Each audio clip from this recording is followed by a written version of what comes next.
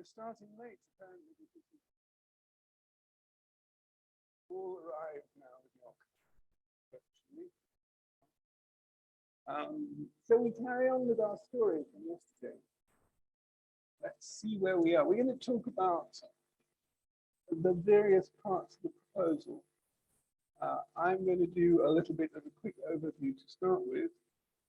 And then in the following session, I'm going to talk about the excellence section. So we're going to talk about where you are, where you should be, finding the relevant documents, part A, part B. There's an echo here.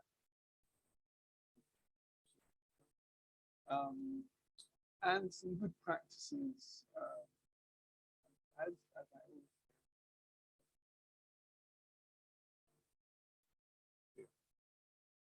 do. Where you are now, in theory, at this stage, you should by now have a great idea. Ezra, I'm looking at you.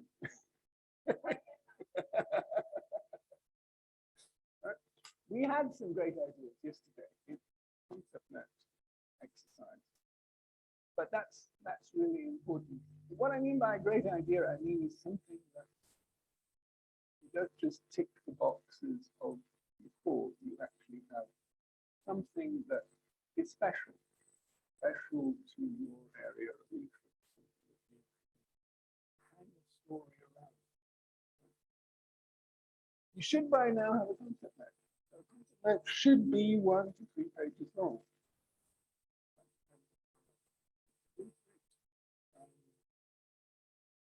What's the point of a concept note? Why you write something? Partly to define the great idea. Right? It's partly to be able to persuade people to join the consortium. Find your coordinator. That's a great idea. You don't have the shoulders to carry being a coordinator. And it's the concept note also has a way to start thinking, okay, so what's missing here? What the bits that I've not covered? So once you've written your concept note, you again read the full text. Where do the buzzwords, the keywords, the cycle of read the full text, produce the concept note, read the full text, to realize that you've forgotten something in the concept note, or find where you can put it, perhaps write the initial work packages in the concept note. So when you talk to a potential partner and you say, what I want you to do is lead work package 3, or I want you to contribute to work package 2 and 5. Because this is your expertise, this is what I think you can do. You should by now have a core consortium. By core consortium, I mean that you don't necessarily have everybody, but you've got your 2 or 3 partners that will really work closely together. It depends also on how big an entity you are. In an ideal scenario, you have your team in your organization, you've got your project manager, you've got your writer, perhaps your scientist. That doesn't mean the same people.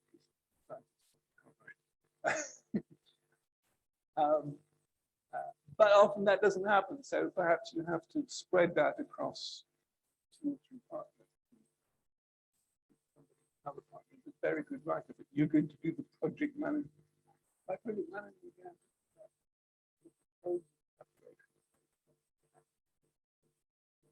getting all the different pieces together for submitting a proposal is a project management task.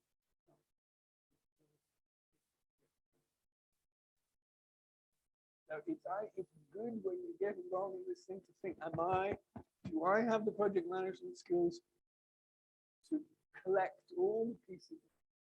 Do I need somebody who is good at detail and won't forget? I'm not a project manager. It's not my expertise. very admirable of people who can do that well. I greatly admire that. Small English, at least somebody has to be good at English. And the best people I know who write well are people who read a lot of books, literature.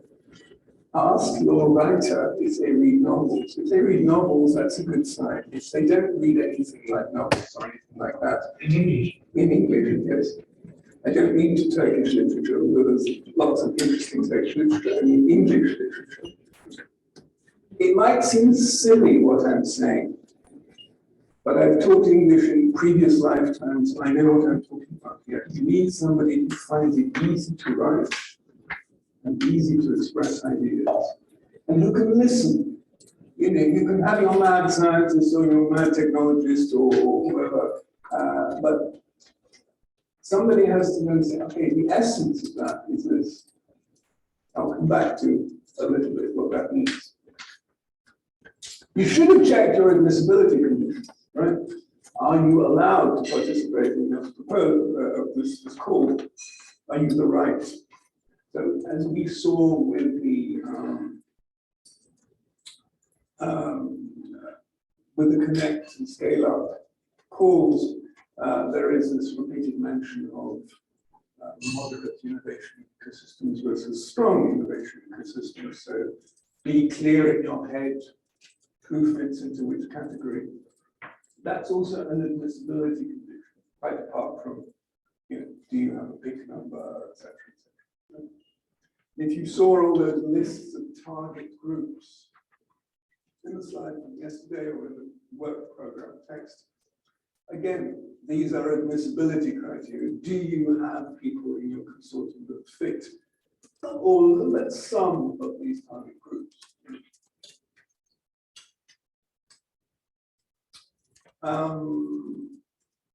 But now you get to start writing parts of the actual proposal. Where are the relevant documents? Here are just links to those calls that we're talking about: Connector 101, Connector 102, and Scale Up 101. Hopefully I got them right this time. Remember, there are two parts of the application. There's part A, there's part B. There used to be in Horizon Europe, Horizon 21, a whole section 3, section 4, call it, where you would put your profile of your institution. Now that's disappeared, and all the profile information goes into part A, which is initially filled in by the coordinator, but you then have to, each partner has to put in their extra information. So they have to put in which department they're in their institution, list of publications or other outputs that are relevant to the project. They have to list previous projects they've been involved in. They have to have describe any significant infrastructure and all that sort of thing. All that goes into part A.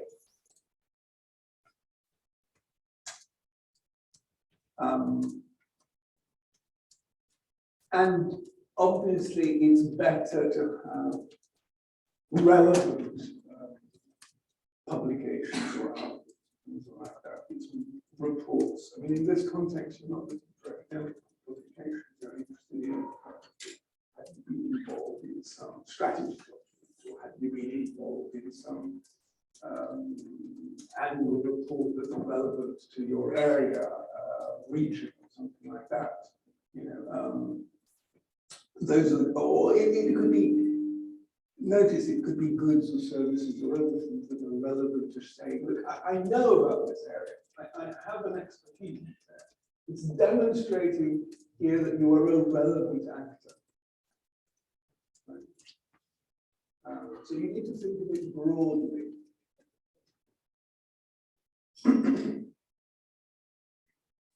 And obviously it can be outputs, as in the first line, software, goods, services, or other achievements, and it can be projects, activities, connected to the subject of this proposal, right? So hopefully, if you have done many different things as an institution, you can choose the ones that are relevant to innovation ecosystems. Then you've got things like the gender equality plan, which is the table, and the budget, and it says to talk about later on, I think, isn't that right? And the ethics and security table. And these are formalities, but still you should be careful. I mean, in this area, you don't have any ethics or security issues to worry about, so you could just say not relevant, not relevant, not relevant. But you never know. I mean, somebody here wants to do things about, might want to do things about aerospace, so that might raise issues about AI, ethics of AI, things like that, or the way the technologies are used, for example. So it's worth asking myself, am I going to get into trouble? Part B, right? This is scary. Remember, it's only 30 pages. You can say, oh, wonderful, it's only 30 pages, it's not 70 pages. Or you can say, oh my God, I have to do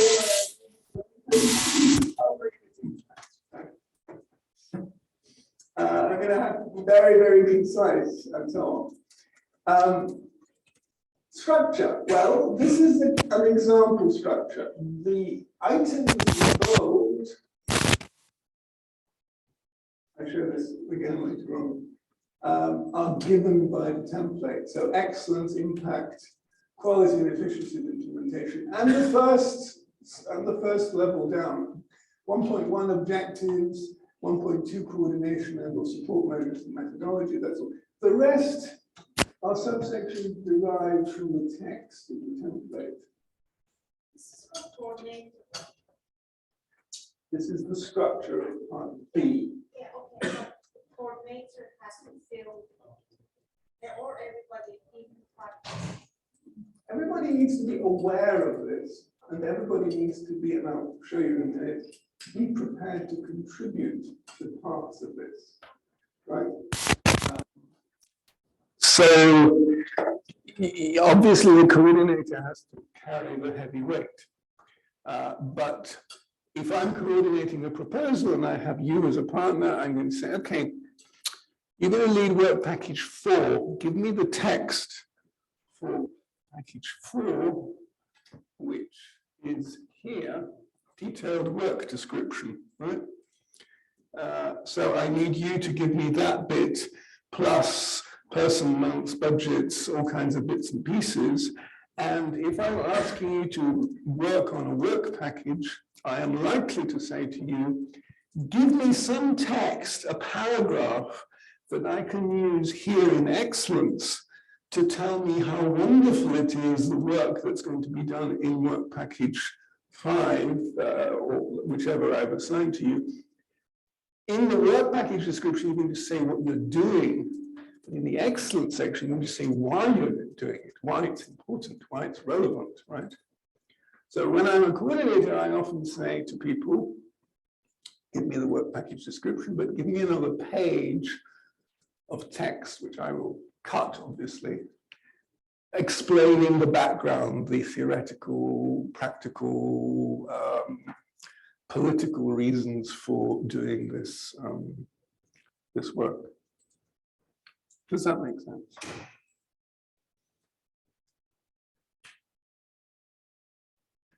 So you're going to have sessions about impact, excellence, impact, and the implementation section. This is an example of turning the various bits of text, which we're going to look at in a moment, into structure. And this helps then the writing. Now you may choose not to have these headings. They're not obligatory. Only the level 1 and level 2 are obligatory. You need to have 1.1 objectives. You need to have 1.2 coordination, right? You need to have 2.1 project pathways towards impact. But the subsections, well, this is just an interpretation of what you should be doing.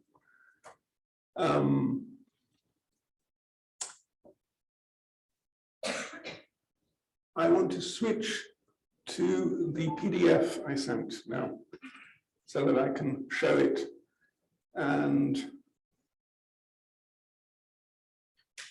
I now realize in this setup, I can't really scroll about.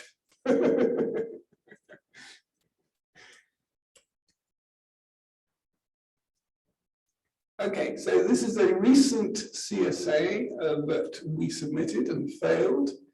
And I'm going to talk from over there so that I can control the mouse a little bit. Where can I control the mouse? Okay. Just check. Yes, all right. Okay, so this is 30 pages, right? In the classic numeral and video style, it has lots of nice pictures. So pictures are really good. Why are they good? Because the reviewer is likely to spend 10 minutes looking at your 30-page text. So if you can communicate your big idea quickly with some pictures, it helps them not have to read all the boring stuff that you've spent so many hours writing later on, because they're quite likely not to read it, right? So if you see, you have the list of partners there at the beginning, you have a graphic telling the story in a very rapid manner. As an academic, I think this is ridiculous. It's terrible. I mean, just a waste of space to put a picture. I mean, what's the point? But as somebody who understands marketing, I think this is really clever, right? Then you notice that you're using colors and structures to make it easy to read. Remember, you're creating a document that you need to make people find really, really easy to work their way through. You want to reduce the effort that they have to do to understand what the story is. And that means you have to do more work to do that, right? So a lot of this here has to do with organizing your structure in a way that's easy. Again, here you have another graphic to communicate a set of aspects. What else do I want to show you here? These are the various sections. It doesn't matter now, but it just gives you a feeling of what does a 30-page CSA look like. Well, it looks like this. We'll come back to this section, which is the summary and impact at some stage. This is the relationship between the work packages. Nice little lines. They don't mean anything, but they look like they mean a lot, right? They look like it's very significant that work package 1 has an arrow going to work package 2, right? Here you have a Gantt chart, which lays out the timing. Again, it gives the impression that you're a well-organized project, that you know what you're doing, when you're going to deliver, when you're going to complete. Here are the work package descriptions, you understand. And then right at the end, you will have lists of deliverables, months, things of that sort, resources, how much you're spending on per partner, and things like that, right? This is a typical application, a good application. I mean, I didn't do much of the writing, but it's from a team that I completely respect. They knew what they were doing, and it got good marks, but it didn't win, you know, but that's the way. Why did it fail? Because there were a lot of competitors, and it was, you know, the particular choices we made didn't satisfy the reviewers. It was, that's really as far as I can. Did they found any feedback? Yeah. We always get feedback. All right, let's go back to the main slides. I will come back to this again. The work package parts also? I can show you the work package parts as well.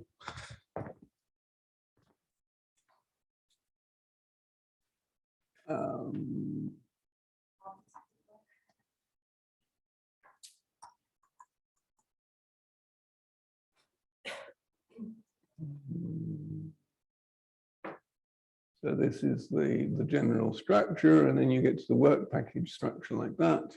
So this would be a typical work package description. Here's another work package description, that sort of thing, right? So you see actually that given the limitations of the size, you have a very short text for each task. You are thinking in terms of 1 page per work package here, right? Because I'll come back to these page limits, but it means that you have to be very, very efficient in describing your work. I mean, to give you another example, you can swap back. I submitted a proposal in the autumn. I had to have 2 work package descriptions, 1.5 pages each, and they had to justify a budget of 5.5 million in 3 pages, right? So that's really, it's very tough to describe what you're going to do for 5.5 million euros in 3 pages. So you're often under very tight page constraints, and here you are writing a CSA. 1 page per work package is the sort of space you should be thinking about. But I think, is it Nuno's going to talk about implementation later? You'll talk about implementation. So Radisson will come back later on this topic and probably tell you better things than I do. Good practice, creating a writing schedule, right? So you've got your structure, or you've got an outline structure, and then you create a spreadsheet saying, who's responsible? How many pages is each section? Is it 1 page? Is it half a page? Is it 1/4 of a page, right? And who's going to do the writing, and when is it due? And perhaps if you have time and are organized, when is somebody going to review it, right? That's often the role I end up being. I receive the different pieces of text, and then I have to sort of try and make sense of it, make sure that there is a coherent story, because if you've got different people writing different pieces, they don't necessarily know what other people are writing and how it all fits in.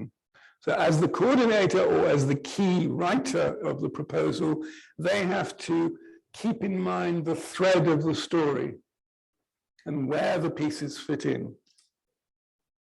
But this is an important tool, having this sort of spreadsheet, because you've got a deadline, you have a submission deadline, and you hopefully are doing this, if you're well organized, 3 months before. If you're medium well organized, 2 months before, you've got all this up and running, right? Ideally, that you have written this spreadsheet 3 months before the deadline, so that by 6 weeks before the deadline, you've got all your pieces, right? Remember, you're going to ask people to write something. They're going to ignore you for a week or 2. Then you're going to remind them. Then they're still going to ignore you for another week. Then you're going to shout at them. Then they're going to give you some text. Then you're going to say, that's not good enough. I need more, or I need you to revise it, or something like that. So 6 weeks is still a reasonable amount of time.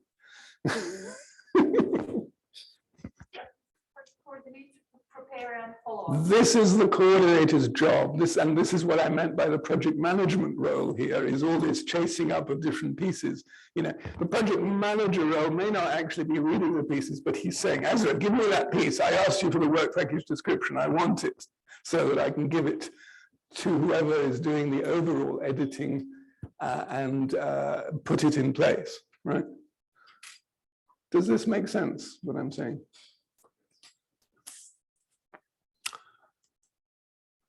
Okay, core parts of the proposal. We have excellence, and this section tells the reviewer, the European Commission, what the core idea is, the great idea, and what you hope to do in the project, and the how, the methodology, right?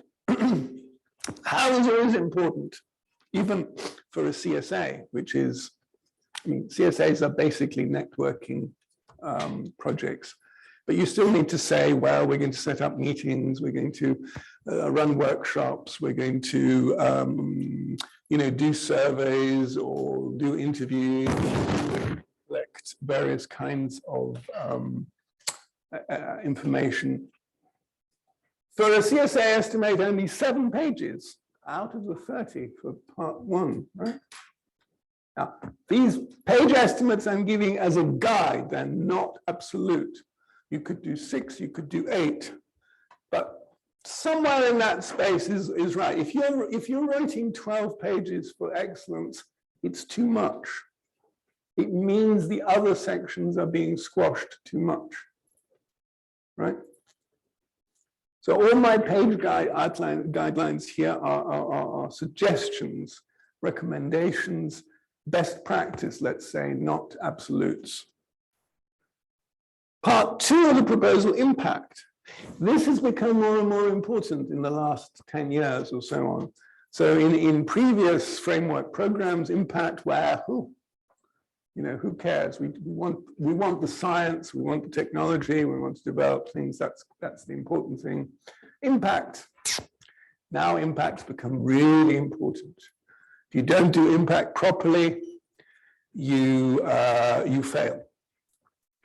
And it's really important to understand this concept of outcomes and impacts, right? So the things that you do in the project and things that you expect to have as a result over time into the future, as Odysseus was talking about yesterday, thinking about it 5 years into the future.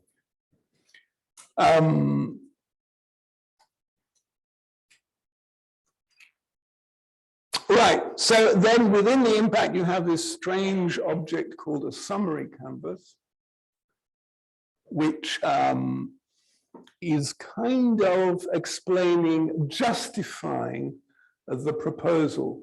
This comes from the template. So you are really saying, here are the needs that I have identified in my community. And here are the results that we will produce in the project. And this is how we're going to communicate the results to the wider world, the dissemination, exploitation, communication. And these are the outcomes, and these are the expected impacts. It's really, really laying it out for an absolute idiot to understand what the project is going to do. So you're not asking the reviewer to have any imagination or any intelligence. You're saying, here it is. And this becomes a really important part of the proposal, getting this clear, because of course it's easy for a reviewer to look at those 2 pages and say, I'm not convinced by the outcome, or I'm not convinced by the impact. And implementation. The title is Quality and Efficiency of the Implementation, Quality and Effectiveness of the Work Plan, Assessment of Risks, Appropriateness of the Effort, assigned to work packages and resources overall, the capacity and role of each participant and extent to which the consortium as a whole brings together the necessary expertise. So here you have sections, you have obviously the work packages, but you have extra bits to do with assessing the risks that things go wrong, right? Explaining why you have chosen the partners you have, right? So you have to actually say, I chose this partner because they bring this expertise. I chose that partner because they bring this to the consortium. This is their special talent or their special experience, right? You have to explain the integrated story of that. Typical size here is 10 pages for the work plan and resources, and 3 pages for the capacity of the participants and the consortium as a whole. Questions?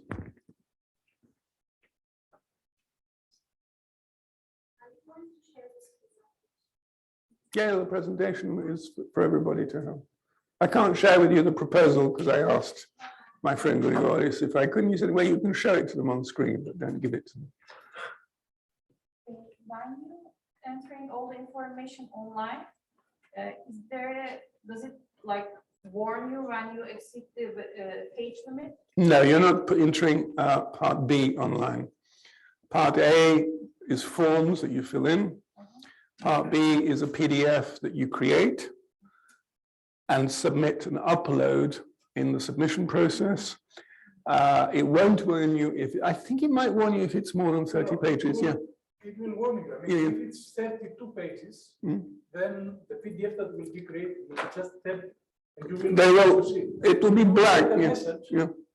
You get a message saying, so I'll repeat for Zoom, if you submit a document that it's over 30 pages, the 2 extra pages, so the extra pages of the document will be redacted. They will not show at any reviewers, so you can't have anything over 30 pages, not even references, because nobody will see them. And you will get a message saying that the document that you are uploading is over 30 pages. So truncate it, make it smaller. But it's not a dynamic process. You can't start writing and get a message that you're going over. You have to edit your text to be exactly 30 pages long. And as I think Odysseus mentioned yesterday, they're quite strict now, not just on page limit, but on font size, how much space there is, things like that. I think I've got so used to it that it's like obvious for me, but somewhere it's specifically specified these things. Unless you've got somebody, if you don't have previous experience, check with somebody who's a bit more experienced to make sure that you're not breaking those rules. Any other questions? All right. Shall we move straight on into the implementation presentation?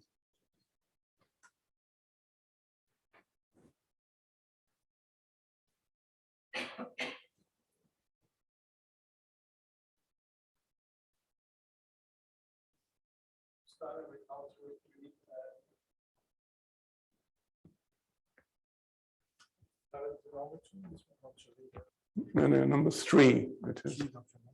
The one I just gave him on the USB stick. No, this is what we've just seen. This is what we had before.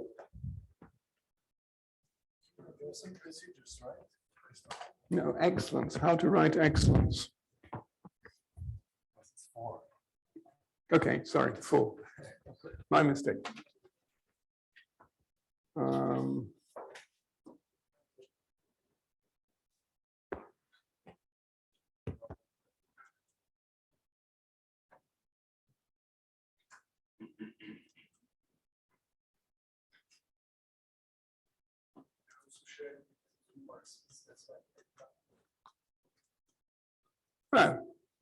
Right, well, I wrote the outline, but this morning, and it's not showing. Anyway, we'll just have to hope that the rest is correct.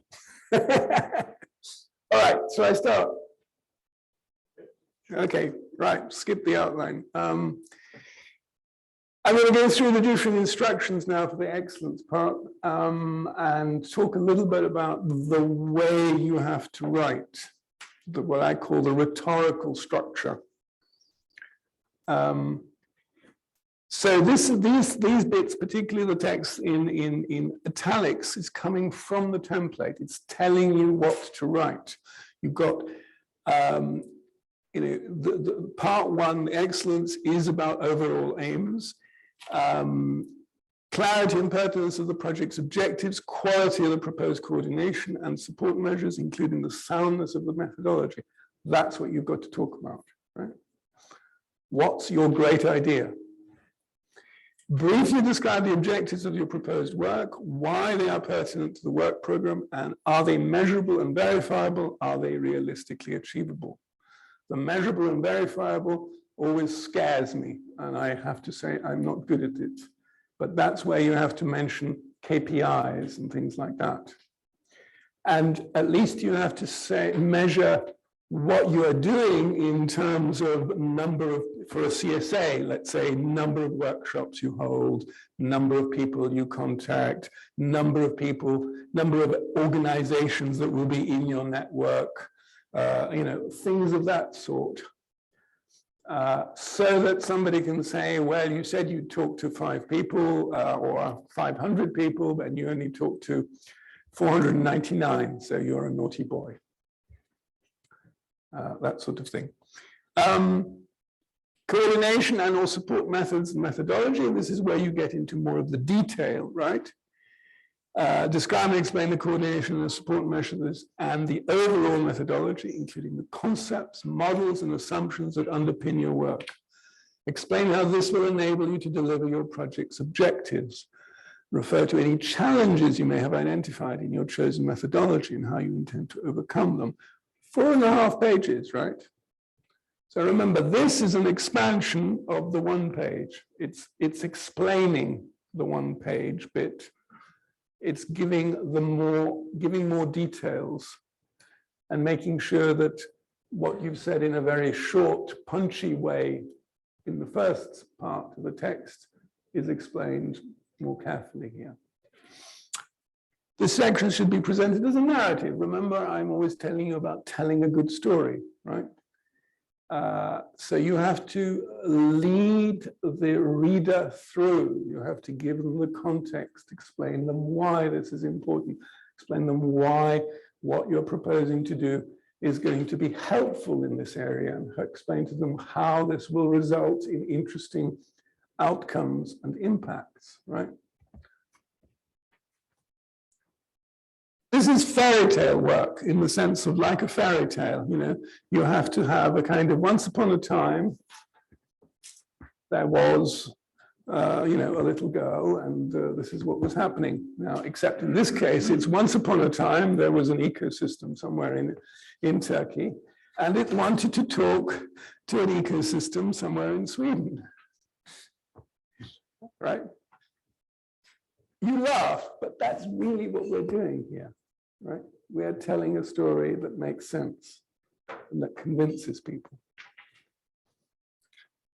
The detailed tasks and work packages are described below in the implementation. So this is an important thing, is to think about where you're going to mention information. You should not repeat yourself, but you should echo things. So you don't have to give all the details here in the first part, because you're going to give the details in part 3. But the language should be echoing and should be pointing to each other, right? You can say, at least in your first draft, you can say, look at section 3 point whatever for the work package description. Eventually, you really shouldn't be asking the reader to jump, right? It should be written in such a way that it becomes obvious.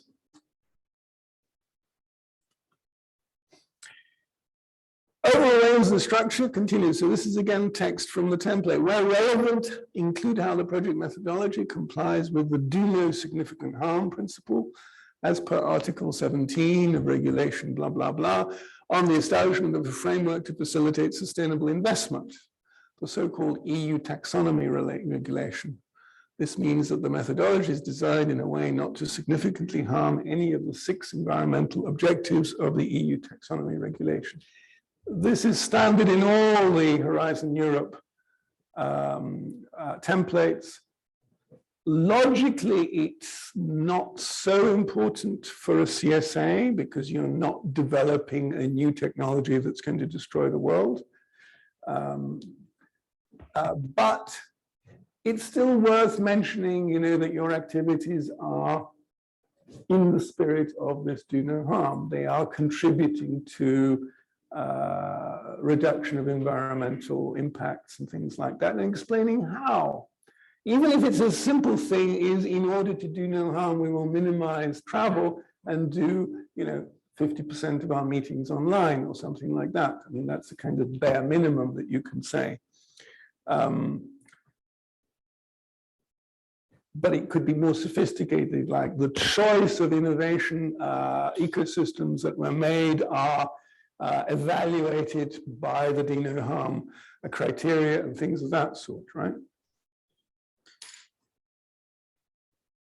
Describe how appropriate open science practices are implemented as an integral part of the proposed methodology.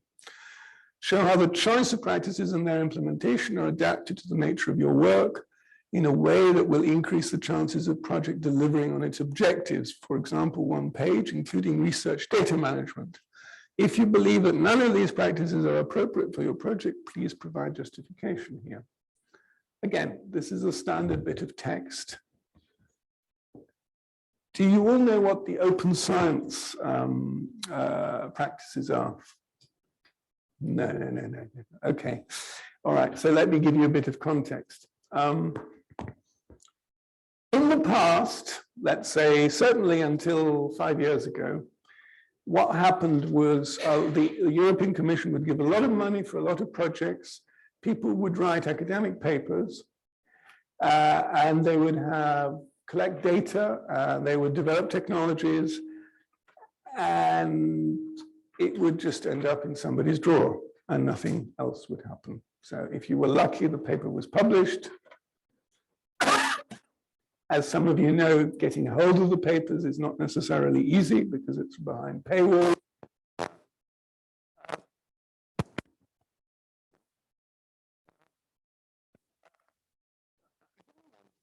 Am I connected? Yes, I am now.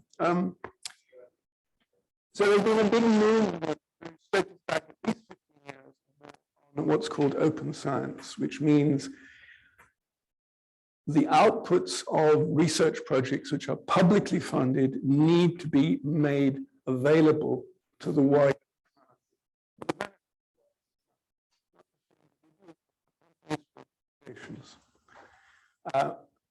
This is what open science is about making results available, making sure they're reusable.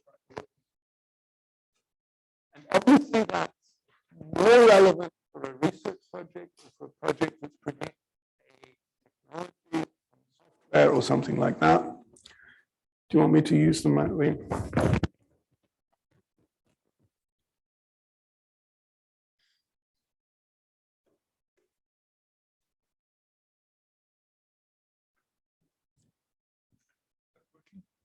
Is it working? Yeah, okay. But it is irrelevant actually for all projects because all projects are producing outputs of various sorts, whether they're reports, whether they're presentations, whether they're videos, whether they're anything of that sort.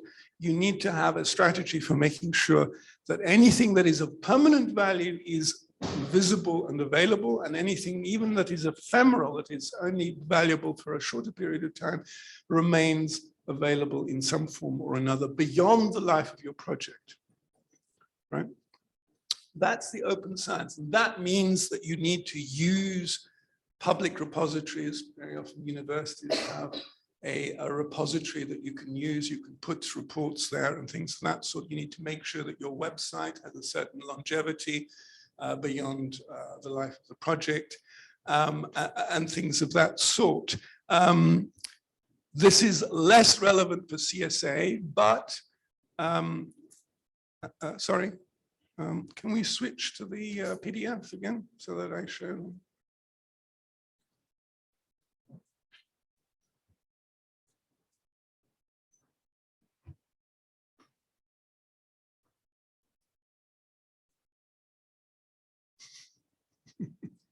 Sorry.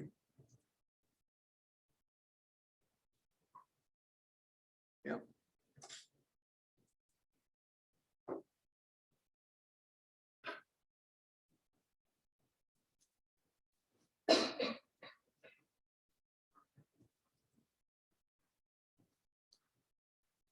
Okay, so you will see here in this proposal, just to give you a sense of this open science element. Let me see if I can find it.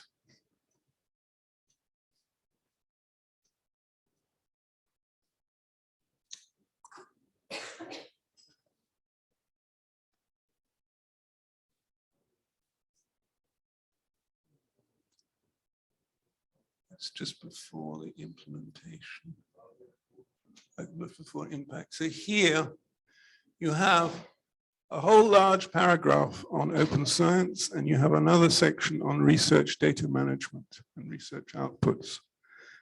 And you can say it's blah, blah. It is blah, blah at some level. But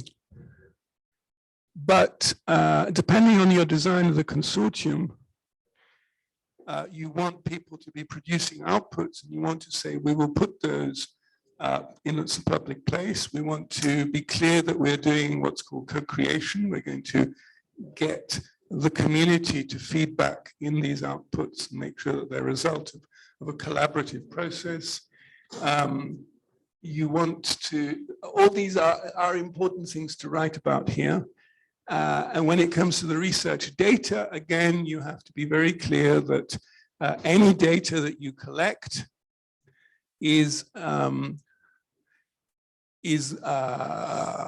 follows ethical principles and is made available for reuse to the maximum possible, right? Doesn't mean you actually make any of the data available. You can say, well, there are privacy concerns, but obviously if you're just doing a survey of companies, and let's say you're surveying your companies and saying what requirements do you need for innovation support, that doesn't really touch any privacy concerns. And that's the sort of output that you should make publicly available somewhere for other people to build upon, right? Now, I used to work in a business school, and business school people just don't understand this.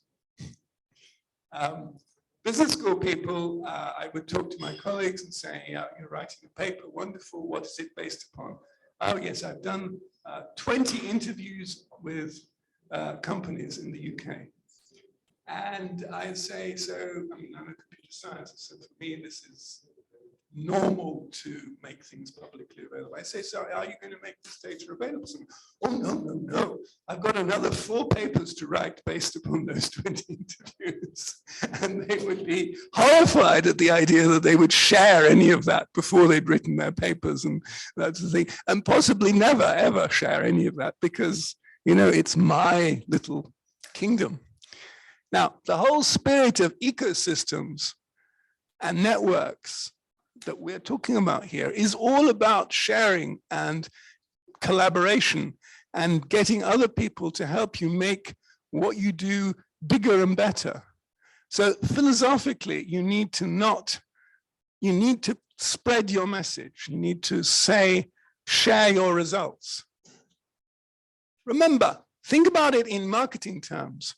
Whatever your outputs are from the project you're building, it will be to your advantage next time round to be able to say, look, this is what we did. This was the result. And here it is.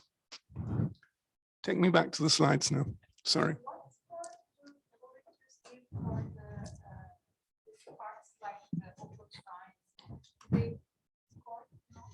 It doesn't work like that.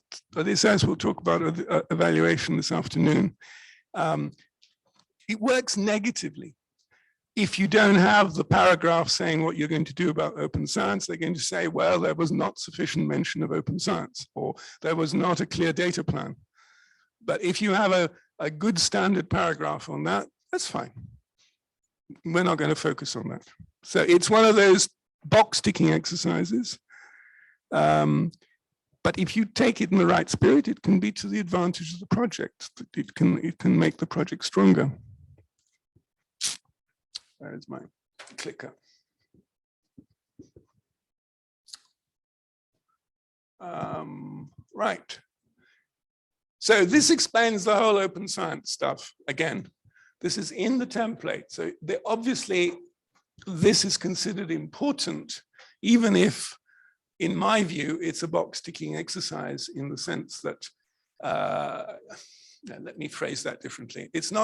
It is an important thing, but you're not getting extra points for doing it well.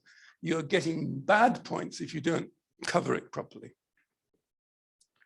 Open science is an approach based on cooperative work and systemic sharing of knowledge and tools as early and as widely as possible in the process. Open science practices including early and open sharing of research, for example, through pre-registration, registered reports, preprints, and crowdsourcing, research output management, measures to ensure the reproducibility of research outputs, providing open access to research outputs such as publications, data, software, models, algorithms, and workflows, participation in open peer review, and involving all relevant knowledge actors, including citizens, civil society, and end users in the co-creation of research and innovation agendas and contents, such as citizen science.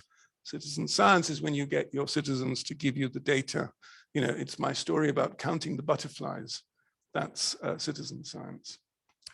Now, you may say this is not relevant to CSAs, but it really depends on the design of your CSA and what your objectives are. And as long as you have outputs of some sort, and you have to have outputs, you need to bear in mind how they fit into open science. Please note this question does not refer to outreach actions that may be planned as part of communication, dissemination, and exploitation. So it's not talking about your actual outreach action, it's talking about the outputs of the project. Okay, a more detailed breakdown. So I've shown you the outline before that was from a standard project. These are the core elements that you can't really avoid. You've got to have an excellent section. You've got to have objectives in there. You have to have background and vision. You don't have to have background and vision, but this is a kind of typical structure that would be useful. You have to have coordination and or support measures as a section. And you definitely should mention, even if you don't have a separate section, the do no significant harm principle, the open science, and the research data management, right? Now, what I'm going to look about is particularly that first page and what I call rhetorical structure. So this is, how do you guide somebody into the proposal? How do you bring them into what you're talking about? How do you do this? Well, you start off by making general statements about the world, right? You know, the world is at war today. What are we going to do about it, right? Or, you know, we have a major challenge with environmental impact, or we might run out of food tomorrow, or you know, there is not sufficient collaboration in the technology sector across Europe. You're making general statements, right? That are not controversial, you know, things that are obvious to most people. So I give you an example. Crisis marks the beginning of important decision-making. The recent events around COVID-19 expose the fragility of global supply chains and the imbalance among actors. Building trust and transparency by investing in digitalization to increase food chain resilience has become a priority, blah, blah, blah, right? These are general statements that nobody will particularly argue about. You're providing the context for subsequent information. You then make a specific statement about a problem or a technology. You're going to say, here is a problem within that bigger context that we want to address. This is an example from the Robin proposal about blockchain technologies. The potential application of blockchain technologies in the area of agri-food to enhance the sustainability of the supply chain is undoubtedly great, even disruptive, but only insofar as the technology is adopted, blah, blah, blah. So here you start making specific comments. In your case here, you might say, you know, apart from your general statements, you might be saying, you know, there is a real need to create innovation ecosystems for this area, for this technology, or for disabled children, or for increasing trade between Turkey and Northern Europe. You know, here's where you begin to narrow the context down. Okay? And then you make specific statements about the project. Then you say, this project will address this problem in this way, right? So within 3 paragraphs, you've led the reader into a very, very focused concept about what the project is about. project's ambition is precisely to develop and enhance the necessary consensus to work in line with the European Commission's farm to fork strategy, the digital age and economy that works for all, towards increasing sustainability and transparency of the food value chain. This isn't telling you what the project is going to do, it's telling you how the project relates to these big issues that you've mentioned in the first two sentences. This is one paragraph, right? Any questions so far? This might seem very obvious to you, but for people who are used to writing good essays, it's obvious. But for a lot of other people, this is a real challenge. That's why I'm making it kind of very explicit here at this level. And you carry on. Then you provide some background and context. You might provide, a whole half page or more showing the general expertise that you have in this area and that you know what's going on. Customers recognize the added value of safety, potential to bring new sources of added value and business models. So you can write a whole bunch of stuff about the area that you're interested in, right? How are we going to connect innovation ecosystems in Turkey for high tech with innovation ecosystems in Northern Europe for high tech, although there is quite a lot of trade between Turkey and Europe and the rest of Europe. Most of it is in area A, and we really need to increase relations in area B, and this project will contribute to that sort of thing. So you are giving people a sense that you understand the sector or the area that you are going to focus on in your project, right? You are demonstrating that you have knowledge sufficient to do this project here. And then you make a specific statement about the project, right? You're going to say, bam, this is what we're about. Project X will accelerate the arrival of blockchain technologies in agri-food at the plateau of productivity where mainstream adoption starts to take off and the benefits are shared across the value chain, right? This is a core objective of the project. All this within the first page, right? So a lot of editing. You're going to start off with perhaps 3 pages, but it's going to have to be shrunk down to 1 page in the end. And then here I'm taking the Robin model, but I've seen this many times and it's a good approach. You then start talking about the key objectives, the KPIs, and the relationship to the work program.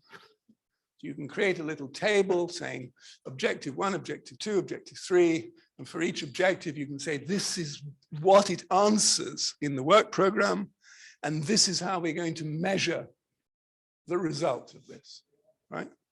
This is your KPIs that I'm very bad at. Key performance indicators, KPI. Oh, I don't know. It's specific to the project. It doesn't matter. I'm giving you a structure here, approximately how you choose to implement it. Everybody can do things differently. This is not in the template. This is kind of giving an example of how to do it, rather than, none of this is rules. This is just telling you how it works in. Then you come on to section 2, which is longer. And I'm not going to go into so much detail here. Coordination and or support measures and methodology. There's no single approach is right. My advice is to read other proposals if you can have access to them.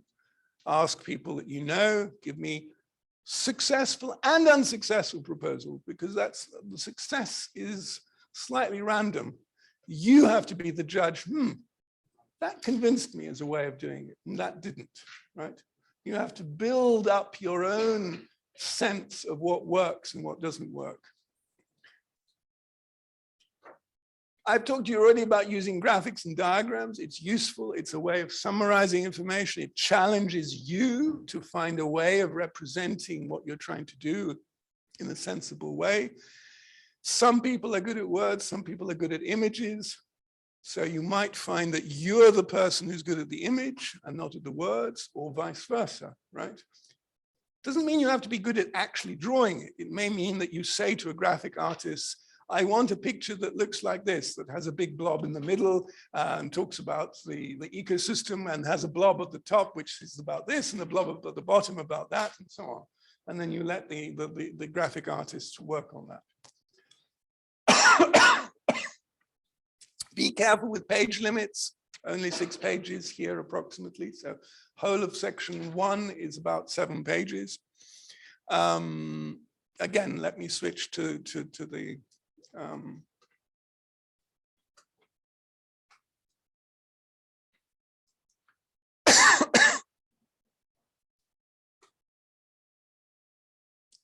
I never thought I'd cause so much problem in wanting to switch file. The Robin one. The Robin one. Let me go to Robin. Yeah. This one. That's it.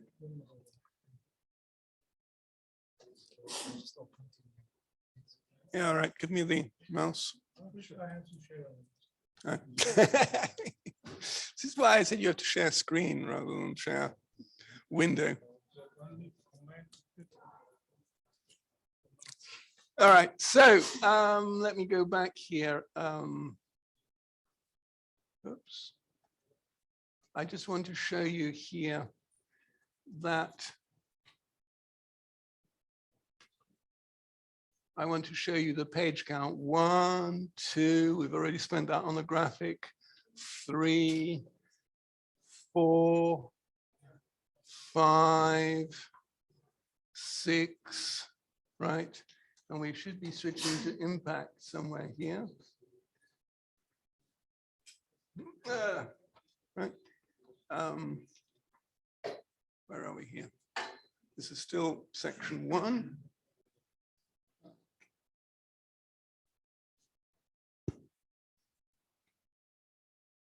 Okay, 6, 7.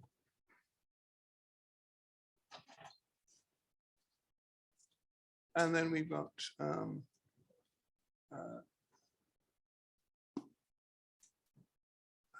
does this work?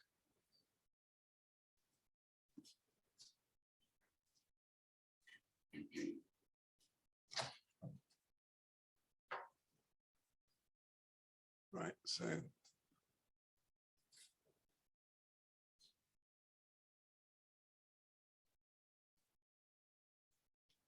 right, we've got it all the way down to here. You spent 11 pages on the first section. So you see, even though my general advice here based on the template was 7 pages, this project has taken up more, right? Yep, this is a CSA. So overall page count is 30 pages. So this is also important to bear in mind. There are no fixed rules here, but notice that we've spent space up there on the diagrams, on the graphics, right? So when you use a diagram, you both use up space, but gain space. You have to think, what do I not need to put in the text because it's in the graphic? I don't need to explain certain things. All right, switch me back to the slides. I think we're nearly finished here.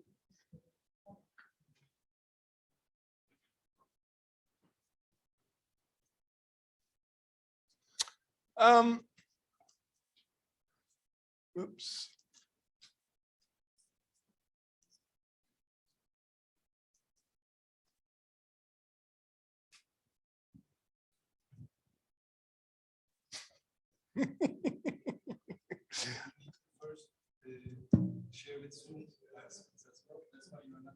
All right.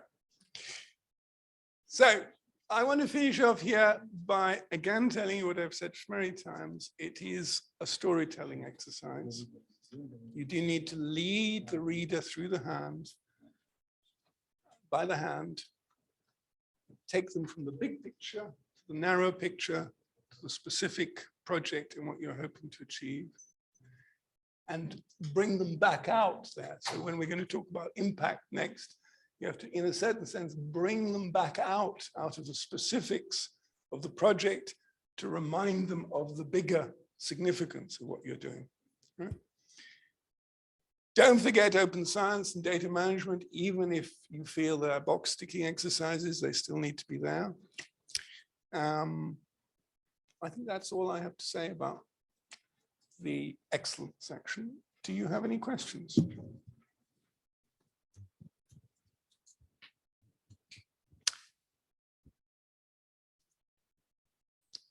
One last thing is to say, if you've got academics in your group, be careful, because they will want to make it about excellence in science, how amazing their scientific achievements are. And that's not the point here. It's excellence about the execution of the project. It's showing why the project is important and how good you are in delivering that which the project is offering.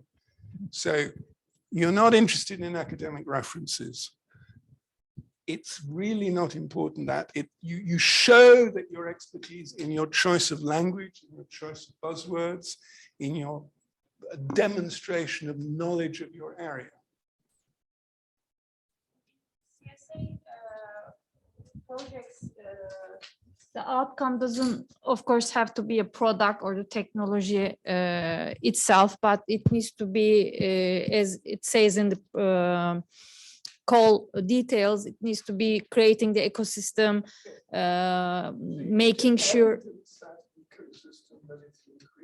Because you have lots of meetings, because you might have a platform that you use for communicating. You might be able to say, well, the ecosystem is taking all these initiatives within the project and beyond the project.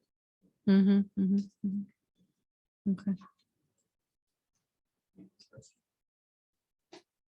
Like you say, you need to start at least 2 months in advance, right?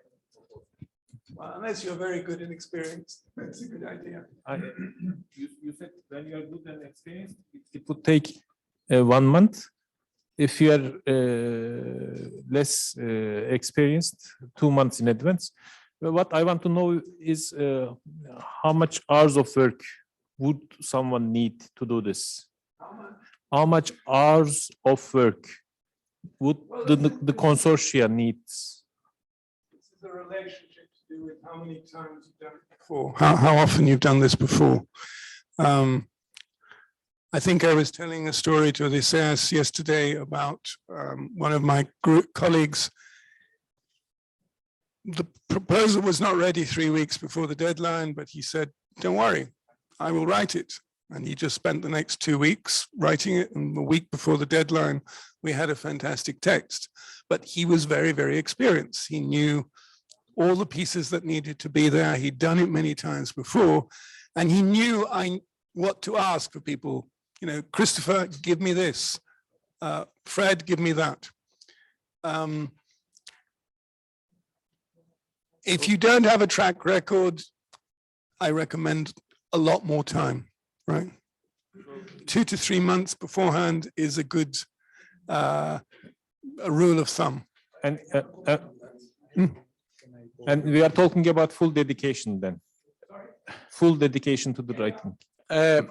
What I'd say as a general rule, it takes a lot of time to build the consortium, even if in this case the consortium is pretty small. Okay, you will have 4 or 5 partners at max, maybe a few more, but no more than 6, let's say. Okay, it takes a lot of time to build the consortium and mature the idea into your head. Agree that what you want to pursue, discuss. Maybe some partners will have some other ideas. You know, it takes a lot of time to form the final idea. That is why you need to start early. Maybe you start 3 months before and you write nothing other than, you know, concept notes and emails, and you discuss every week and try to mature this thing that you have in your mind. But this is time, okay? The actual time that you need to write a proposal may be 2 weeks. But that means that you have everything you need. Every partner is in line. Every partner has the experience to work on this proposal. The coordinator knows what they need to assign to each partner. And then you sit down and for, let's say, 2 weeks or 3 weeks or a month, you just write the proposal. You write, you iterate, you correct, you disseminate, you send it to the partners, they make comments, you take it back, you correct again, okay? The bigger the consortium, the more risk you have of partners dropping out. Yes. Or causing you problems like not getting management approval or not giving you the information you needed, or they just go to sleep for several weeks for no reason that you cannot understand. You know, I've prepared some proposals for a January 7th deadline with Swiss partners, and they disappeared on holiday for 3 weeks over Christmas. So I had no access to any information from them for 3 weeks, and we were all kind of going nuts, right? Because they thought it was normal to go on holiday for 3 weeks, right? So watch out for holiday periods. That's why I'm saying 3 months or more before the deadline is a good idea. And what Odysseus said about the work to get the consortium in agreement is particularly important if you haven't worked with these people before. So if you know them from previous proposals, even failed proposals, you know what they're good at, you know what they will answer, you know that if you send an email on Monday at 9 o'clock, you will get an answer by 2 o'clock on Monday, or will you get an answer the following Monday? Different people respond in different ways. That makes a difference to your planning, right? You tend to choose the people who will respond by 2 o'clock on Monday rather than the ones who take a week to respond. May I as well? I hope add that something? helps you give a sense of, Yes. but yes, when you say how many hours, Yeah, thank you. I was just going to add that I would say, you know, you're thinking about a couple of 100 hours of time to prepare a proposal, including all the meetings and the writing the emails and one thing and the other, and then allowing, you know, at least 2 weeks full-time work on writing the text, right? If you're the coordinator, and then you're not counting the fact that other people are going to spend perhaps 2 days, let's say 15, 20 hours writing a work package for you, not because a page of text takes, 20 hours to write, but because thinking about it, checking it, asking people, getting the information necessary, all that takes time before you can write that 1 page of text about the work package. Does that make sense? Thank you.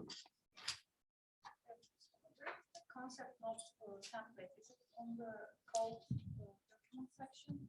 Concept note? If not, no. Like regular standard form? The concept note, no. It's just a piece of text, concept note. I can show you examples if you like, so that you get an idea. I can show you some old concept notes if you want. All right, we're going to have a break now for coffee, I think. How many minutes? 10 minutes? 15 minutes until 15:15.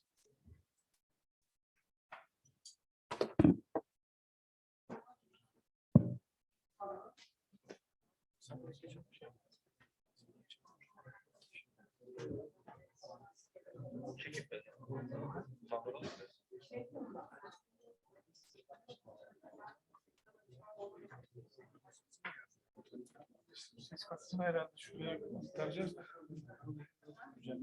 Güzel.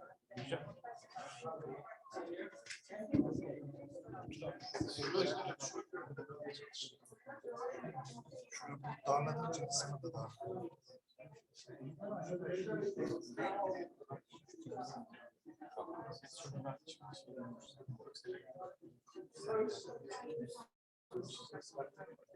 Hello, do you hear me? 1, 2, 3, testing.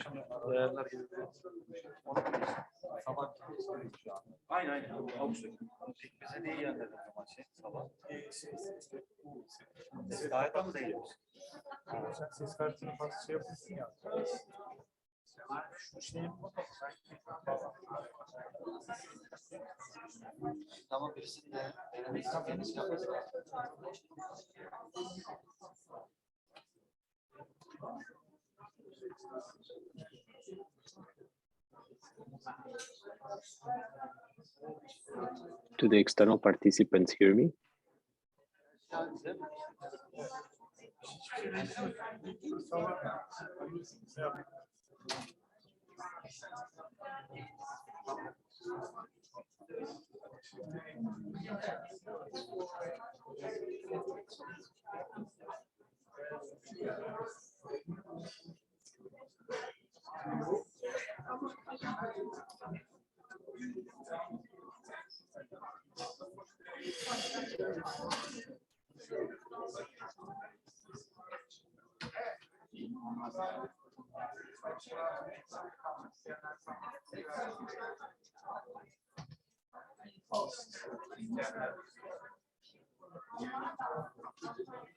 Okay, how do you want to go for it?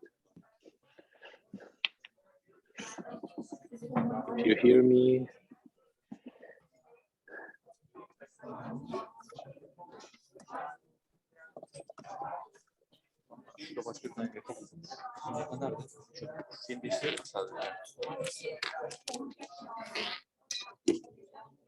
I'd like to share screen to see how it works.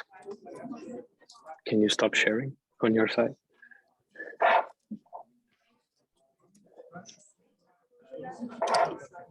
Okay. Let me test on this side. Share screen. Right. Let me see what I want to share. Which screen?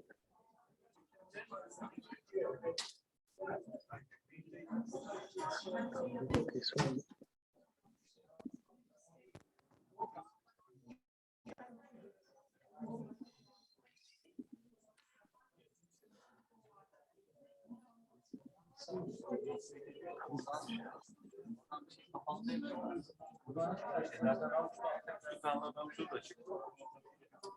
Tell me, what do you see right now? You see a full screen, or you see the?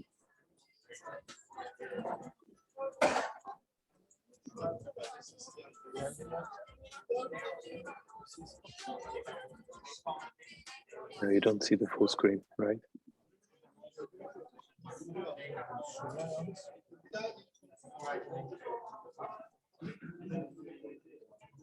Now you see the full screen. Okay. I can see it also on my side. Very good. If I put this here, you don't see it. Okay.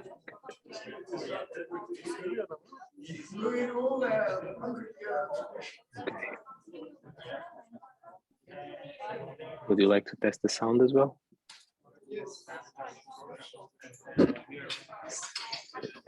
Test. No, can you hear me? Hi, So we Odysseus, how are can you hear doing? you too. Good. And you're sharing your screen right now? Yes, it's all working also. It's the full screen, right? It is Yeah. not the other one, because I think I shared first the Great. other one. Okay, so we are hearing you, and if I want to share another part of the screen, let me see. If I want to share this one, so the control is on then your now. That's yeah, and then it's you see. working now. Okay. Okay, so now Okay. we are on a break, coffee break for 10 minutes. Mhm. And so once your time comes, we will write you from chat. Yeah, no worries. I'm here. So All right, and great. everyone can hear me in the room right now, correct? Yeah, so now your voice on the audience now. Okay, sorry for that. Thanks. Good. So I will mute myself and wait for the time. okay, thank you. Thank you. You're welcome.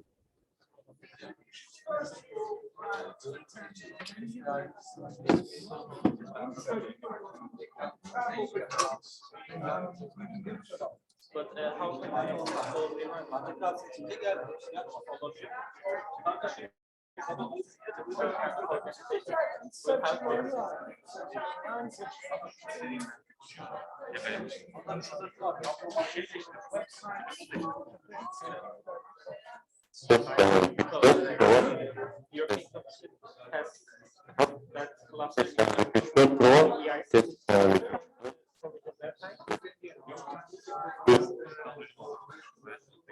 Şeyde Bomonti'de.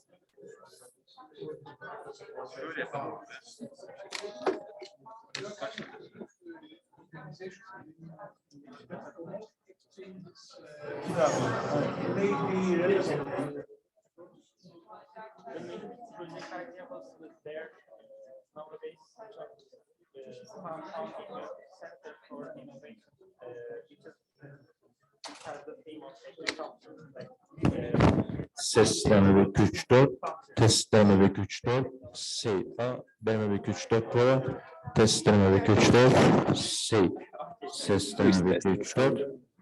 İyi mi abi?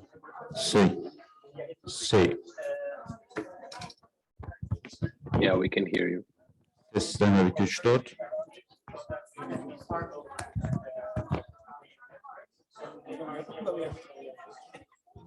Abi iş bitene kadar maske var ya. Sesleme ve güç 4 prova, test.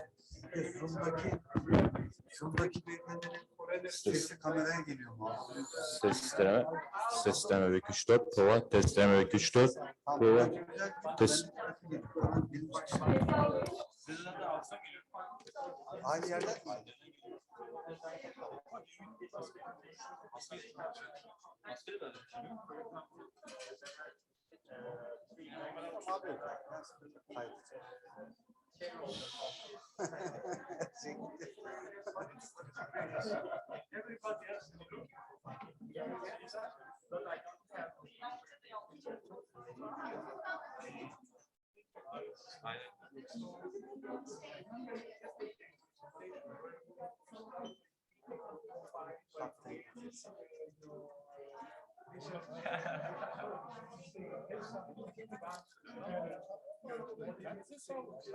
Niye olmuyormuş mesela? O şey mi? Ses kartı mı değiştirdi?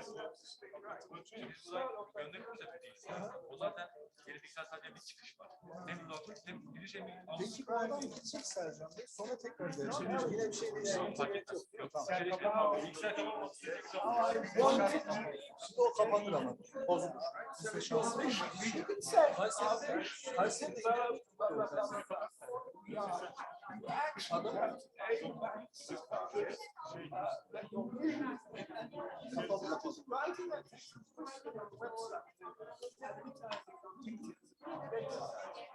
peki şimdi bir şey diyeceğim. 15 dakika mı? Şu an başlayalım.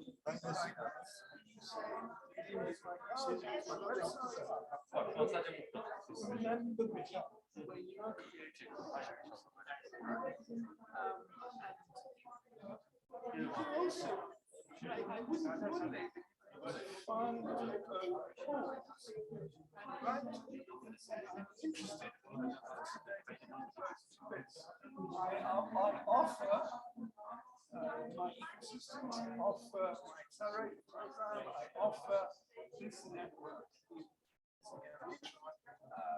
We could do various activities. So to give you an example, we just submitted a proposal last week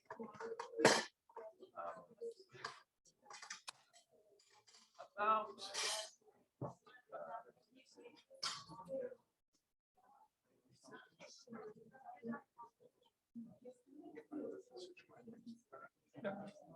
we have approval for the project. Evaluating how useful digital technologies are. So we have various centers, information hubs, and various agricultural clusters. How far are you using technology?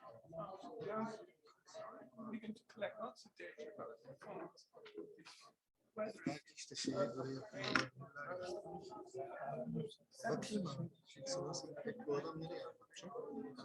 İşte ama abi impact olduğu için excellence, impact, implementation yani. Yoksa onu düşünmüş biraz. Bizce olur. Aynı yollayalım. We can bring our network of farmers. We can participate in this process. We can offer the administrative process to get the farmers to collect the data and shut the data at the end of the day. It would be the point of contact. No, it's a good idea, but not for now. Make your case, and then try and get invited to the project. This is a 12 to 18 month job. Starting from now, I have to have 18 months to build the network, build the contacts, find the right ones, persuade people to be able to do that. I expect 12 and 18 months time to invite then, which means the project can start 30 months from now. Right? Your first project will be in about 2 years time. 2.5 years. That doesn't. That's the reality. I'm trying to have a realistic sense of the way the game is played. And maybe you're extremely lucky and somebody invites you next month and you submit a proposal, and the proposal is successful, and you get the project before 2023. You never know what's realistic. If you make an effort, you're very likely to be on the proposal that would start in 2 months. One initial conversation that they have some special exchange. We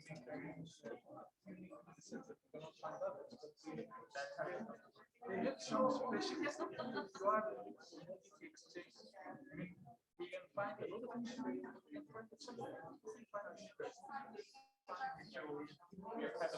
there are not very many exchanges.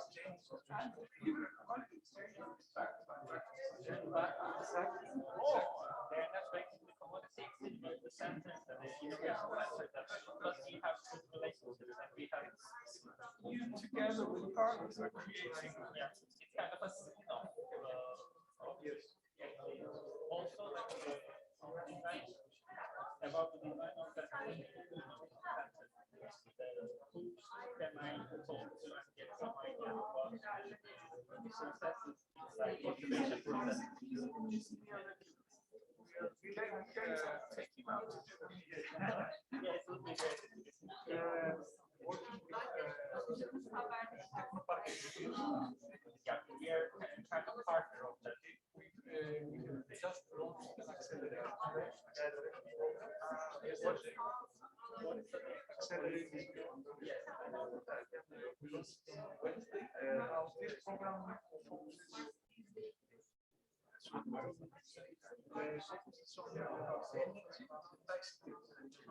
but you as a project manager should be sitting just listening and see what's going on, learn what they do, so that you replicate. If you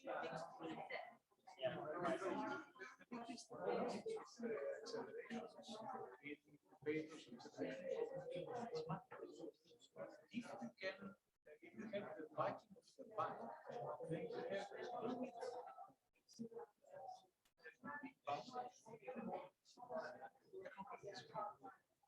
you have the acceleration finance. Even though we are not offering any money, we had 70 companies subscribed to 75 positions. So there was a big interest for this service because they wanted to benefit from the network. They wanted to benefit from the capacity. We were offering some legal service. Yeah, but we didn't select more companies from tech companies. We selected companies from that's bad. And, we have companies that they were just starting, so just through students, but the companies will actually scale up. So 5 to 10 people with an idea of a prototype, which would be done kind of like TRM 3 or more. Exactly. Now, if we have a reasonable budget, very easy to design an acceleration program. Once the innovation center as a project, forget European money.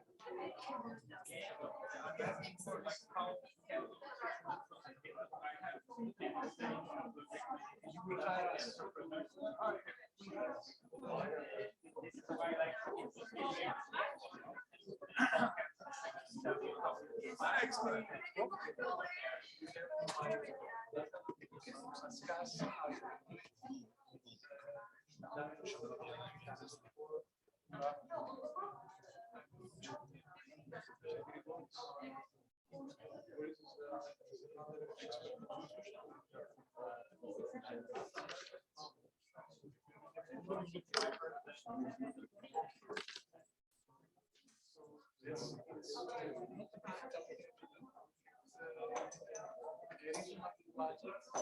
And then if you do that, then immediately attract attention. You have something to show. It's great. It's very for others. We have a big exchange, we have innovation center, and we run acceleration. I won't be my project. Also, like on this program, we have actually backed by the government and looking at we have the finance, but we don't have the expertise. That's what I'm looking for right now. Yes.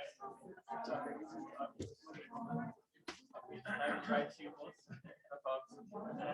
He's the guy. on the cultural part. I'm interested in your details because I have a big people involved in designing projects. Thank you.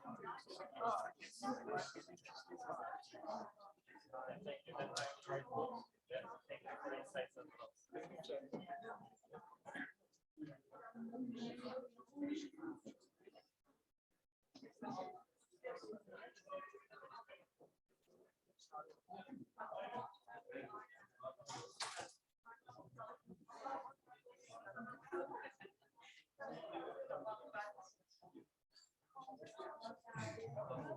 insights as well.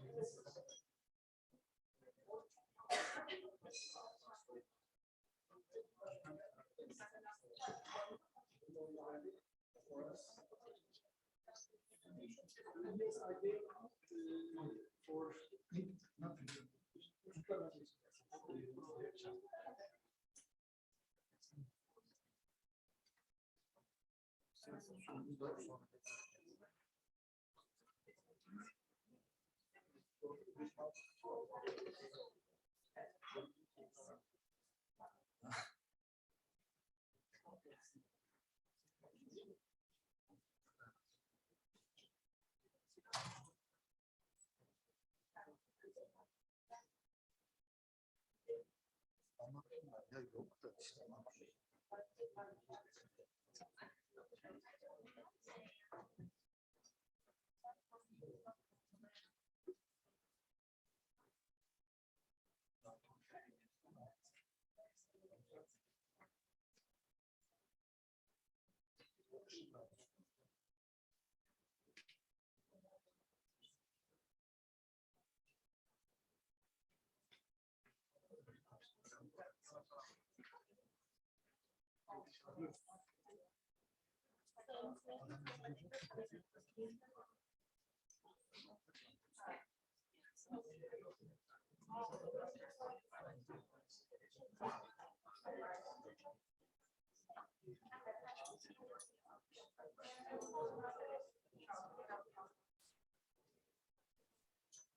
Okay.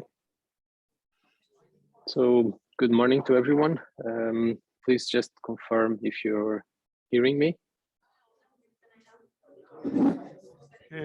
Yes, Yep. we can hear you. Okay, fantastic. So good morning to everyone, and it's a pleasure to be here today. And I would like to thank everyone for participating physically and remotely. Well, as Christopher was saying yesterday, as at Success, we are we are used to work remotely. In fact, I work for a company which is headquarters are in the UK. We have a company in Ireland. We are today submitting all the applications through Ireland because of Brexit. And I live in Portugal. So in fact, right now it's almost 8:30 in the morning. I've been here since 6:30, 7 o'clock in the morning, here listening to all of you. And it is a pleasure since yesterday to be here together with you. Just some short information about my background so that you know who I am. I've not been always working on European projects. I'm not a researcher, okay? I'm a business person. In fact, I took mechanical engineer when I was doing my university, but afterwards I entered into the industry. So I worked for Bosch for a good number of years, working on gas water heaters, first on after sales and afterwards on developing new projects and new products. And then I joined later on, I was a consultant for a certain period. Then I joined a startup, then a research institute. And then this was the moment that I started working on European projects. I was coordinating an accelerator for supporting startups and SMEs on the domain of smart cities. And we had 5 million to invest on startups and SMEs on that time. And since the last 5 years that I joined Success. And this has been an amazing trip, I would say, or a journey within the last 5 years. I started in a small team of 3 people. The first moment I started, it was September. I had my first submissions in November. I submitted 3 proposals and I won 1. And from then on, I won more than 47 projects in the last 5 years. Okay, and the team has grown from 3 people to 26. And today I'm the coordinator of the team. And that's been the background that I have within European projects. And my main goal today and what I do today in the business, besides managing the team, is just focus on writing proposals, getting consortia, winning consortia, building consortia, and winning proposals.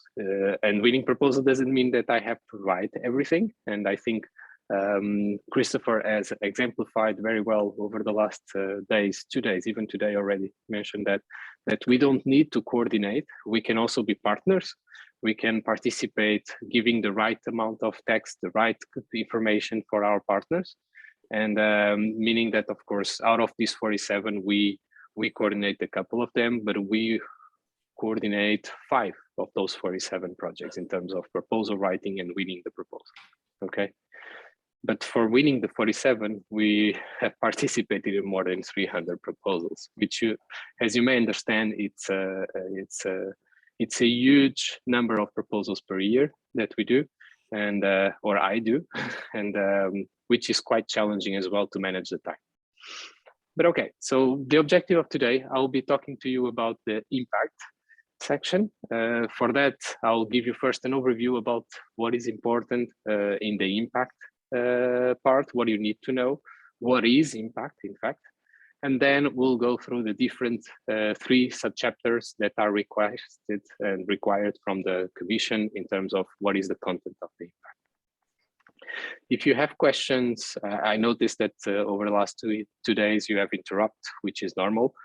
Being remote, it's more difficult, but if necessary, just, I don't know, just make a signal. Well, I don't see you because I'm seeing my screen, but nevertheless, just give some kind of information and just talk something and I will try to stop and we'll answer your questions.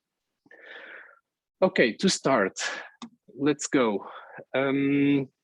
Impact. It is very important that you understand the words and the description, what is stakeholders, communication, dissemination, exploitation, data management, results, the outcomes, and the pathway to impact. So these are very well described in the templates of the Commission, and these are words that you're going to use throughout this section that if you don't use properly, you will be jeopardizing your proposal. So it means that the reviewer will not understand what you mean when you say stakeholders in a different context than the one that is the right one, okay? So you really need to understand the difference between communication and dissemination and exactly what are the outcomes and results, which are 2 different things as well.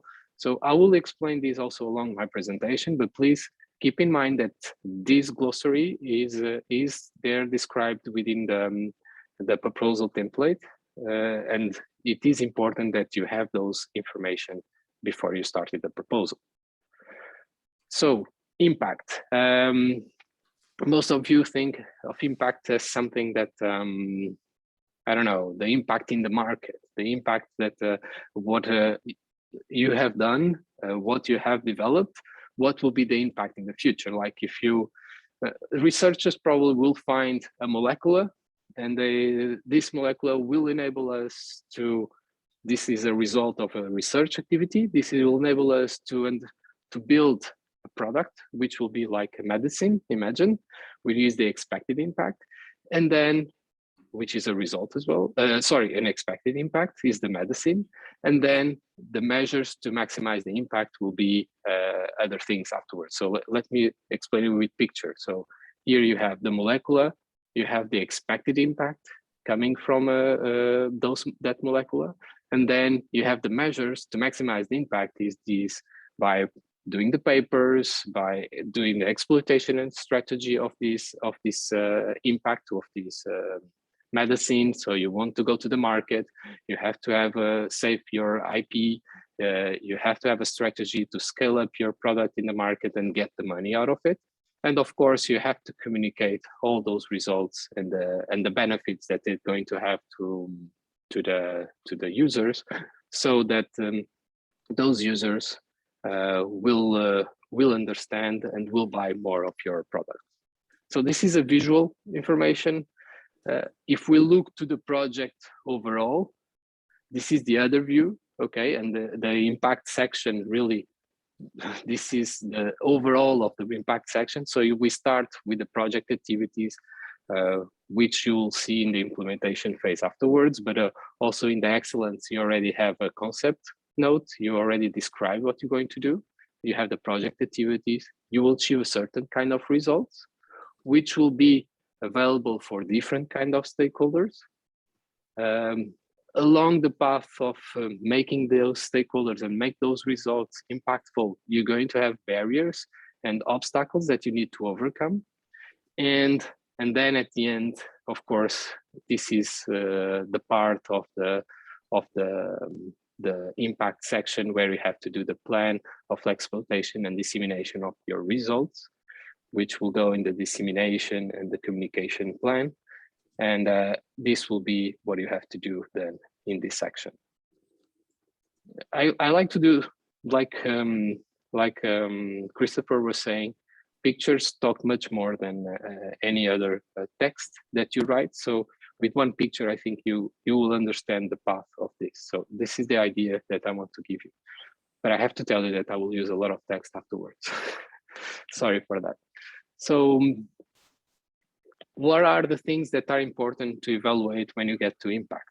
So the evaluation criteria, and for me, it's really important. Before writing any section, you need to understand what are the things that the evaluator will need to evaluate, okay? So the expert will come and besides having a checklist that the commission will give to him about the things that they expect within your proposal and all the proposals that they have to review, there are those two topics which are clearly the evaluation criteria that are also in the template. So you need credibility of the pathways to achieve the expected outcomes. And recall the expected outcomes are presented in the call text and the impacts specified in the work program. Also, those are presented in the call text. Let me show you so that as an example, where are they? So I'm shifting to, do you see another screen? You don't, right? Okay, now you see it. Sorry, because I have here something in front that I should not have. So for instance, in our call text, these are the expected outcomes, okay? The commission put the expected outcomes at the beginning of the call text. So those three, we need to explain how we're going to reach those expected outcomes. On the other side, when we talk about impacts, while before in the Horizon 2020, the impacts would be associated with the call text, now the impacts are associated with the destination of the call text. So you will find those impacts here. Okay. So I wanted for you to make sure that you know where the information is so that then we can move forward with it. So coming back to the presentation. Yeah, you see my presentation, very good. So we need to explain the pathway, how we're going to achieve those outcomes and how the impacts will be achieved as well. And we need to explain them, the scale and significance of the contribution of the project. What is the starting point of the project and how we intend to end in the project and what will be the end point in terms of some KPIs, and then potentially even 5 years after the project ends or 3 years after the project ends, how do we expect this to evolve? Of course, again, impacts is also something that happens in the future. So we need to explain or we need to demonstrate our expectations toward the future and not only within the project timeline. Then, of course, the second part is about the quality of the measures that you implement to maximize the expected outcomes and impacts. We are talking about the dissemination and communication activities. We are talking about also the management of data and how you manage all the information that you have available within your project. So the results of your project will make a contribution to expected impacts, okay? And we need to understand the project should contribute to the outcomes and impacts described in the work program, likely the scale up and significant and measures to maximize impacts again. So overall, and I'm trying here to summarize what is in the template, and you have to have this into consideration. So we are talking about three sections. While the section 2.3 could have a maximum of 1 to 2 pages. It should be 1 in a CSA. In fact, these numbers, I think I have it incorrectly because I have this for innovation actions and not for a CSA. But I can confirm that immediately, just to make sure. So, wait a moment.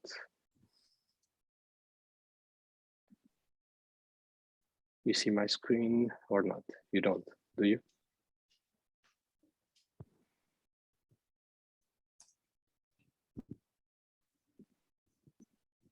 Where are we?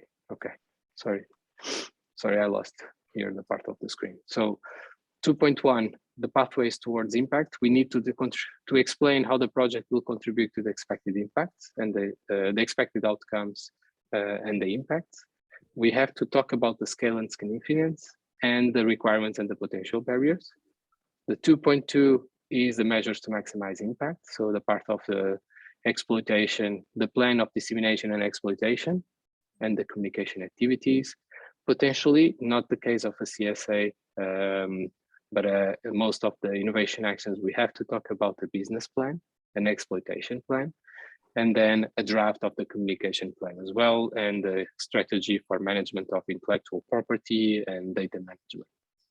Overall, the 2.3 will summarize all this in the table that Christopher already presented today. In a different view, again with the picture, we all based on the deep analysis of what we are developing, what's going to be the results. We have to find measures, we have to find stakeholders and target the right stakeholders to this, implement the dissemination and exploitation plan, the communication plan, and this will generate the highest impact as possible. So we really need to go in the right way to do this. So going back to each of the chapters and also having into consideration the chapter 2.1, the pathways to impact. Here there are two ways of presenting this, or at least let's go more and talk about what we have to do. So we have to explain how our project will contribute to the outcomes of the call text and will contribute to the wider impact, meaning that we will define certain results, we have certain activities. So we should come, and let me show you here an example. Sorry, I hope it's big enough on your side, but the example here is when we start the impact section, the commission, we could put the outcome that is presented by the commission and then exemplify how our project will contribute, which will be the target groups, what is the scientific impact, the economic impact, the environmental impact, all of that for that outcome. This is a model, okay?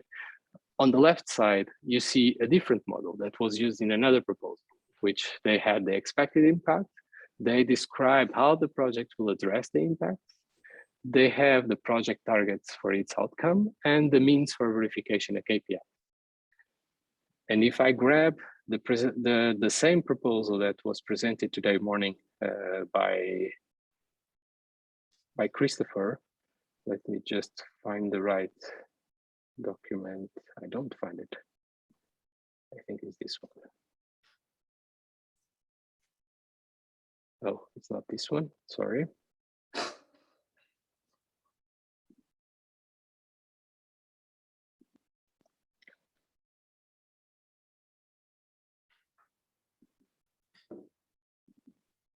Okay, this is the one.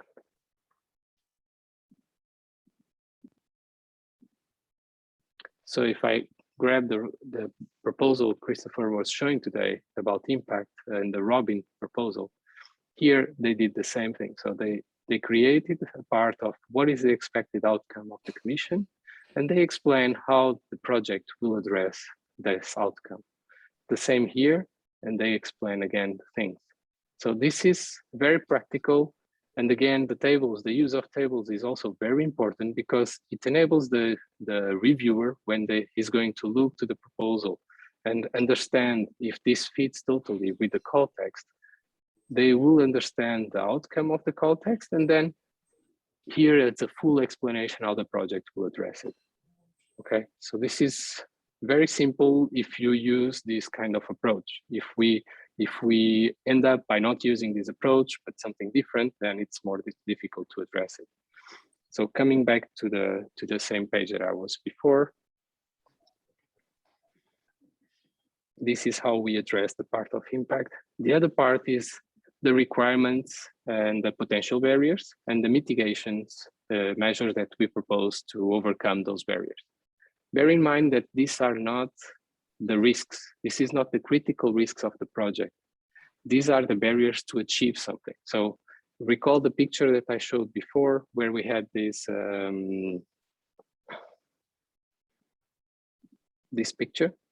So here it's clear how the barriers will influence the results of the project. So we need to explain which barriers we're going to overcome or which expected obstacles we're going to overcome along the project path to generate the highest impact.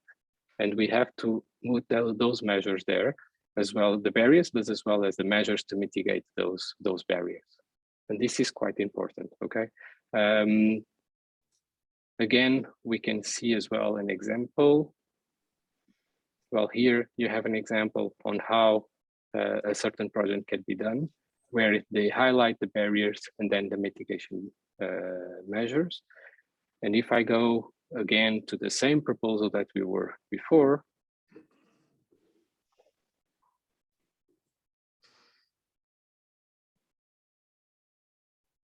let me go to the barriers, which is here below.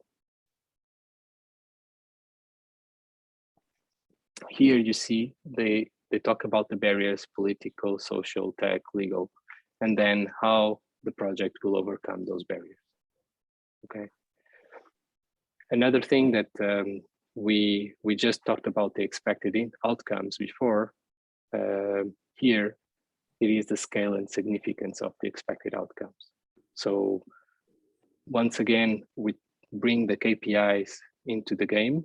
We explain which outcomes will be contributing to those KPIs and which will be the target value of the project after 3 years. Okay, so when it starts, it has a certain value and we will increase 50%. We'll reduce 80% in the operation and processing costs. So we will create initiatives. We will do things that were not done before. This is a model. And again, I like to use experience of other proposals. So for instance, here, if you have, and here is a totally different proposal. As you can see, the impact section, I'm going to zoom in.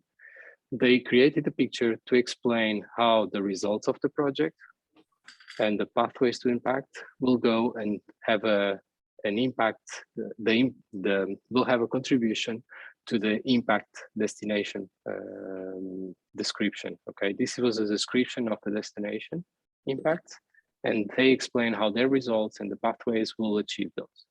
And then again, they put the key impacts and they explain from the project perspective, more in description, how it goes. Then they talk also about wider impacts, the scientific, economic, and social impacts, which are important. And later on, they go and talk about the barriers, as I was mentioning to you. So organizational, technology, and how they would overcome those barriers. And again, these are barriers, these are not risks. So if I want to talk about risks, then I would go down in the proposal in the section 3, and I think Odysseus will explain this to you. And in the section 3, you have here the risks according to each of the work package, the likelihood, severity, and how we propose also to mitigate those risks.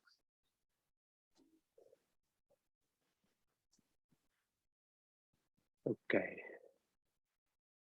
Do you see the PowerPoint, correct?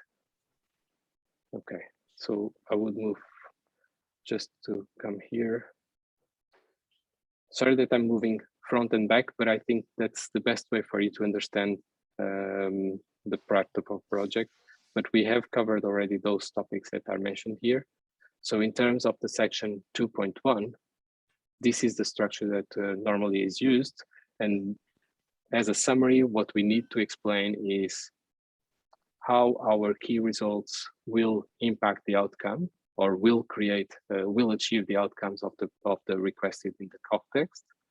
And then we need to explain the wider impact. So the impacts of the destination, how we will, how this will be achieved through our project, okay? These are two things that are really important. And then the third thing, again, the barriers and the measures to overcome those barriers.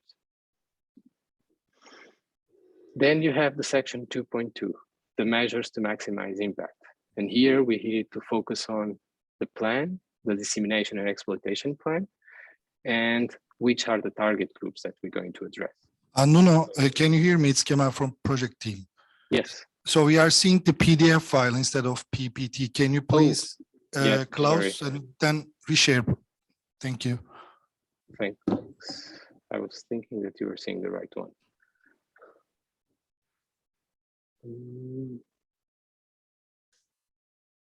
A moment, trying to see.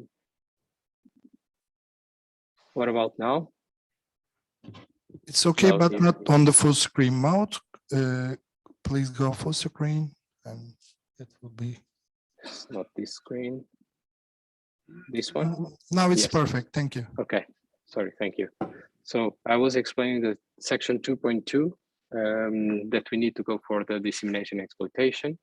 And this is something that is mandatory. So the Commission asks us to deliver. There is one deliver that has to be done, which is the dissemination and communication plan that has to be made on the month 6. So this is something that we'll have to put it on the implementation phase.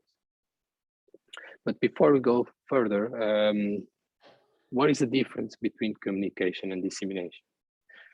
And this is the moment, if I was there, I would be asking you before showing you the slide. It's not the case. So you have to think about, okay, dissemination, you want to transfer the knowledge, you want to do the papers, you want to enable the results to be in different stakeholders, but the results of your contribution in the project, okay? While the communication is to communicate the activities of the project, the globe, the overall thing. So not only one specific or another thing, like in dissemination, you probably want to target specific things.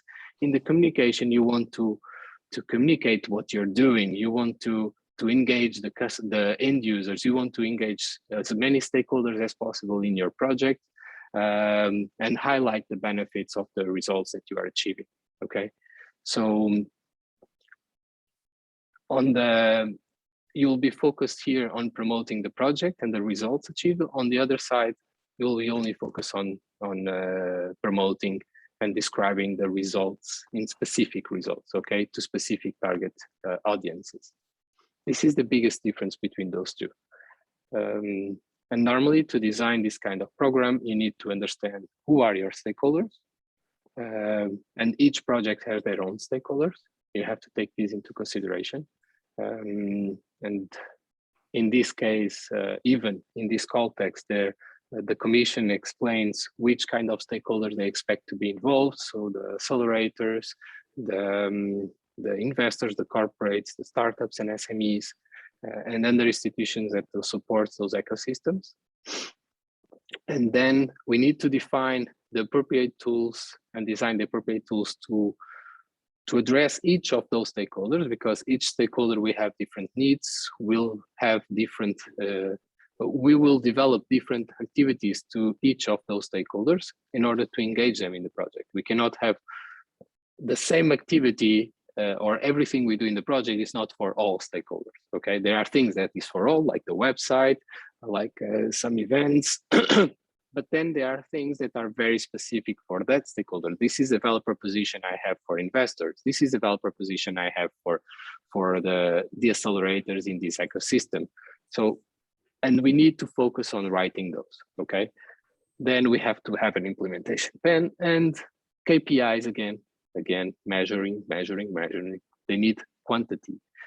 We need to quantify the KPIs, how many visitors we expect in the website, how many brochures we're going to implement, how many events and how many attendees we expect to come. So all this kind of information is very relevant. Of course, these are relevant and you should be taking this into consideration, the perspective that you have to be realistic, because during the project implementation, you'll have to control them as well. So it has to be something that you are able to measure and not something that you just want to do, and then it's very difficult to measure at the end. So how you identify your stakeholders, besides what is written in the call text, of course, it is also, you have also to think about which would be the groups that are having an interest on your project, who will benefit when the impact of goals will be achieved. If you think about those things, then you'll start thinking about the different entities that could go into it, okay? So you have the different target groups that you want to do, the purpose level, the final beneficiaries, all these are very important and you need to identify them in the proposal, okay? So, and this is a way that you could identify them in the proposal. So you place the target group, you describe it, you have the key message that you want to transmit to that target group, which tools and channels you're going to use to reach the target group, and which expected outcomes would be linked with this target group. So if you have a table of those for each of your target groups, which normally should be the main and the key target groups, we are talking about probably 4, 5 in each project, then you're really defining what you're going to do. This is the moment that I jump into a proposal and I show you a good example for it. Let me know if we are seeing the proposal. We are, right? Because I'm not seeing on that side. So let me go to the Robin one, because this was the one that we were seeing. So barriers, here we have the dissemination strategy and measures. Again, the talk about some things, but I want to go for the stakeholders because those are important. So here they have. So they identify key stakeholders or target groups, and then the key message that they want to transmit to each of the stakeholders. And you will understand that each of those are, you can group of them, of course, but then each of them will have specific message and we are transmitting those messages differently. This is a model to present it. Here, let me show you a different one. Here, it's a different one. So, sorry, this one not even doesn't have it. So here they decided to make it different. They wanted to explain how each partner would achieve and would get a lot of entities and SMEs in their group. And here,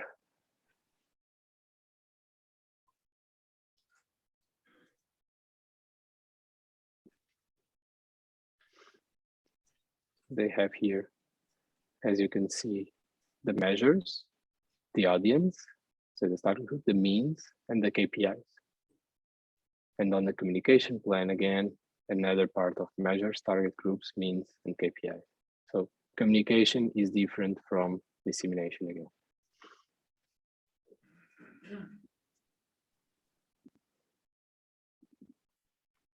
Let me go back to the presentation.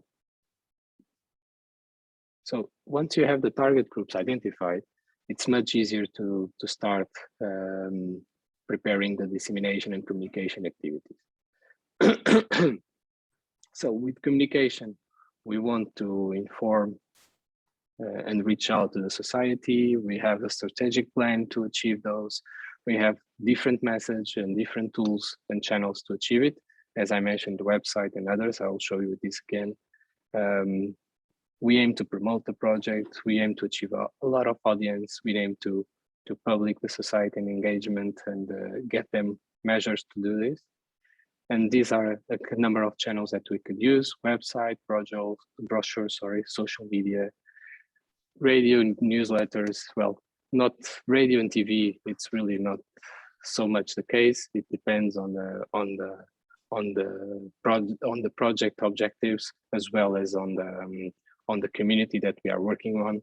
For instance, I have a couple of projects on media, and those, of course, will use those two ways of transmitting the message. But in your case, it's much more difficult to get access to this kind of means.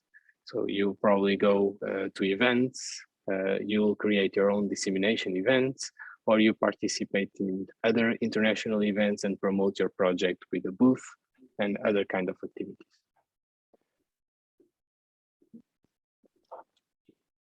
You'll have access to the proposal, so to the document, so you will see these examples. You will also understand that there is not only one receipt, okay? There is not only one structure that you could use. Depending on the project, you use different structures, okay? Depending on what the call text and what they want to achieve and what is really necessary for the commission, what they are asking, people will present things differently, okay?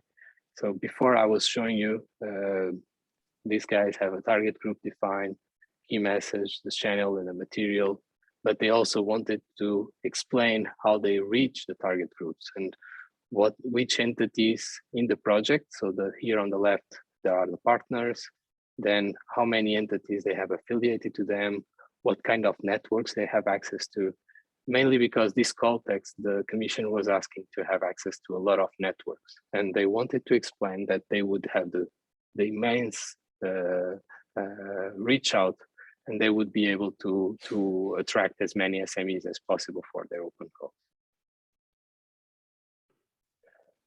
While on those ones, they are different. They are really research and development projects. While on the right side, it explains all the process of the dissemination of the project.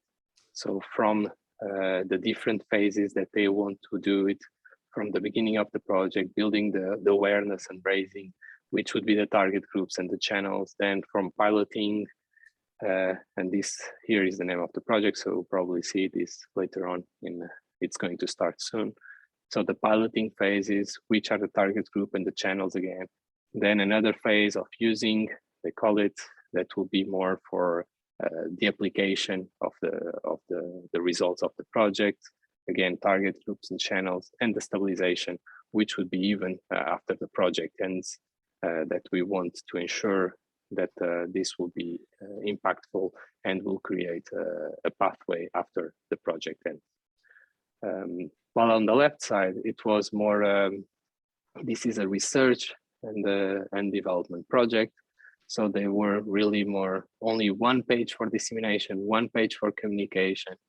They were really stick to tables and they presented differently. So they put it very scientific papers, public communications, all those stuff.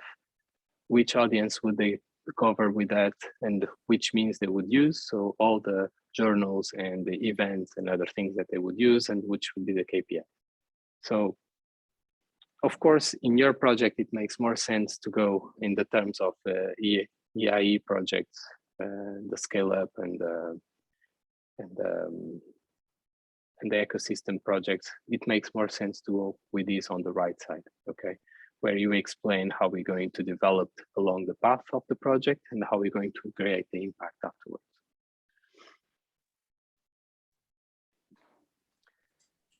This is the example, the same example of the dissemination plan of this one on the left, but now on the communication plan. And here you see the tools that they wanted to use: the project website, social media, newsletter, video clips, printing material, public events, newsletters, newspapers, magazines, digital innovation hubs, which now it's a buzzword within the commission. So, and you should bring these also in these kind of proposals, because digital innovation hubs are an aggregation of different stakeholders. It has, besides R&D entities or RTOs, it has also investors.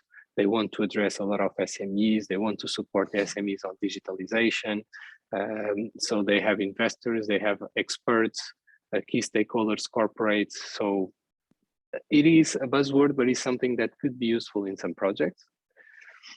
And then other project activities. And again, here they talk about the target groups, the means, and the KPIs. Okay.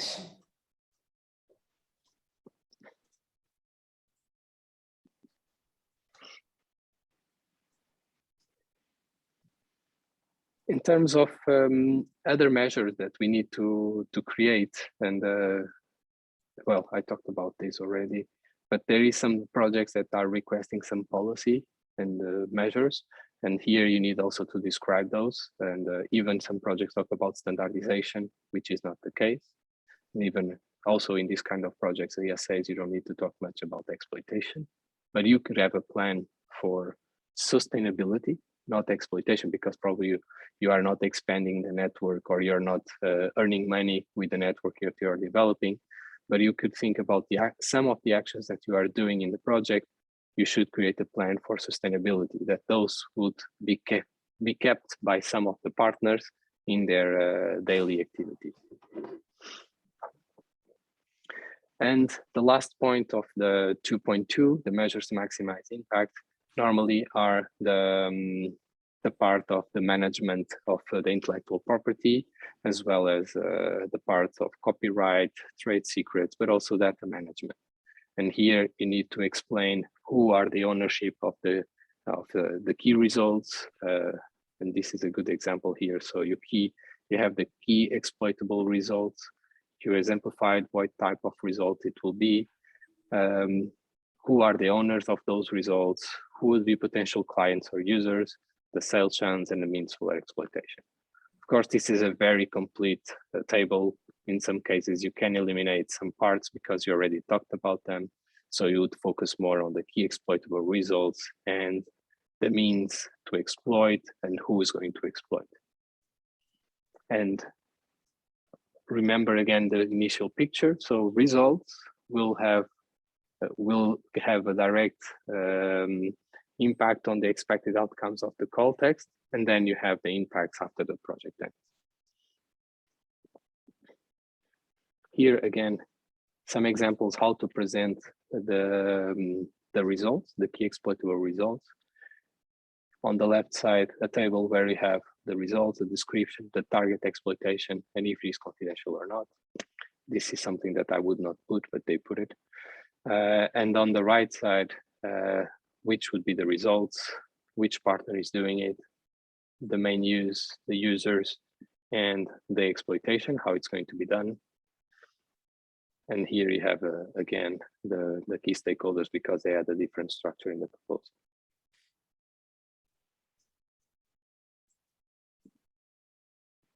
The next slide, I have to tell you that all the slides that I'm showing you with proposals, these are for winning projects in Horizon Europe. So not Horizon 2020, but already Horizon Europe. So here on the left side, you will see a different way of presenting the key expected results, the key exploitable results. So they present it. Then they talk about which partner is going to be involved, what is the value proposition, the target market and customer segment, the exploitation plan, and even these guys went to the detail to talk about prospect of sales, okay?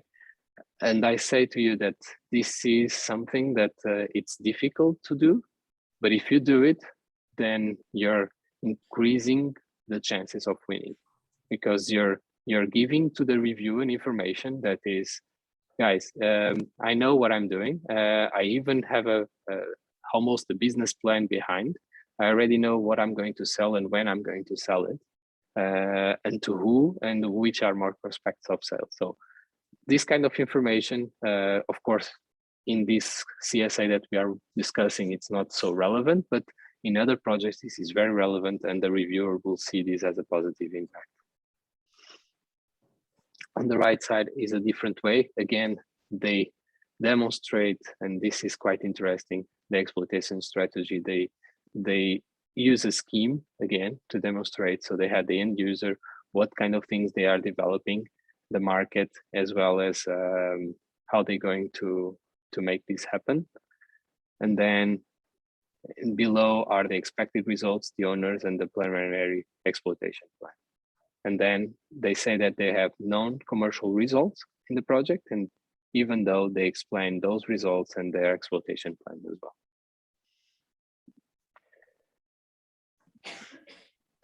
And then the last point of the measures to maximize impact, it is the management of intellectual property. There are a couple of texts that you could see from different proposals. These are almost standard ones. Of course, you should adapt, but at the same time, I have to tell these are a lot of standard documents, and people use copy paste a lot in this kind of parts. I'm not saying you have to do it, but it is what it is. And Christopher, tell me if I'm saying something that it's not correct.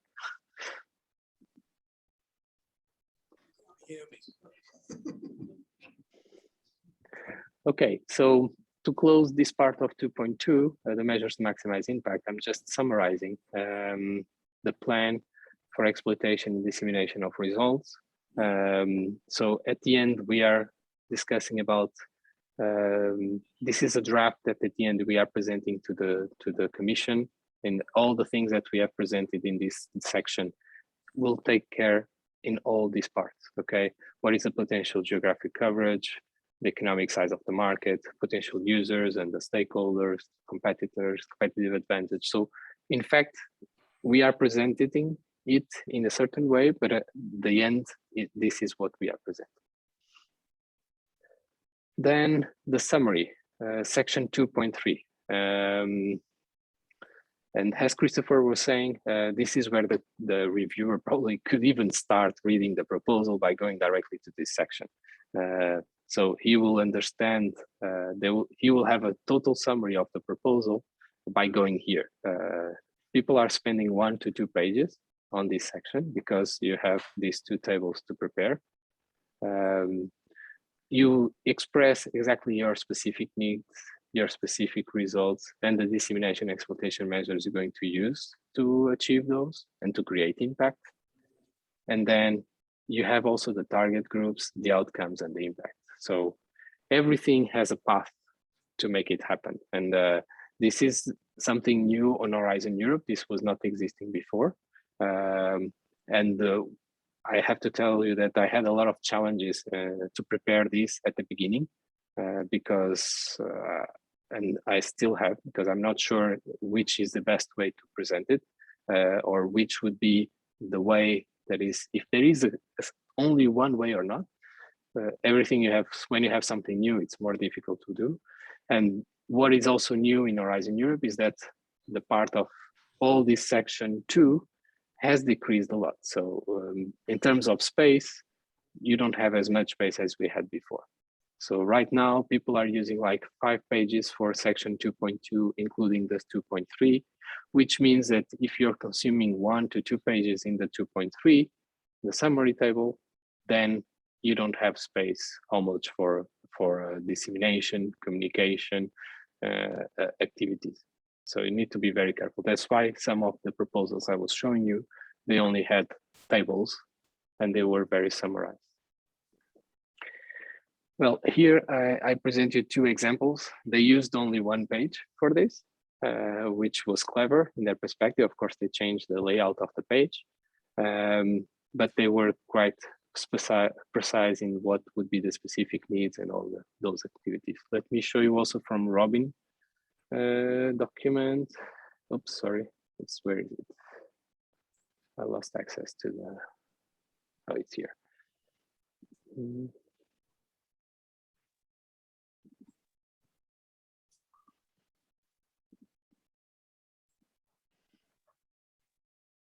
You see here the part of IP, okay, and the policy measures, and then the table. In fact, here they use 2 tables, okay, they use 2 pages. So they wanted to highlight these 2 pages, but as was mentioned before, they use the pictures, a lot of pictures within the proposal, which reduced the number of text, and the pages were shrinking as well. So here you have an example how they present it, but here it's really, you have to follow the the guidelines of the commission. You cannot go much beyond that. And the expected outcomes are written already in the call text, but you can, of course, add your own numbers and add your own stuff.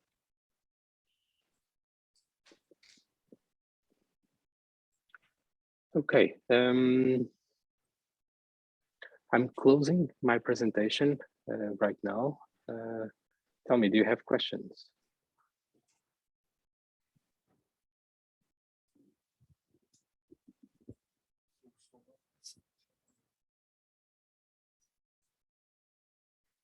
Do you have a question, Christopher? Do I have questions? No. Nuno is the expert. I don't have questions. I'm not hearing you very well, sorry. I said I don't have any questions. Nuno is the expert. I don't have questions, but there are questions perhaps behind here. Here's somebody who has a question. The projects should focus on all the expected outcomes of the call, right?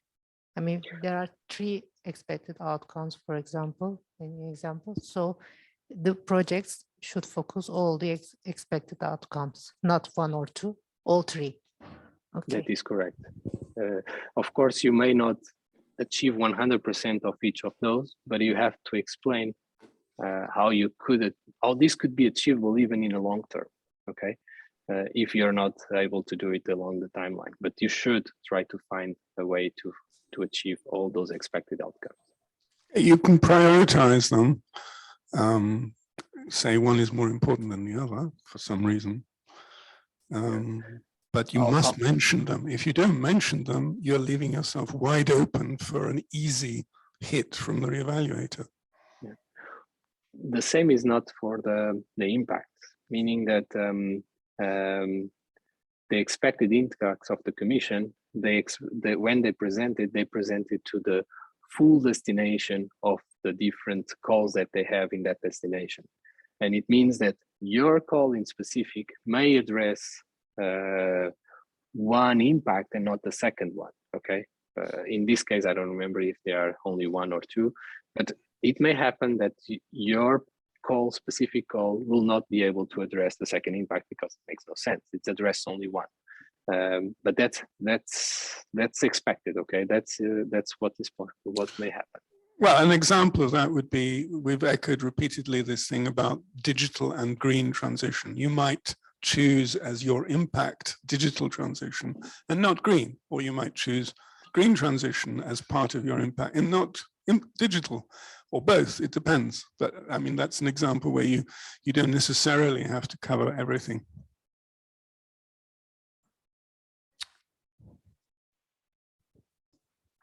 Hello, Nuno. I have a question for you too. You mentioned about the IPR strategy in the proposal. So my question is, do we need a specific partner for this IPR strategy, or as in TTO, we also have an IPR office? Can we add them as a partner, or do we need a specific partner for this strategy conducting? Well, in this case, in the CSA project, IPR is not so relevant as in a research and innovation project. So in these 2 topics, you're not requested to have like an office unless you want to offer services like to the startups and to the SMEs, or for the ecosystem, you want to offer services allocated with legal aspects or IPR. But normally what the commission is asking here is how you're going to deal with the IPR developed by the project. So if you are an RTO and you have an office for IP management, I think this office would be enough. But if you're running a proposal which you're developing something totally new, or the commission is really asking in the call text, not the template, but in the call text, they are talking about management of IPR and all that stuff. For instance, there is a call called Resilience 26, where they want us to provide services of IPR to SMEs, then it's relevant to have an entity that is focused on that particular topic or issue. But normally, to repeat, if it's you have less an IPO, relevant. It's less relevant in a CSA. It's really. Yeah, it's not relevant in a CSA, really. Any other questions before we let Nuno go? I will not go, I'll stay here. You come back, actually. You're giving us another talk in a bit. Correct, I will come back. Okay. All right. Shall we stop there? What time is it now? All right.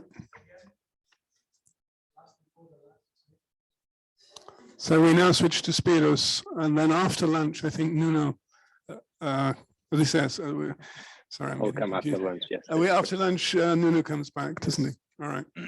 Okay, thank you, Nuno. I promise I won't delay you this time. Okay, so by 1 o'clock, you will be eating. I have my presentation, okay, for implementation. So the third part of the proposal is, of course, implementation, right? It's where you explain the work packages, where you give a few details on the tasks, on who will be responsible for these tasks, how you are going to implement it. There's a bunch of tables for implementation where you have to show the work person, the work packages, the person months per work package, person months per partner. So you need to do some estimations here, okay?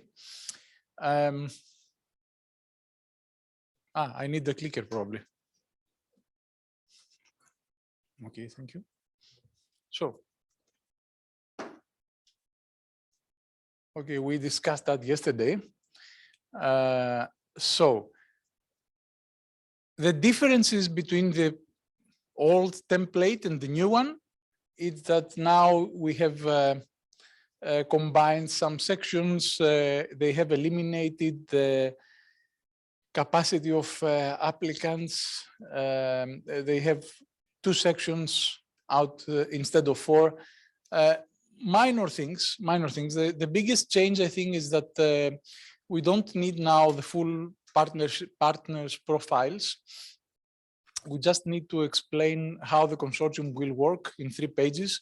So instead of a partner profile that the old template took about a page, often more than 1 page, now you just have to come up with a paragraph for your organization. So think about that.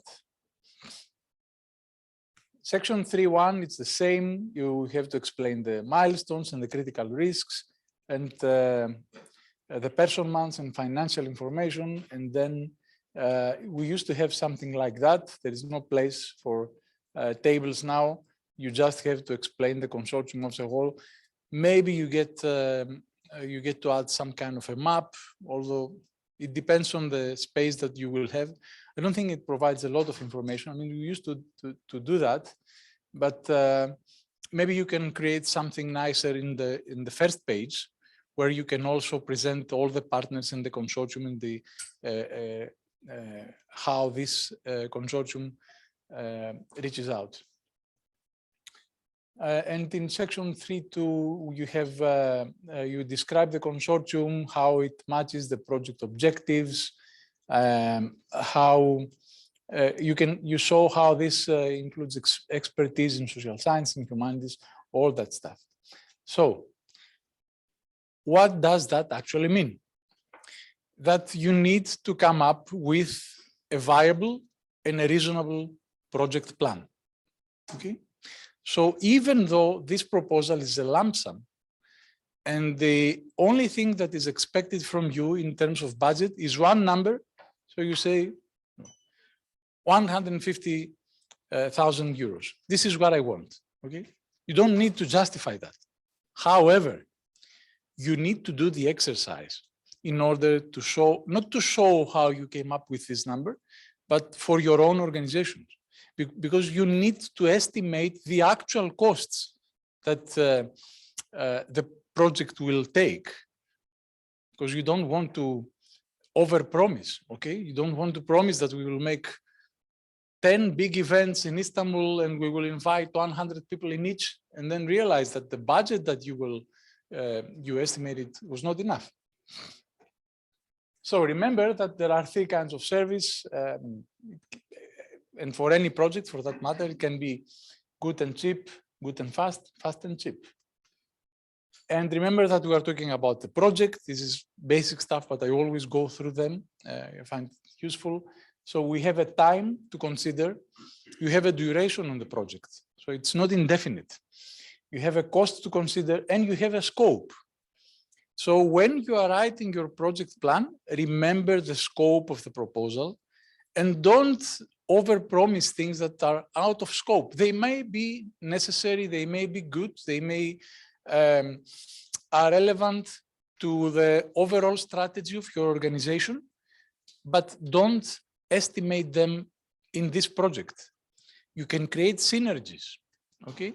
If you have an overall strategy, you can create synergies, you can mention them, and you can explicitly say, for instance, that this activity or this task will create synergies with another project or with our normal operations of our organization, but we are not, we don't need any budget to implement it because we already have. I showed this slide yesterday, so we are talking for these steps today, okay? Challenges, work packages, deliverables. So what is needed to meet your overall objectives? You need to think probably bottom up. Okay, so you need to deliver something. What are you going to deliver? What are you going to deliver with for this scope? Will it be policies, studies, reports, some methods, some algorithms, software, platform, events? I mean, it's nice coming up with various ideas of that we can help the ecosystem thrive and create new opportunities and create the first unicorn in Istanbul. Fine. How? What are the actual tasks and the actual deliverables? What are you going to deliver at the end of the project? So sometimes I find it useful to start from tangible deliverables, right? Because every partner, especially academics, sorry for that, Christopher, discuss about, you know, nice things that they are going to do, and they are very vague. Okay, but what are you going to deliver? Okay, you have a task there, promoting the innovation in women's technology innovators. Okay, what does that mean? Okay, what are you going to do? So you need to think in a more practical way in the implementation. And then, of course, you need to justify that and you create the narrative. That's fine. So what work will be done to make sure that we are succeeding in our scope? How this work will be organized? How will it be reported and verified? And what are the risks? What if something goes wrong? God forbid. Okay, nobody expected that we had COVID, and now we have a war. I mean, these things will, one way or another, affect Europe, right? I'm sure that you all know what a work breakdown structure is, so I won't spend a lot of time on that. We have work packages, we have tasks, we have deliverables. These are scheduled. We do that because we want to chop the project in smaller chunks so that we can easily monitor that. This is from an actual project. I think that was resilience. We lost that one, but it was a nice diagram. The work packages. So work packages do not usually exactly match the project objectives. Okay, you don't have one work package for every objectives.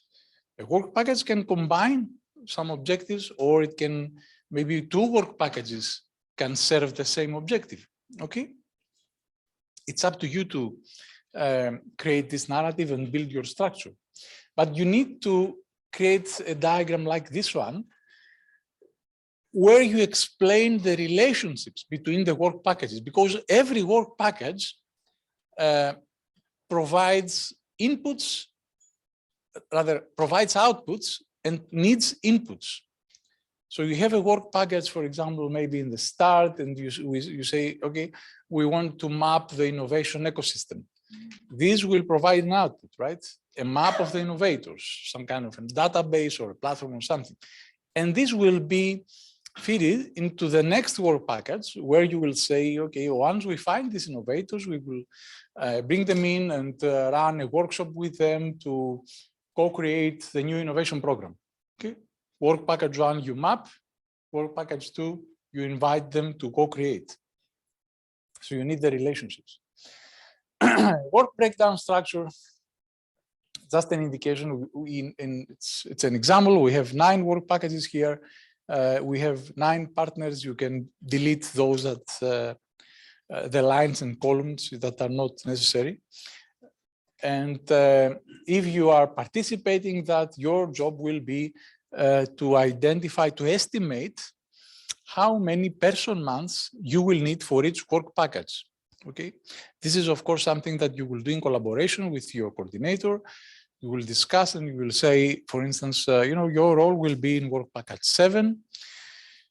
You don't have to have 9, right? That was for an old project. It was a quite complicated collaborative project. So we had a lot of partners, a lot of work packages.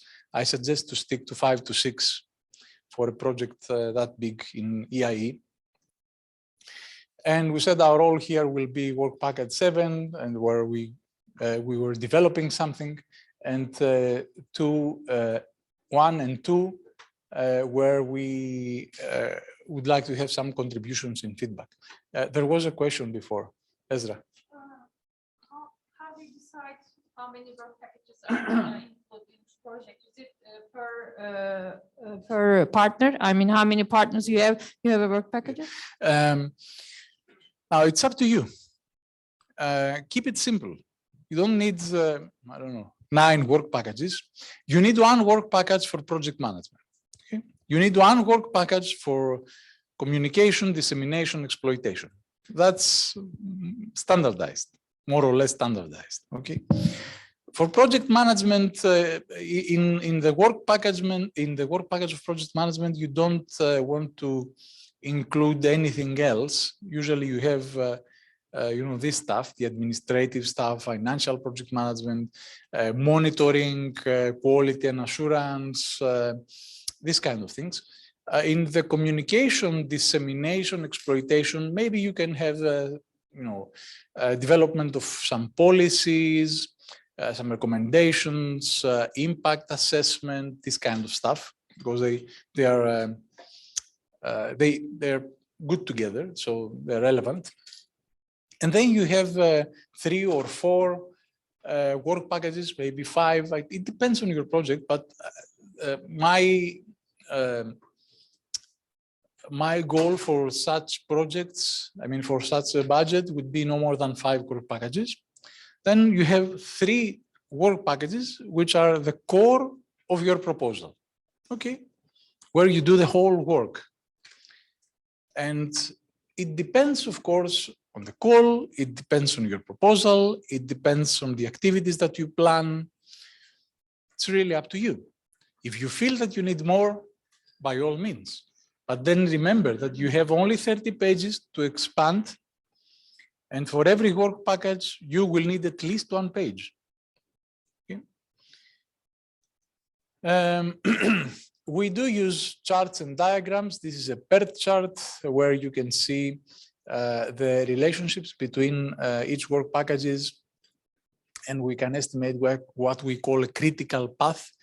A critical path is the path towards the end of the project in the minimum days that we're going to use to need for that. We don't really use PERTs anymore. They prefer Gantt charts, easier to understand. And remember that this is an overview of the project, okay? So you need a Gantt chart because you want to present that overview, but often, of course, things change. So you need to still keep a level of flexibility within your work packages. So some agility is required. But this is necessary because you want to show how your project will evolve. focus on the project, not the tools. That means that don't worry about the tools that you're going to use. Don't worry if it is project management, a Gantt chart from a very fancy software or something like that. You just need to see how the project evolves.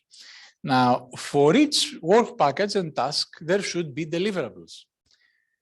That doesn't mean that every task should have one deliverable or more. In Horizon Europe, there is a recommendation to not exceed 15 to 16 deliverables. 15 to 16, okay? This is mentioned in Horizon Europe manual. That means that you don't need to, if you are monitoring the project, for instance, and in the past we used to say, okay, we are preparing a progress report the 6th month, and then 12 months, and then 18 months, and so on. Now we're going to say, okay, this reporting will be done every 6 months, which one deliverable, we are going to update that, one deliverable with extra reports. Or if you're preparing, let's say, a stakeholders map, and in the past, we said that we are going to prepare a deliverable in the first 6 months of a stakeholder map, and then we're going to update this stakeholders map, and we were naming these deliverables differently. So deliverable 2.1 and then 2.5. No need to do that now. Okay, deliverables can be live documents. So you create deliverable at the at the deadline, at the given date, you present this deliverable to the commission. You say, okay, we promised a map of the stakeholders by the end of month 6. Here it is. Okay. That doesn't mean that it's that. I mean, it's a map that it should be used by you. So you continue update this deliverable. You don't forget it, okay? And at the end of the project, you have all your deliverables updated. So this is how you keep the number low to 15 to 16. It's helpful if a task is connected with deliverable because it's easy to monitor that, or at least with a milestone. Okay, so when you are breaking down your project, think you can start from deliverables and think how you are going to create these deliverables and what tasks you are going to need for these deliverables, and then you can organize them. Deliverables may be public, confidential, limited. Usually, most deliverables, they are expected to be public because you are funded for that. And this is the actual types. It can be a document, it can be a demonstration, it can be a website, some data sets, some data management plan, an ethics report, some security report related to security issues, and some other. Remember that European Commission uses a system to monitor projects. In this system, you need to upload some kind of document. So even if there is your deliverable is just a demonstrator, you need to have a very short report, maybe 5, 6, 7 pages, where you explain that this deliverable is a demonstrator. Here is a few screenshots. This is the link. You can go there and check it, because otherwise, the project officer will not be able to see this deliverable. There isn't any other way to upload your results in the platform. So you need to have a short document where you will direct the project officer to these results. Dissemination level, as I told you, most results need to be public. Some are sensitive. So maybe you have a policy document that you wouldn't like to make public. However, should be available to the consortium and to the project officer. And then you have some classified documents. I don't think that this applies to your projects under EIE. Usually, these things apply to security projects. Control points, milestones. Okay, we all understand what milestones is. Okay, you don't reach a milestone, you have a problem. Risks.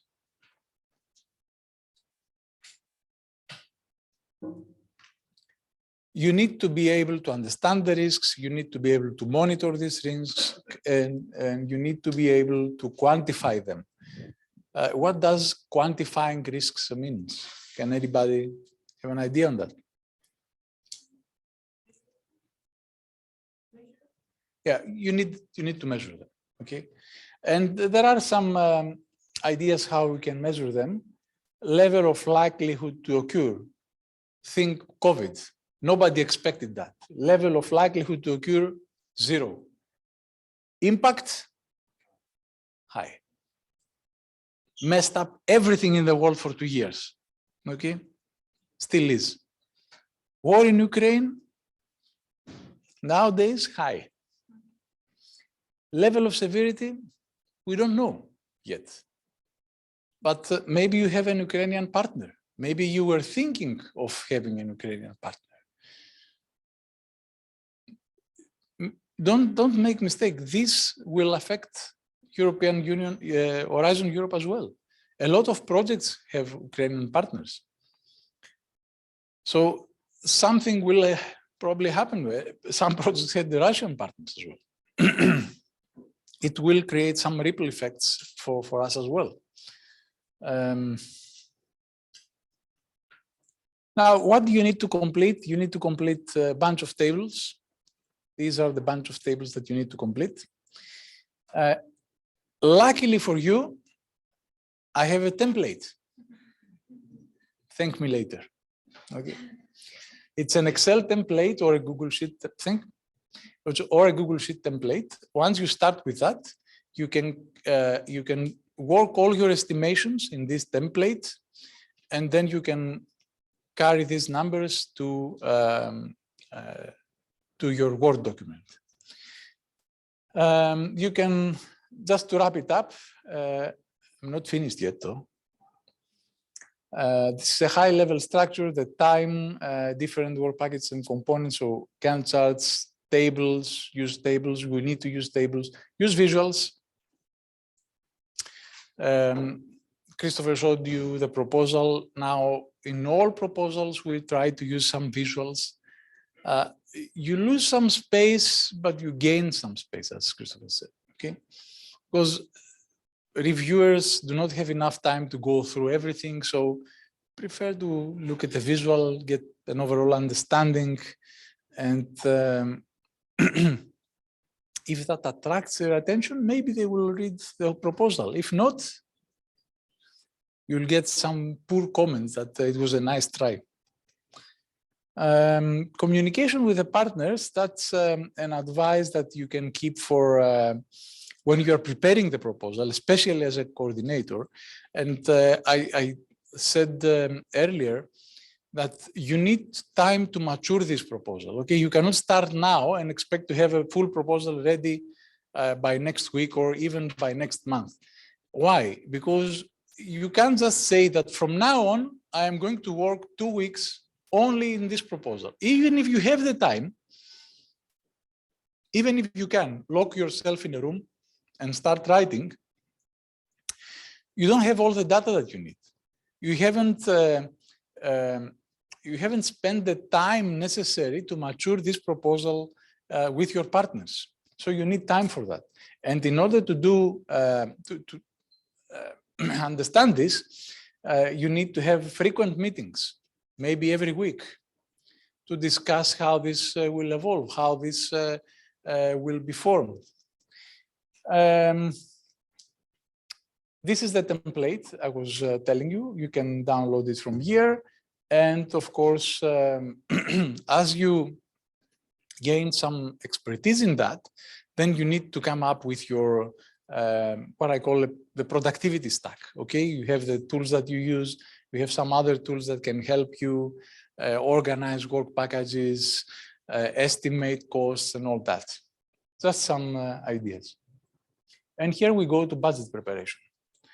You need to know the call budget. We discussed about that yesterday. You can't have expectations that go beyond that. And you need to have a rough idea of what you are going to do and then initial estimation. Now, luckily for you, in EIE, you only need a lump sum. Okay, this is the table that you need to complete. This is actually a proposal that we just learned that it passed yesterday. So it is a successful proposal. It will become a project, and it was about 1 million. You can see the budgets here, but they are similar. And we have 4 partners. It was scale 1-1 from last year. So in October we submitted. You can see this is the budget table. Nothing. 4 numbers. Nothing else. And the summary of the staff effort, 5 work packages, 4 partners. This is it. 120 months. And the only other mention for other costs is that one. Mentoring support services for training and remaining purchase costs. I don't know. I don't remember what this is about, to be honest.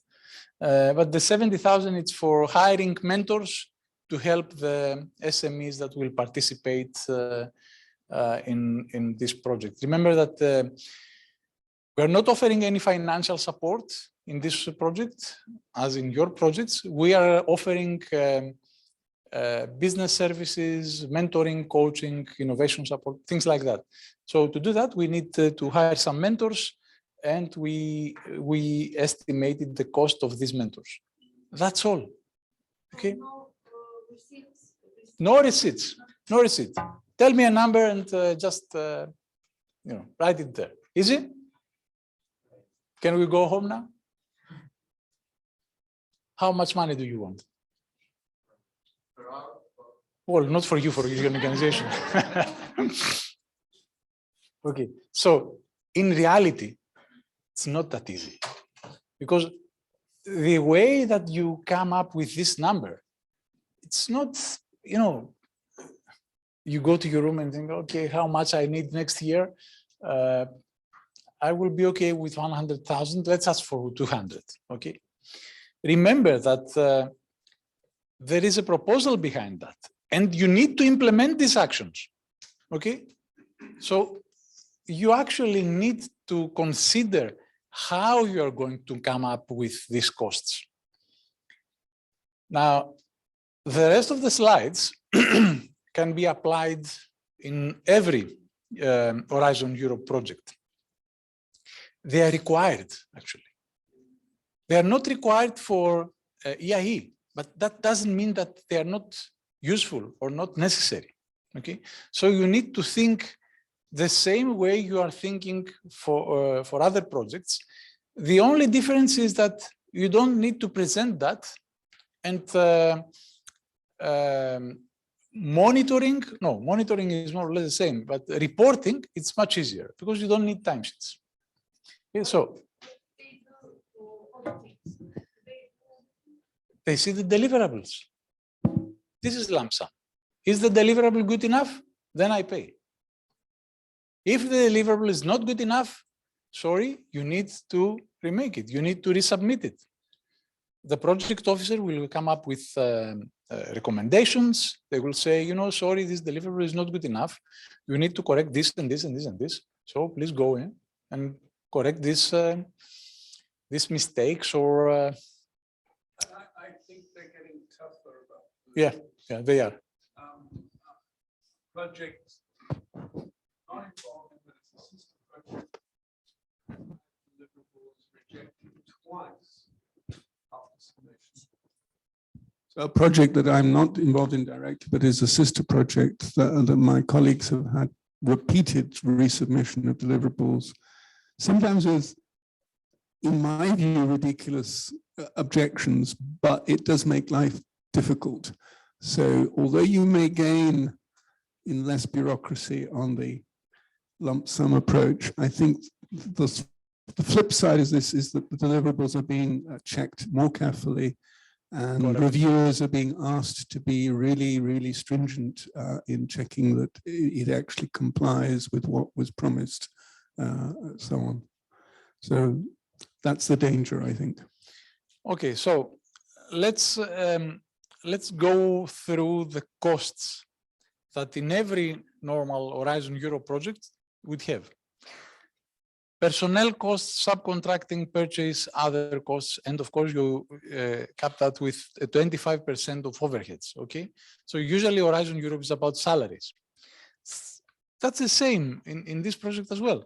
You will need to spend effort of your personnel or personnel that you're going to hire in this project, and you will have some other costs, financial support. You don't have financial support, but you may have these are specific to explicit to specific projects.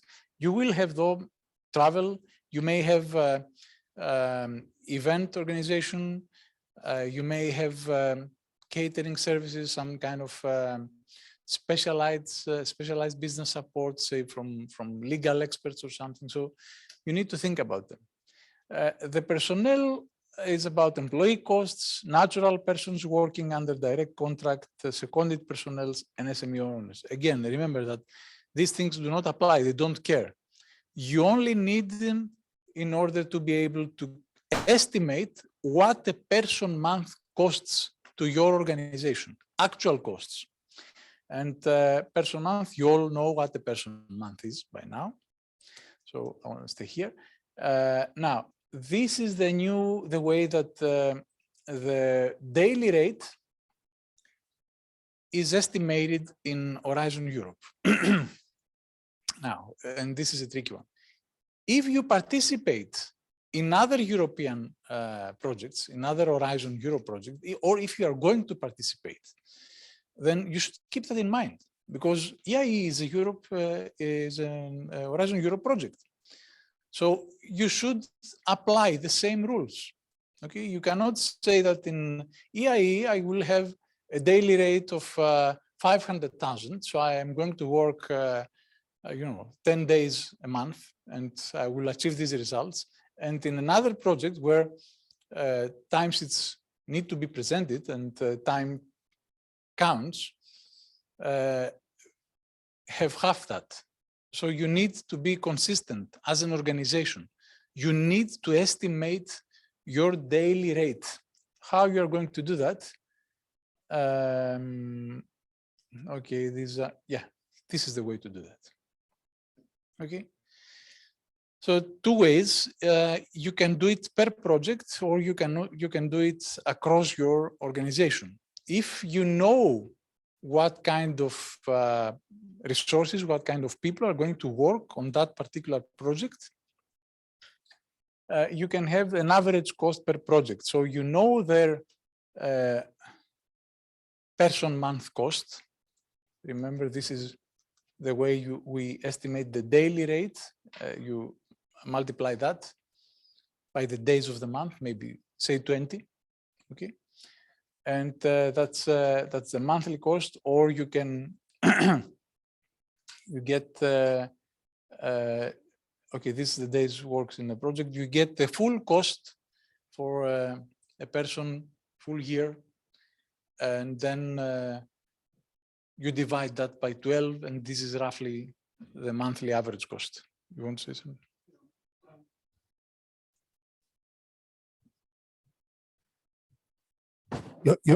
Your accounting offices should be doing this, right? Your accounts department should be doing this for you.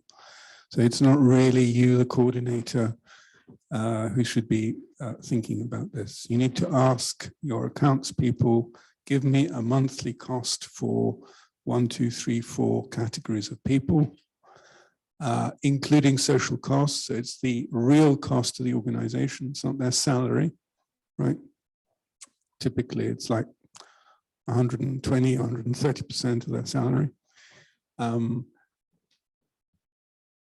And these numbers you can play with. So you can increase the amount of months that you give to the director and therefore raise your monthly cost, or you can increase the amount you're giving to the junior researcher or whatever, therefore lower the amount. And that may be relevant when you come to negotiating your budget with the rest of the consortium, right? If you're not the coordinator, the coordinator might say, well, we can only give you 150,000. So then you have to scratch your head and say, okay, how much time am I going to give the director? How much? So there's a whole. You know that usually the director will not work in the project, right? No, I mean, the director is just there symbolically to. You just have them there to increase your monthly rate. Or to justify that you put their name there as the lead person, as the person responsible, right? Even though you know they're just going to go for a holiday. Okay, so we're not talking about SME owners, and this is the record keeping. My advice is to use some kind of record keeping, even for this project, even if it's not required. You will need to use, you need and you will want to monitor the time that you are spending in this project. Of course, this has to be something that's in the culture of your organization, and you have the proper tools to do, and you are supported to do it, in doing that, okay? So in this business, you need to count even the hours that you work in a project, okay? You need to be very careful with how you spend your time, because it's your time that it's compensated. You don't need it, but you will need it internally. Subcontracting, again, that applies to normal Horizon Europe projects. You won't need it here. You will have maybe some subcontracting here, but it's a lump cost. It's a lump sum cost, so they don't care. You will have transportation. You will have a number of trips. You will have. These are some information that you will need to decide the cost of transport. So say that you're organizing 5 events, 6 events during the 2 or 3 year time of the project. Think, where are you going to implement these events? Who are the partners? Try to estimate the costs of traveling to this place. So if you have a partner from Portugal and another one from Spain and another one from France and you from Turkey, it will cost some money to travel to these countries, right? How many people are going to travel? How many days are going to stay there? So it's like going on a holiday. You need to budget it, because if you don't budget it, then you won't have the money to do it. Equipment, I don't think that you will need any equipment for that. And in any case, you can only use depreciation costs. Forget that. But other goods and services, yes. If you organize an event, you will need catering. You will need to rent a venue. You may need some other support services. You may need some short consultancies, say hire an IPR expert to help you or help the companies that you will help. These are some questions that you need to ask when you are estimating your travel budget. How many physical meetings, how many travels? Remember, the budget is low in EIE. Okay, you have to keep that always in mind. Try to combine meetings with events. If there is a very interesting conference in, let's say, Brussels, and you think it's good to attend, go there, but also combine that with a consortium meeting. And do you need all that physical meetings? I mean, before COVID, we used to travel, I don't know, 3 or 4 times a month. And if you're not in the center of Europe, that means 3 days for 1 day meeting. Didn't make any sense. Okay, it's nice to visit different countries, but once you see them, so maybe you don't need that many physical meetings for the consortium. You may need a kickoff meeting and one meeting per year, and all the rest can be virtual. The budget table, forget that. You don't need it. Overheads, it's up to you to estimate. I mean, it's up to your organization, your accounting department to estimate that. It's not something you should need to worry about. And budget flexibility. You have some budget flexibility. You have some flexibility. Remember that we are working on estimations now, okay? The project will start best maybe 10 months from now, if you are lucky, which means that you can't possibly know, especially for Turkey or other countries, okay, that are not in Eurozone, even for the Eurozone nowadays. So you can't possibly know. You have you run some estimations, and then of course the actual costs may vary. So depending on the actual costs, you will adapt your budget. And you can always transfer budget from one partner to the other if you see that the partner is not able to use that budget. This is the template that I was talking about. This is not the right table. I showed you the right table in the beginning. And yeah, I have 2 slides on innovation. They are not relevant to budget or implementation per se, but I wanted to have them here so that you keep that in mind. And I think they're more relevant to collaborative projects, but I didn't delete them because I wanted to have them in this presentation. Remember that we are talking about an innovation support action here, okay? So we're not trying to create the next innovative product. We are trying to support the ecosystems to create it. So we are facilitators here. And some interesting statistics about the impact of research and innovation in European economy. And what is innovation? We didn't discuss that, and we assume that people know what is innovation, but have you ever thought about that? What is innovation? I mean, I think that this is something that you should always keep in mind when you are writing a proposal and when you are trying to find a new idea, okay? Ask yourself, is that really innovative? So, you know, I have here some definitions, but I found this interesting. That was from a poll. They asked they asked a bunch of innovation experts which component they believe was the most important in the innovation process. So having an idea, executing the idea, address a real challenge. You know, having and executing. You see, 60%. You may have an idea, and I have, you know, even colleagues and partners say, you know, they did that. They see something successful, and they say, I had that idea 10 years ago. So what? Did you do anything about that? No. An idea is an idea. The difficult thing is not to have an idea. Everybody can have an idea. The difficult thing is to implement this idea successfully. Okay, I'm sure that plenty of people thought about Facebook before it became Facebook, but there was only one.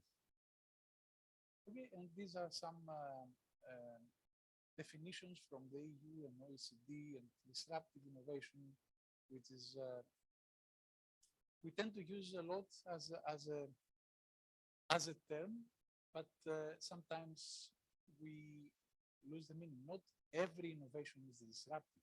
Okay? It doesn't have to be disruptive. Not everything is disruptive, and sometimes we use it in a wrong manner. So keep that in mind. This is the innovation chain. So when you are developing your proposals, maybe you should think where you are going to position your proposal. Are you going to work here, here, here, here? Usually, we work closer to the market because we want to work with higher TRL levels. Okay, we're not, this is research. This is not yet innovation. It has to be validated, it has to be transformed into a product or a solution or a service or something, and then somewhere maybe here, after validation, we can start evolving whatever it is there into. So TRL, you all know TRL, we work here in these proposals. I have that again from another event. We had an event on IP. We held it here in Istanbul in this very room in December. You will find it in our help desk. It's a very interesting event.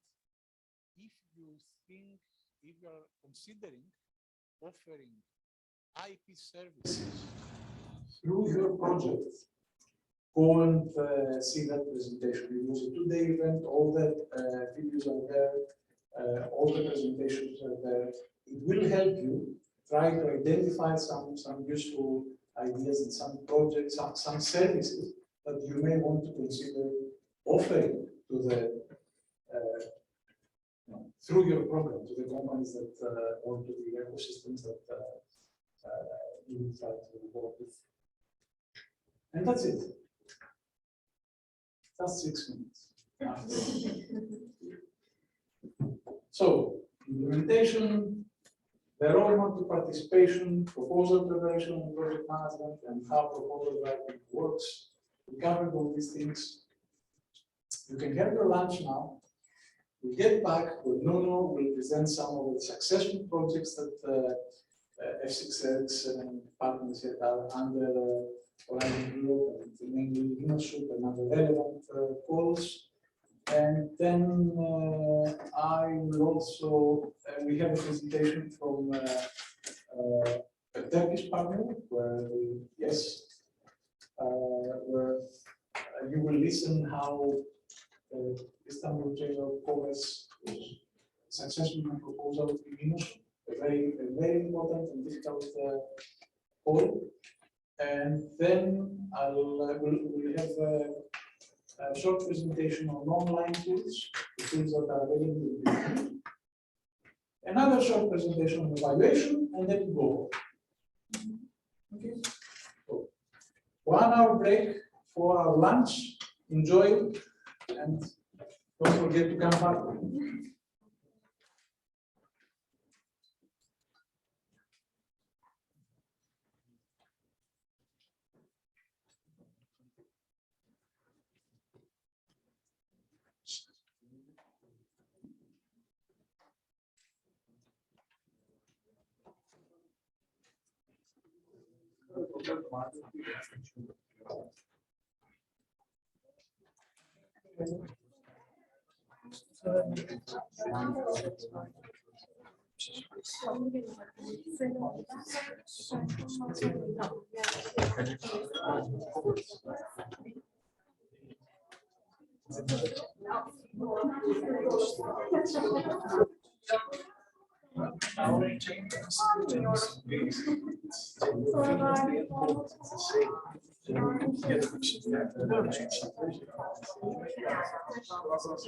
So I have to for this project, but we are using more in the scale of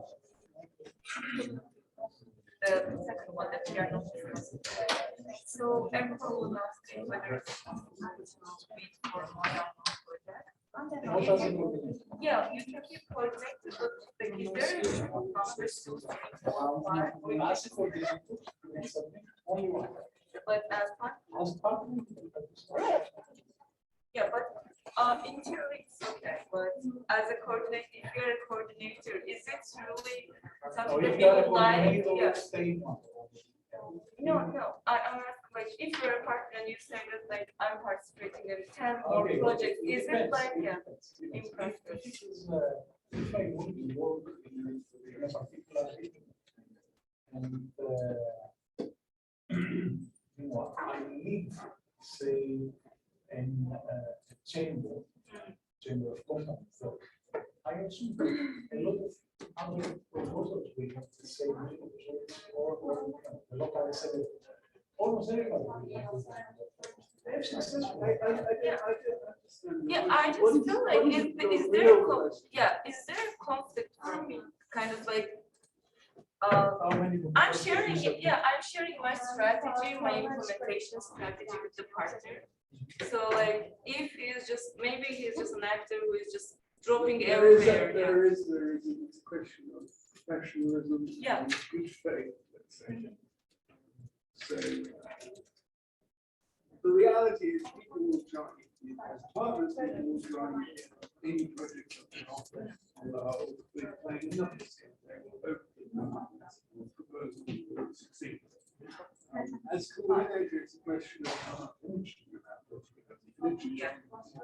It's as Melissa said, it doesn't make sense to see more than one project that's coordinated the same call.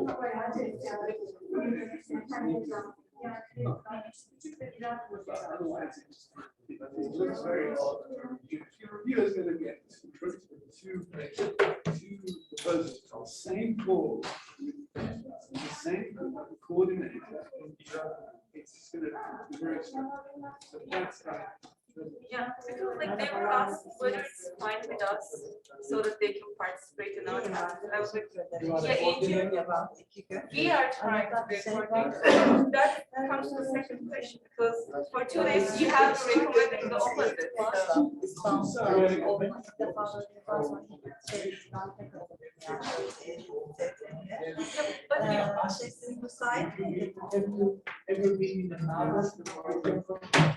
I like personally, I have been, but of the company, but of the company hasn't been,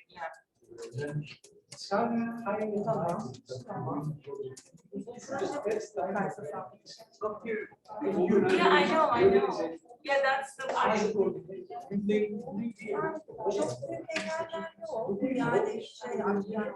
Even if you have, for example, İrtibatlı gitmişler yani notlar var çünkü üzerinde size görmüşsünüzdür muhakkak.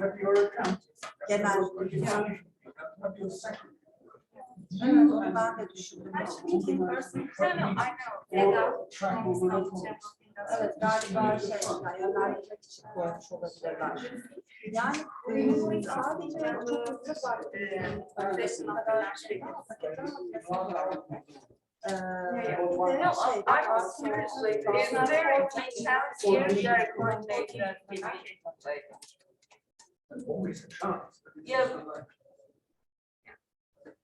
That's realistically, your management, you should say. Evet. You can set the budget. Peki, evet, öyle bir şey ama yani şimdi yani mutfak halinde görünüyor. That's the question from the beginning for us. Yani planet mikser var, ölümtücü var. Ölümtücü tamam yapacaklar. Yani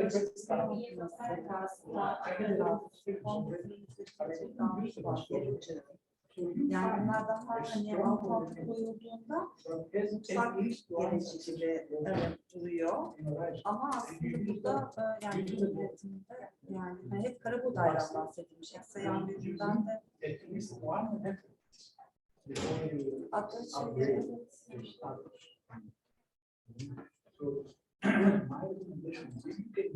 Sabırcı açıklamasında hani kooperatifte kullanılacak demiş sadece. Yeah, the both sides are sitting on like if you're not a coordinator, then you have to come with stuff. I feel like it's sometimes harder.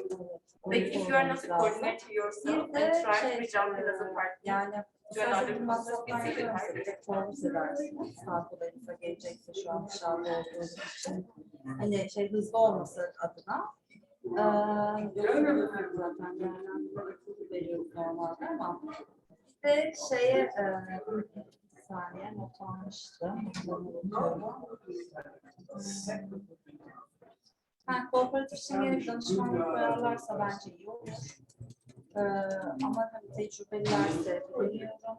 And you, as a result, will see perhaps a bigger budget. Elma, armut, So that's- that's-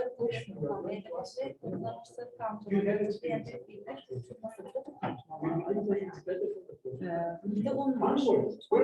Unun öğütülmesi. Yeah, like I was thinking of the same, by the way.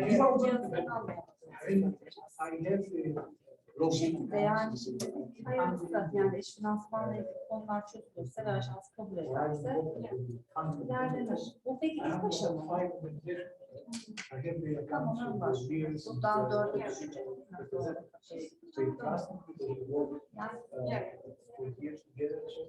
He's setting up the project. Yes, like an official coordinator, you do something else. I don't know. I read I was in the same constitution from you. That's as it is. Tamam. Rica ederim. Estağfurullah.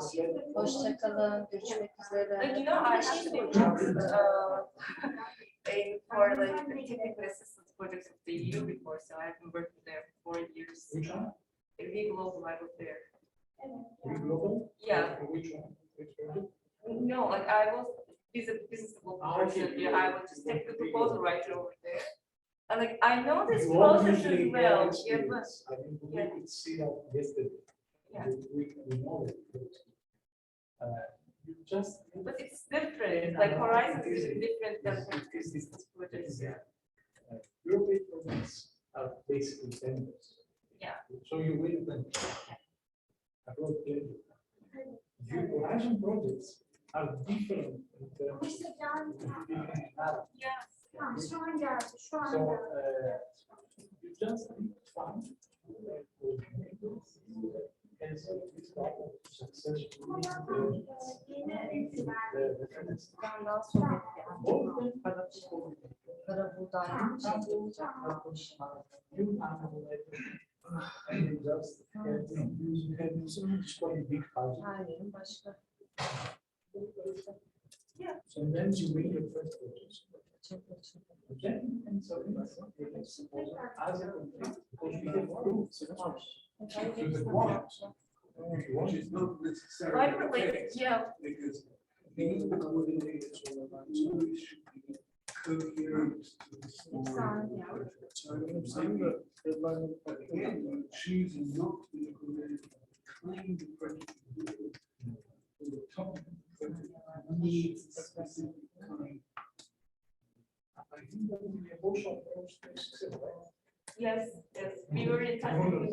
Yeah. Because like I asked Roberto about his contacts to see like whether it's possible, at least for this, and of course we have the shortfall, but and it's too early for the project that we're like discussing about October, I guess.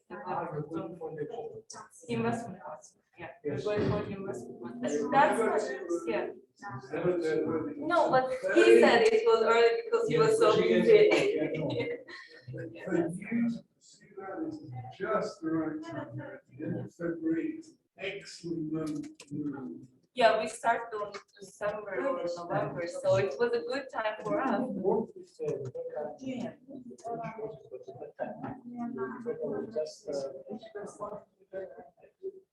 When we worked with them, they were just a nice company. So we were using the data for some.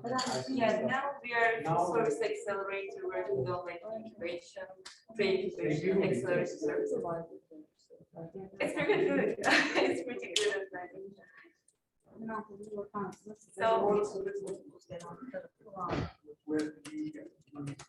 So, yeah. Sometimes donors, like let's say municipality, sometimes big donors such as like now we are working with ICPD. So sometimes it's Turkish Red Crescent, depends, like different donors with different objectives. But with the more, let's say, rapid incubation, as we call it, more slow to accelerated programs, we work with the corporate companies, the big companies. Handing out services and trainings to the companies. Yeah, in the second part, we do that, like we yeah, yeah. But like, accelerated definitions. Yeah, we don't take money from the startups or the people with like ideas, entrepreneurs. No, but like our leads, like it's like the co-founder and the founder of the company are just making some investments themselves. They're angel investors. But we don't take equity, but we have like, yeah. I added you today. Just. Yeah, it's not.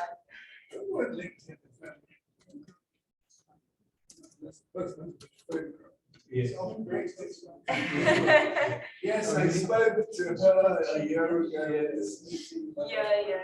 And usually the name is similar, but like, write a note about something for yourself. So you can say, oh, I met her, we had a good conversation about this, and this, and this. That's what I do in my contacts. Yeah. When I add people to my own.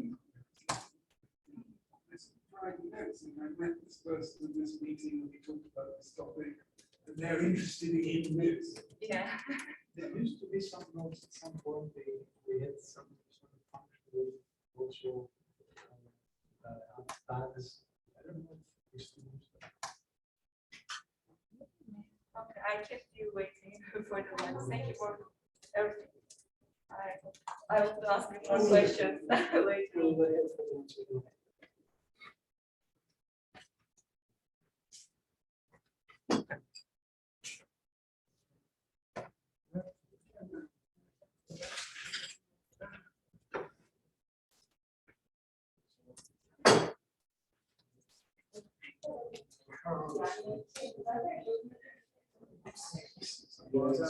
Şeyin noktadan sonra politik organizasyon.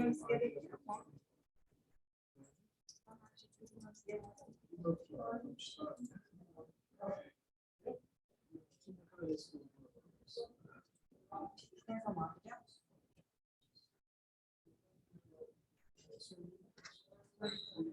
899, 296, 992.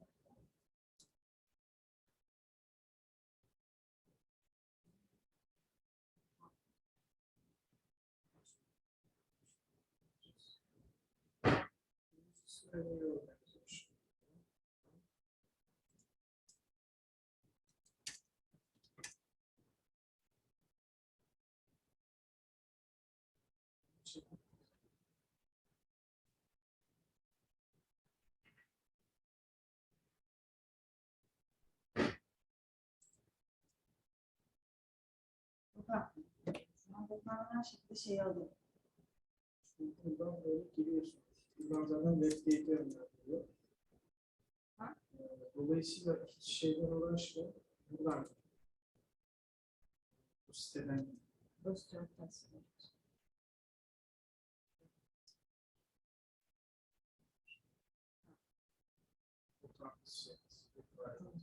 Kandan şey.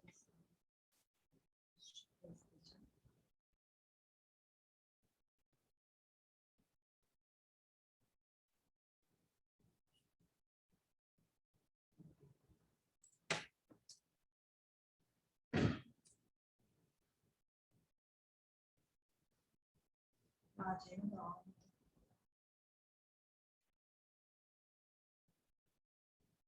Alo.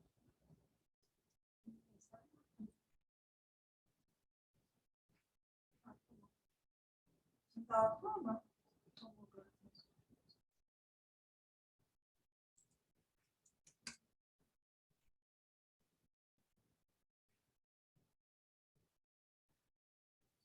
Neden öyle düşünüyorsun? Ama doktor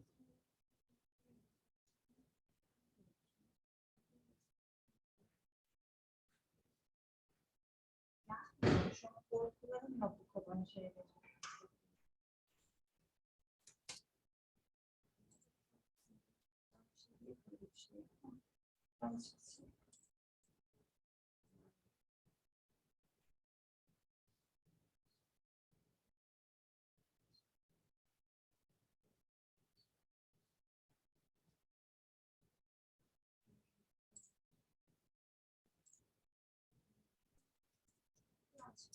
Şimdi bu çıkacak mı?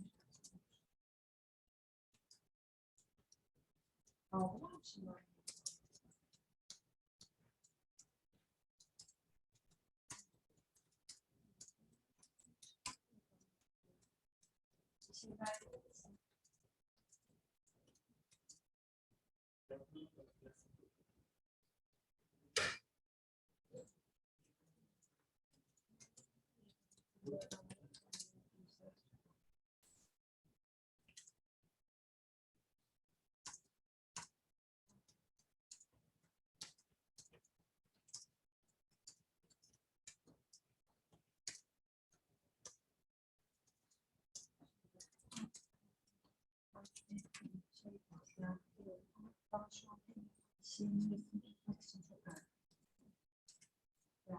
Eğer bir şey varsa yani.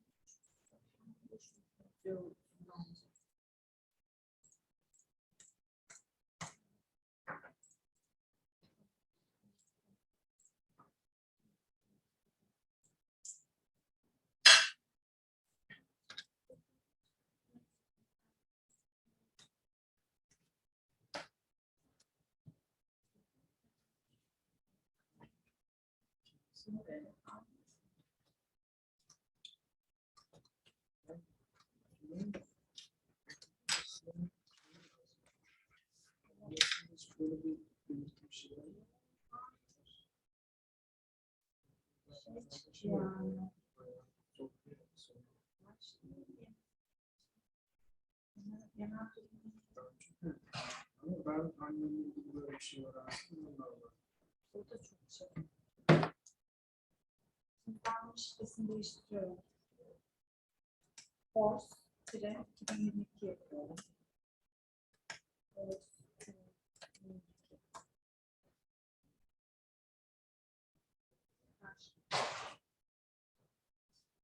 Ya da buradan devam edelim istersen. Senin fikrine şey yapmasın.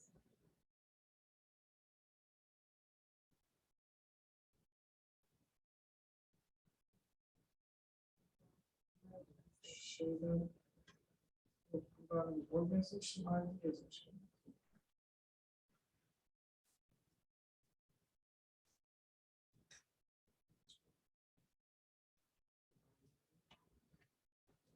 Güzel.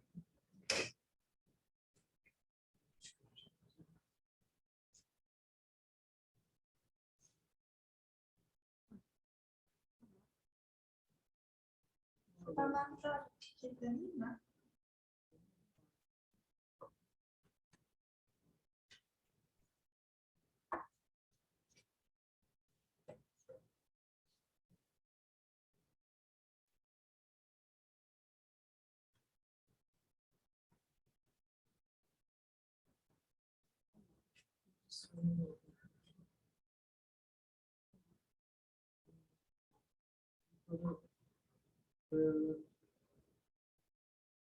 Oynayabildiğim bir şey.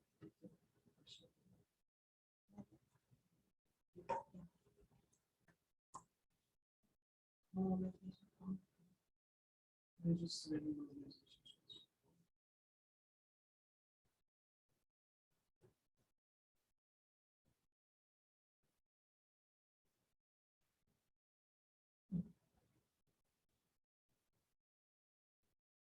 Şu şeyi bulayım.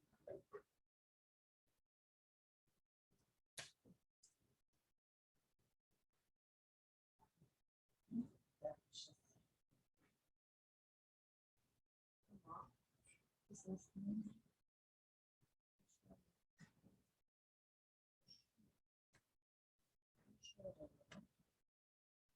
İlk ne dedi?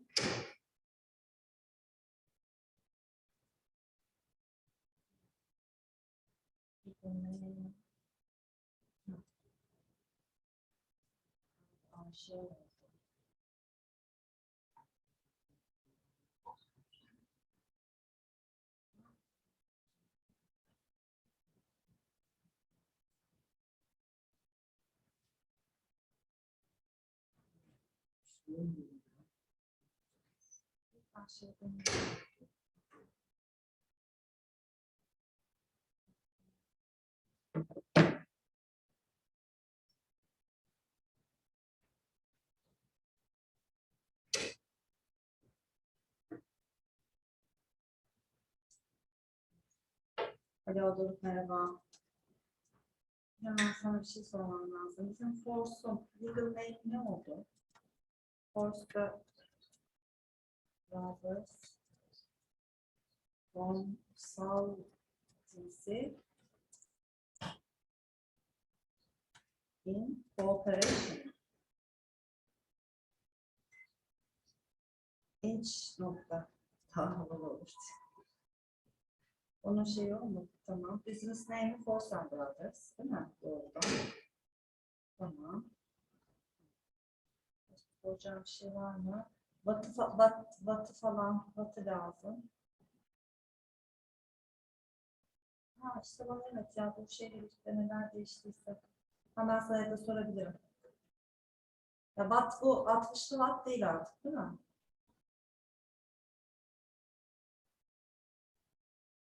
Öyle. SME mi diyelim buna? SME mi? SME, International Organization değil. Official Language, Establishment, bir saniye, Turkey, Region, Ankara, verdiğim yerisini söyledim.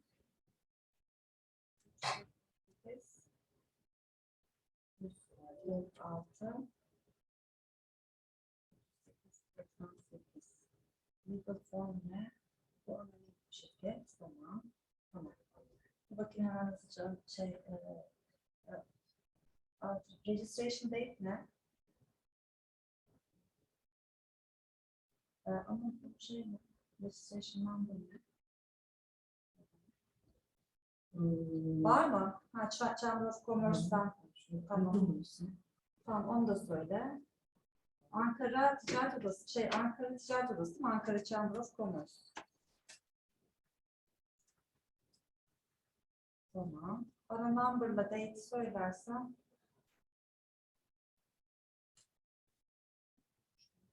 Ben söylemedim.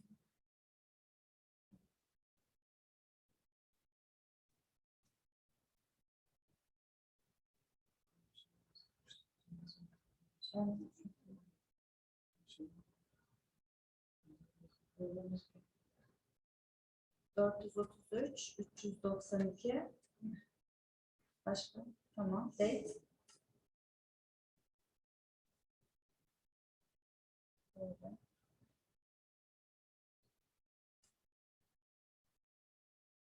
...2020 mi?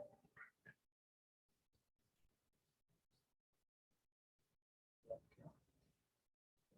31-12-2020. Tamam. Yine buradan mı değiştiriyorsun? Şöyle mi diyorsun? Oturması işi.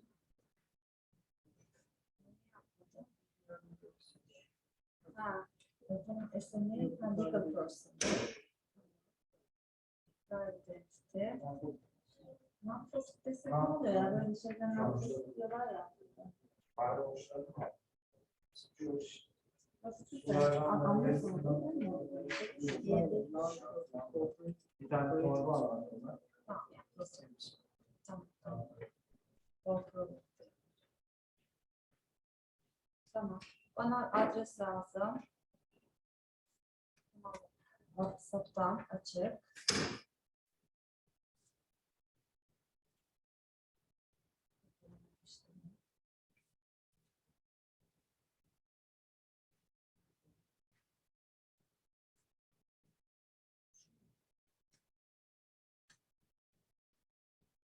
Bir adres lazım.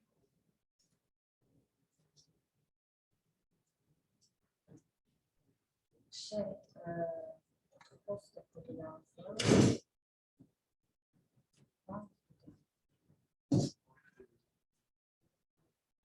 6.570. Kilowatt var. Posta bakalım. Söylesene.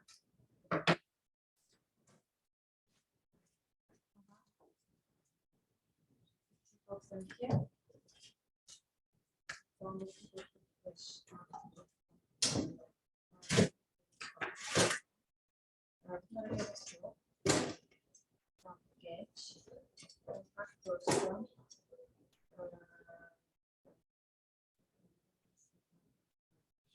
Genel müdür diye geçiyor değil mi? Numarasını bir daha söyleyebilir misin?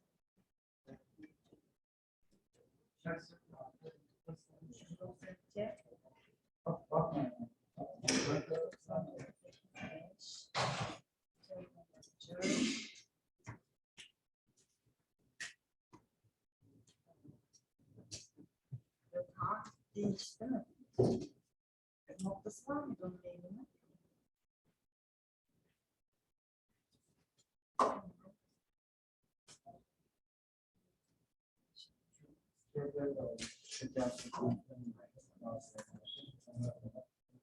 Çok varsa. Zaten şey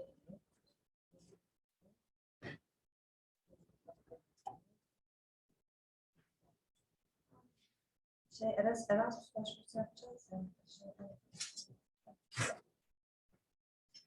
İşte orada Yunan'da.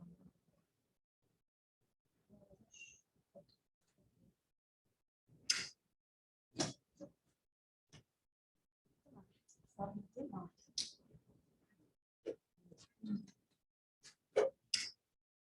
Yes, teşekkür ederim.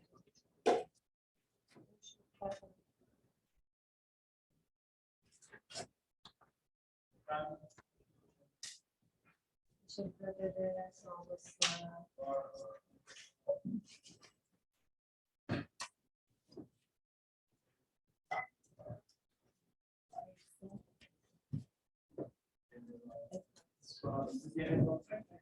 Evet, ben olacağım. Bir kişi görüyor.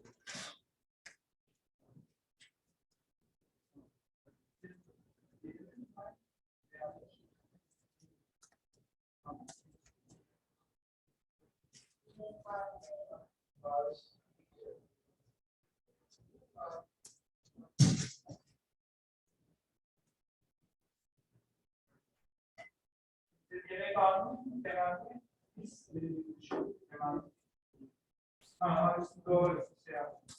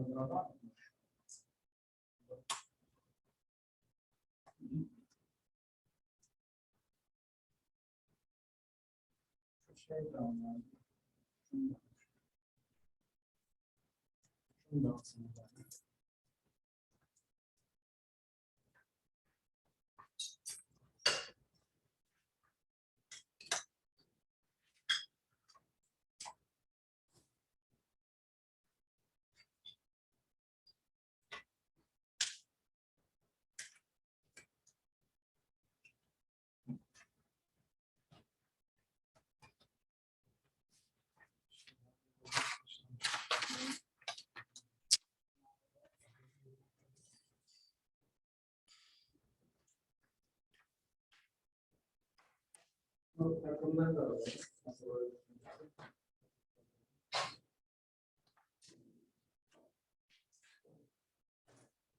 10 dakika sonra insan olur mu yemeğe? Gerçi eğitimle başlayacak.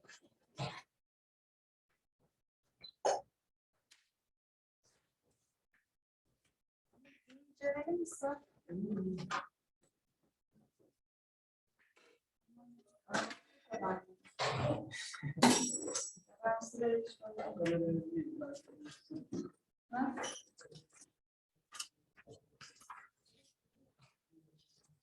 Onların işlerini çıkarıyoruz. Çok mantıklı şey oluyor.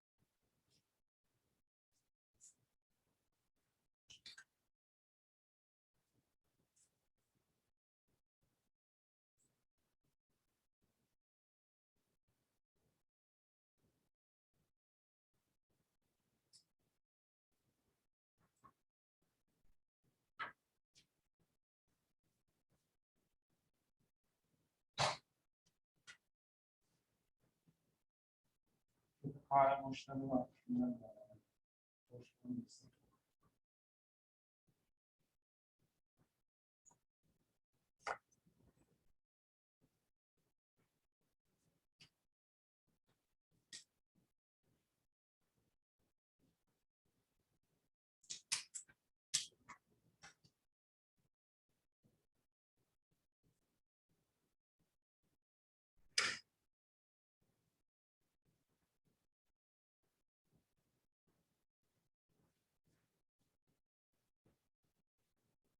Yarıdan atma açıkları.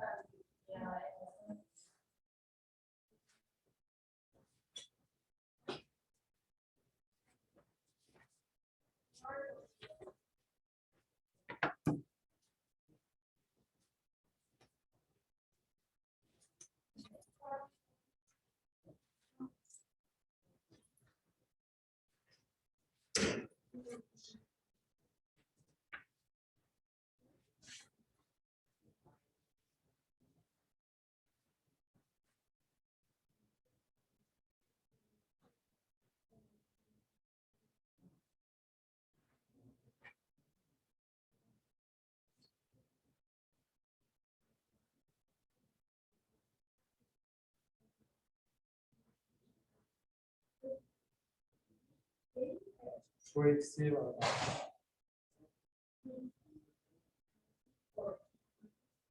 Burada da eksik var.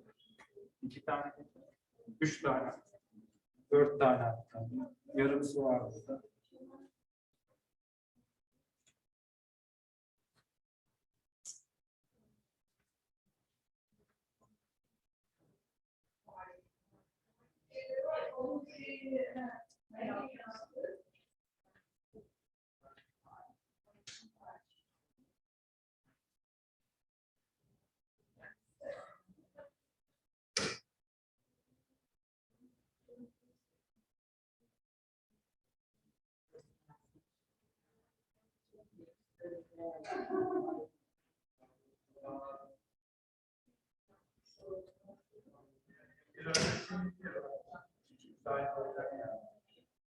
Bu halde anlamına ilgili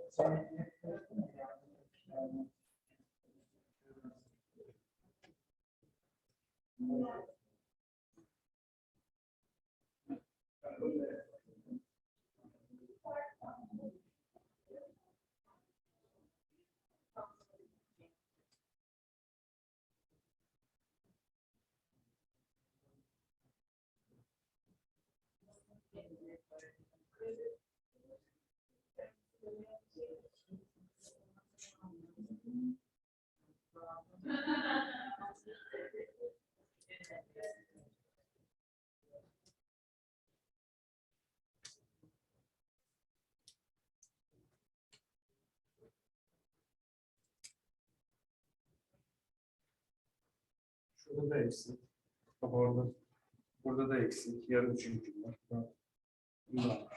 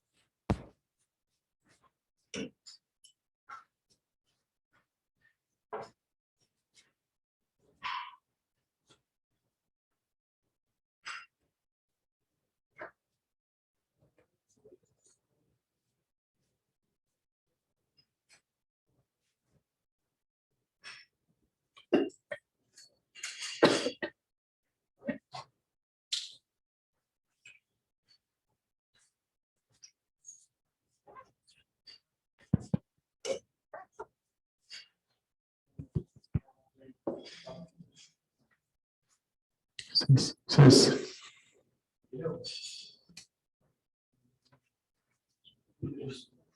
Ses deneme. 1, 2, 3, 4. Ses. Ses deneme. 1, 2, 3, 4. Ses. Test. 1, 2, 3, 4. Ses kontrol. Ses. Biraz şey olunca.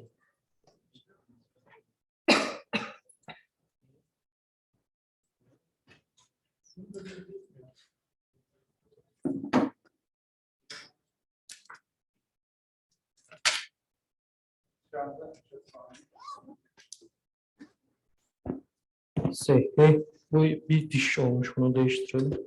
Ses deneme. Geliyor mu sana? Tamam.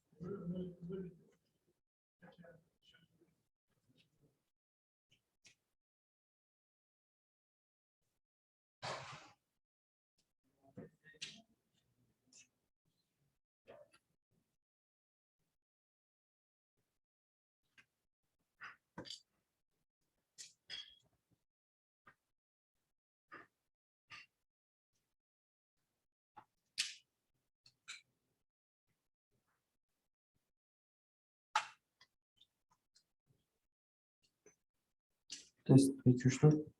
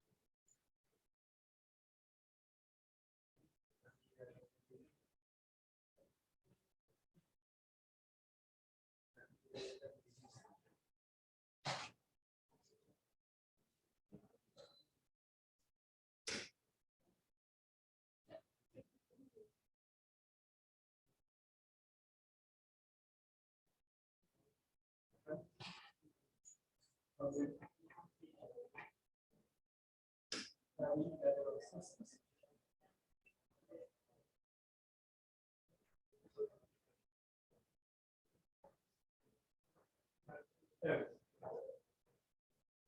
Uçak var.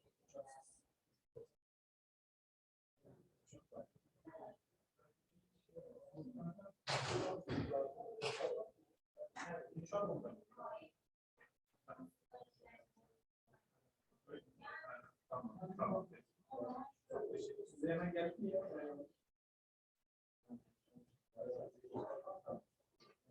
Tamam, çok teşekkürler.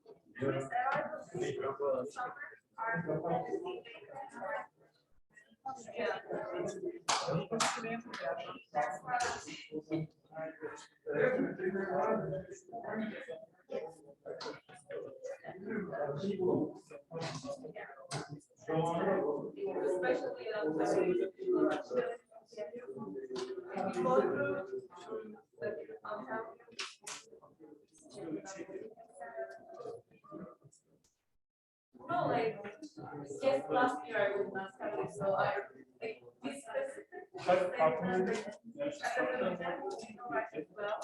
And that's like, we know that they are loud, so we didn't want to say much of it. We don't trash them, but in the hotels, 7%.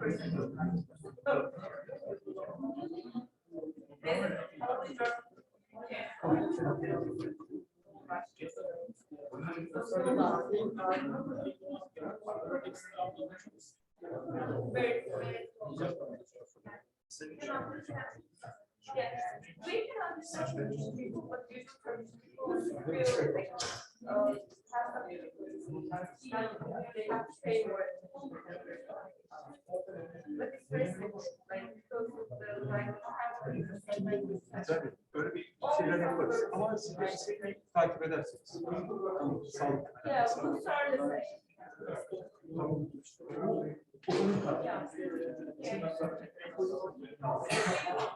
Ürünümüze bak.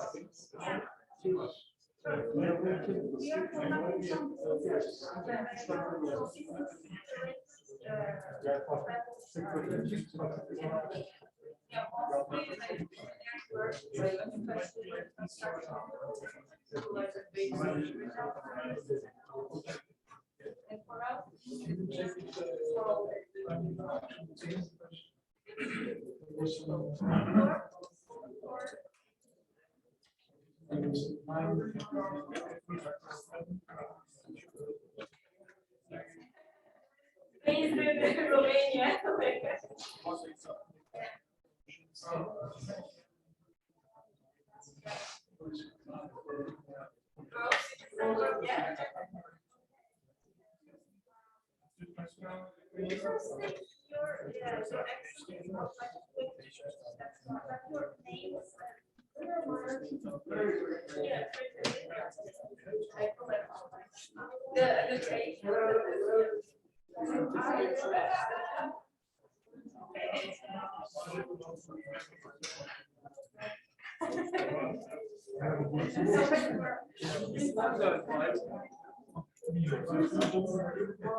Ha, suyla yenilemiş olabilirler yani.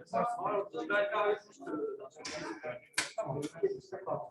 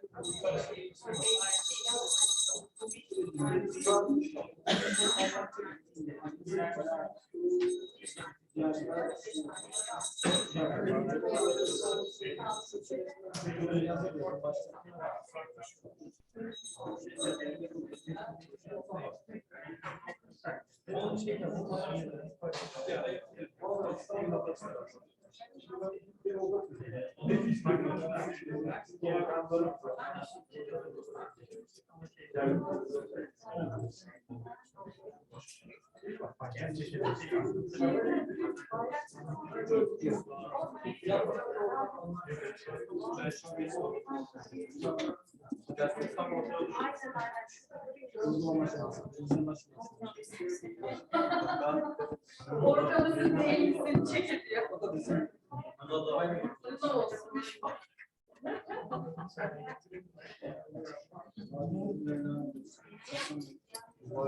Biraz daha aşağı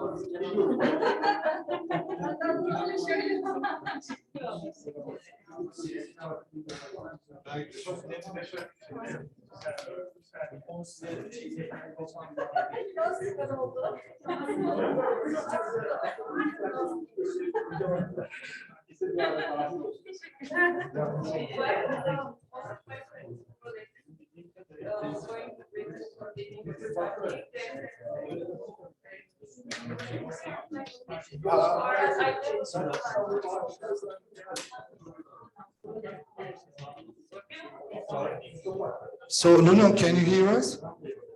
Yes, I can hear you perfectly. What about Okay, you? I think we can start in 10 seconds. 10 with seconds. your presentation. Thank you. We are hearing you very well.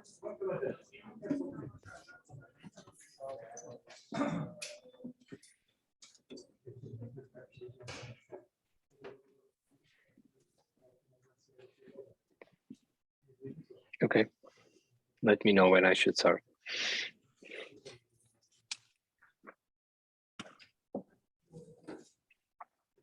Should I start? No, please go ahead. Yeah, okay, good. So good afternoon. I hope you had a good lunch, and pity that I was not there to taste the food in Turkey again, but I will have other opportunities in the near future. So we'll start the afternoon with something very practical. So I will not be presenting a lot of slides. I'll be presenting some concepts, and I would like to discuss those with you, or at least to present them. And if you are able to put questions and discuss them, great. So I'll go and present what is Startup Europe, some of the projects that have been selected, what was the main objective of the projects, and how they were being developed in terms of concept, so that you understand the different ways to present and to achieve the same result. I'll do the same for the InnoSub calls, and then we will look back to the work program of the EIE and the calls that we have been discussing, and try to see where what I have presented fits and doesn't fit. Good. So starting with the Startup Europe initiative. This is something that was there for a long period of time. I would say almost 10 years. F6S has participated in most of all over those 10 years. There were about 4 calls of Startup Europe. In each of the calls, they selected 6 to 7 European projects, and we participated always in 2 of those. Okay. Currently, for instance, we in the projects that were selected in the last time and who are closing, or some of them already closed, but some of them are closing now in this month. We are participating in X Europe and in Medium Motor Europe. Okay. So what is Startup Europe? The objective of Startup Europe, it started within a division of European Commission that was highly focused on startups and trying to develop the ecosystems of startups across Europe. In the early ages, they wanted just to develop the startup ecosystems. They wanted this to connect with each other. And along the period of time, it has evolved. So then beginning there was independent, they didn't know which one were more developed or less developed innovation ecosystems. Over the last years, they were already requesting, like they are requesting in these 2 calls, that there were ecosystems with more developed ones and less developed ones so that they could share information. And also, while before there was no impact or definition of what kind of technologies they want us to address, this time, the last call, they also focus on deep tech scale-ups and ecosystems. So they wanted us to focus on scale-ups and not startups, okay? So this has evolved, the same kind of evolution we will see on European Innovation Ecosystems calls.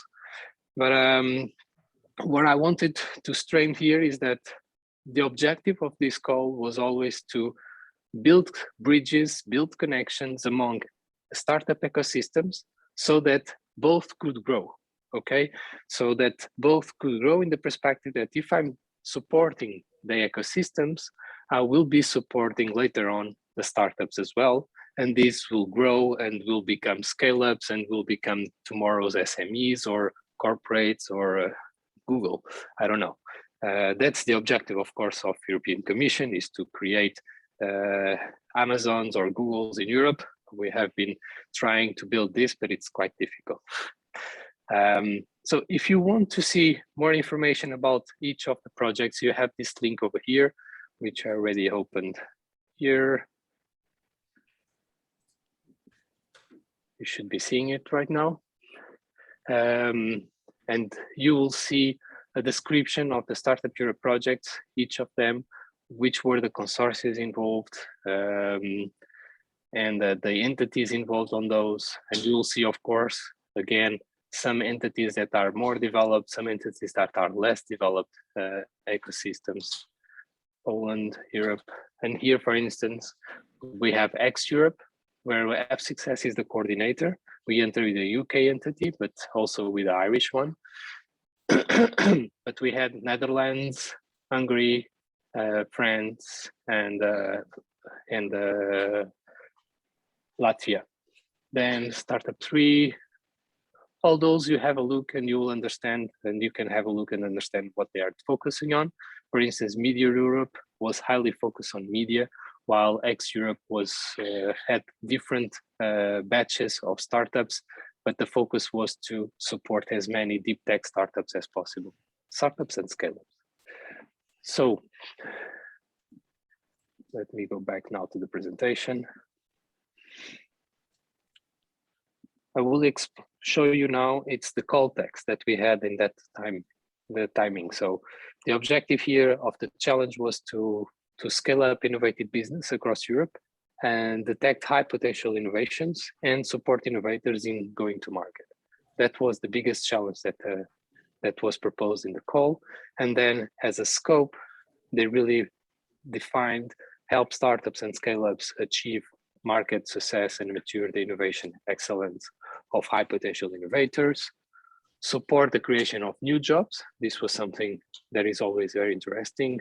High growth business, support their growth on a pan-European and international level. So taking advantage of using different ecosystems and support either soft landing, either by growing and having networks or even mentors from other ecosystems supporting yourselves in a lower ecosystem.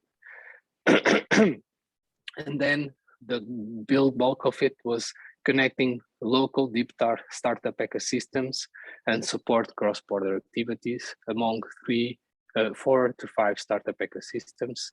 And here, of course, from less developed and more developed ones. And the cross activities could be through connecting entrepreneurs, investors, partners, corporates, skills, whatever. So to give you an example, this is ex-Europe, okay? So we had, ex-Europe was highly focused on support as many startups as possible. This was what they wanted. For that purpose, they created 6 batches of startups. So the startups would go, that would be selected in the first batch, would have a program here. They will have, there is the scouting and engagement of the startups. Then they would enter into an event. They would get to some support in preparation to participate in a big event. The event was the next web in the Netherlands. And then there were also some trainings on market content and event strategy, how they could be there and how to connect with investors or with other entities that would be there. Along the event, we were creating corporate matchmaking as well as investor matchmaking activities. And then at the same time, we had a platform that was posting the jobs of the companies and try to get them on the connection with talent, as well as some other training activities, online workshops. And this was happening as you can see, every 6 months or even less than 6 months, 5 months, we were doing events and things like this. So the next W was one. Then there was an event also in Hungary with Design Terminal, Tech Shield in Latvia. And again, these were repeating then in the following year because these were the 2 years project. The biggest challenge we had, because the project started in 2020, beginning of 2020, January. So you imagine we started with a COVID coming in. So all those events had to be remote. The idea was that they were all physical, but all of them had to become remote. That was quite a challenge that we had and quite difficult to manage, but things went well at the end. On the top here, you can see how we were doing stuff. And again, schemes, figures express much more than any other words that you want to put in a document. So here was how we're going to engage with the startups, the lead generation. So we were collecting data from the Next Web, that they had a lot of data on startups, F6S as well. We were collecting these, also EC portfolios and other networking activities that we had. Then we had a long list. We had some KPIs that we wanted to target and focus on. So we were talking about here shortlisting, eligibility, and KPIs to reduce the number of entities. Then we engage them. We connect with them. So the high priorities, we even call them. And then they engage in the cohort. So each of the cohorts had a focus on a specific domain, like e-health, e-farming, or other activities, but always with this particular focus also on space. There was one on space, so that we would focus on the kind of startups that we were looking for as well. Then they would enter, of course, in the program and in the events, activities, and all that stuff that they were doing. So this is one of the examples. We could go also to the website of X Europe. Sorry.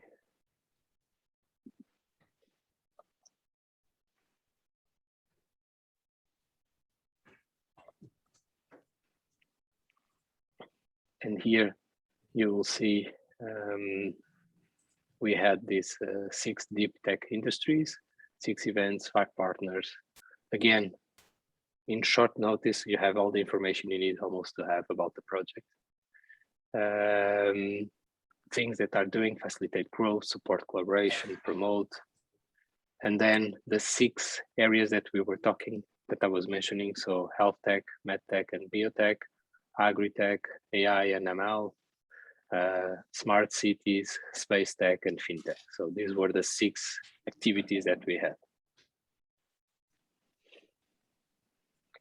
Okay, this was one of the examples, and I'm trying to make already the similarity. Well, I'll do later. The similarity with the call is better, but I want to give you more examples as well. Let me go through back to this one. So this is another example, soft landing. In fact, this project was not in the last 2 years or the one before. So it started about 5 years ago and closed it afterwards, 2 years after. Again, a lot of activities happening. And this is one of the main key areas that we'll see in most of the Startup Europe projects, because they want to build a network, they want to create bounds between different ecosystems. And this is only possible if you create activities that enable them to have these connections, okay? So soft landing,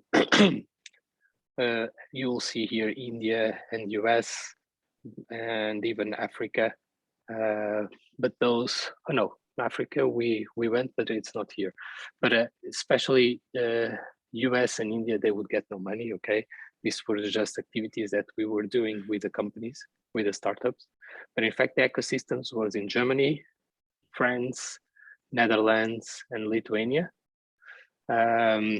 Those were the 4 ecosystems that were present. F6S was the outsider. We were more the connector between the ecosystems, and we were doing also the dissemination and communication activities.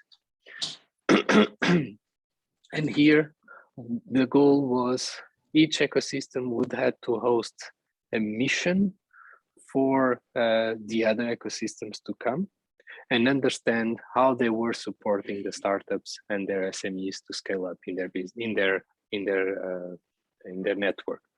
They were not inviting only the remaining ecosystems of the partnership. They were also inviting people from those ecosystems. So meaning that everyone that were participating in France, Germany, Lithuania, and wanted to come to the Netherlands, they could invite them and they could participate. This would enable that different people within each of those ecosystems could get a connection and understand how the hosting one was doing their support and build a network of people. So every time we were doing a mission, there were about 20 people there. So 20 people for 2 days, understanding, connecting, understanding the ecosystem that was built there and how they were supporting, and also networking with each other. So it was not only for going for a country and learning how the country is doing the stuff, it was also among themselves exchanging. And these, the kind of people we are talking about are investors, corporate innovation managers, other kind of startups, also incubator and accelerator managers. They were invited to this. Here you see more or less what kind of missions they were doing. And then after a certain number of missions, there would also be the preparation for sending people to the US for 1 week to learn more about the US ecosystem, as well as for India for learning more about the India ecosystem. And only the best ones would go for those 2, okay? We didn't have money to offer, in fact, startups would have, or ecosystem managers would have to pay for their trips and everything, but we would have services, value to offer them. So access to network, access to people, a roadshow of things to happen along the 2 days or 3 days they were there, or in the US, if they go for 1 week, a roadshow that they would connect with other people. So on this one, well, this was the two things, but you could also see this, how the structure of the project was built in terms of work package. And this was also mentioned by Odysseus before. So the worker package management and dissemination normally are two fixed ones somehow. But then you would have here the part of connecting the startup ecosystems with the missions here and the exchange. They had also the feedback, giving back after the mission. So all the stakeholders that go for a mission, when they go back to their own ecosystems, they would have the obligation somehow to give it back to the ecosystem, explain what they have learned, either through a presentation, like 1 hour, 30 minutes with their ecosystem members, or by writing an article or whatever. So we were pushing people that were participating in going and give back this to their own ecosystem. So this is a way of building even a stronger network. I recall yesterday, Christopher was saying that you know 5 people, those are your network, but each of those 5 people know other 5 people, those are your extended network. Well, within this project, we wanted to build that along the project timeline. So imagine looking to the number of missions we were doing, this was really enlarging a lot. And this was one of the values of the project. Then the scaling up startups and scale up. So besides exchange among ecosystems, we also wanted to exchange among startups. So we invited startups to go and do soft landing. So stay for 2 weeks, 1 month. They could decide how much time they wanted to stay. We would support them locally. So each of those ecosystems on the left would have some people to host them and helping them to understand the market. Well, like an incubator space, okay? But giving a little bit more services. And then on the right side, the exploitation and sustainability activity. Let me know if you have questions, okay? I'm moving forward, but if you have questions or curiosity about something in the project, let me know. I will still present 2 more Startup Europe projects. So Media Motor, so this is also closing very soon. Focus on media and media activities. We are talking about entities like VRT. Well, I can show you VRT. It's the TV station in Brussels, in the Belgium. Sorry, we had also Sophia. We had other entities. Let me just show you which one were those.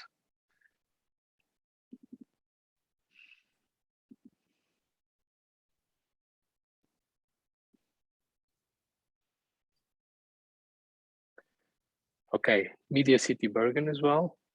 Then Termi in Athens Technology Center in Greece. We had also an entity in Sofia. And then in Portugal, we had a venture capital and then F6S in Ireland. Again, here we were more, there were 2 entities that were playing the role of aggregators. So from one side, the venture capital, Golden Monarch, which was doing and supporting all the part of access to investment.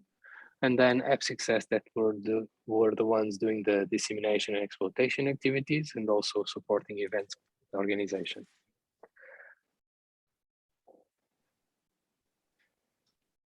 So as you can see here, it's a challenging one. So we had activities always going on in terms of ecosystem mapping and including and engaging ecosystem players.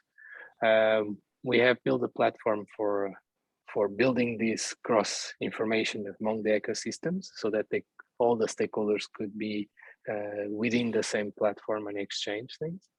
And then we had 3 batches of acceleration program or incubation program to support startups to scale. And where we had, of course, the recruitment initially, and then coaching and mentoring, which could be done by each ecosystem, and the entities could define to which ecosystem they wanted to go. Okay. And this one was a cycle, very interesting one, and always portfolio management that was done by the venture capital that was always trying to assess investment and other activities. At the same time, there would be mentioned as well potential events that they could participate. So IBC, Slush, Webbit, NAB. We wanted even to go to the US for the NAB show. So again, here it's very relevant if you are able to connect the events with the certain timelines of the project. For instance, here IBC was as the kickoff of the coaching activity. So all the selected entities would meet at the kickoff at IBC, okay? And this was also matched, as I mentioned, in Europe before. They were doing the batches and then they had the event. So they were at the training and then the event to implement things that they trained. So these are also relevant. And in these kind of projects where the request is build network, establish networks, support connections, events are important moments. And of course, you have to be careful with the amount of money you spend, especially now in these calls where the budget is very limited. Also, we need to be creative, how to create these moments of connection without being physically in the event. We need to understand either we do that or again, we connect the activities that a lot of activities happen in the same time. So meeting with the partners, starting a boot camp, meeting with SMEs so that everything goes together in the same moment of event, then it's even better. So the other work project that I have here also. So while Media Motor and Europe are projects that are closing, so were happening during COVID, the 2 years of COVID. I'm talking about the past because now we have a different war to fight.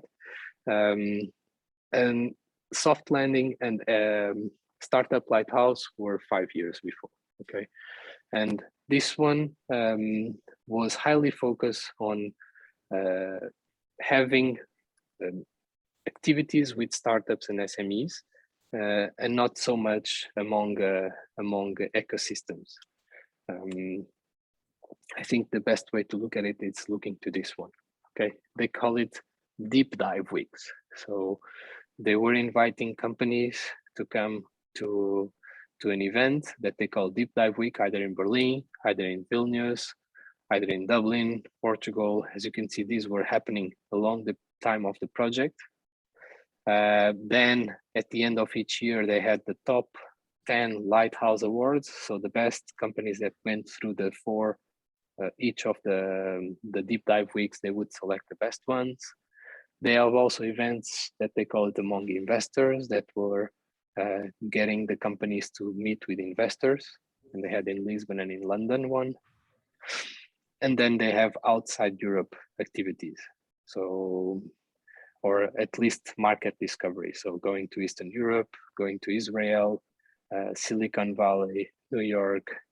At the same time, they had Europass, which was access to events, giving a ticket, access to events to those entities. So, but again, we had, if I recall, 1.5 million to spend, and now we have only 500,000 to spend. So also the number of partners, as you can see in the other, we would have been like 5, 6. Now here we have to be with 500,000. Probably we are talking about 3 good partners, potentially 4 if we consider that some of the markets have lower rates in terms of costs. So it's a challenge, I would say, with the current budget to do all the things that are being requested. Do you have questions regarding Startup Europe initiative? Because I'm going to move down to the InnoSoup one.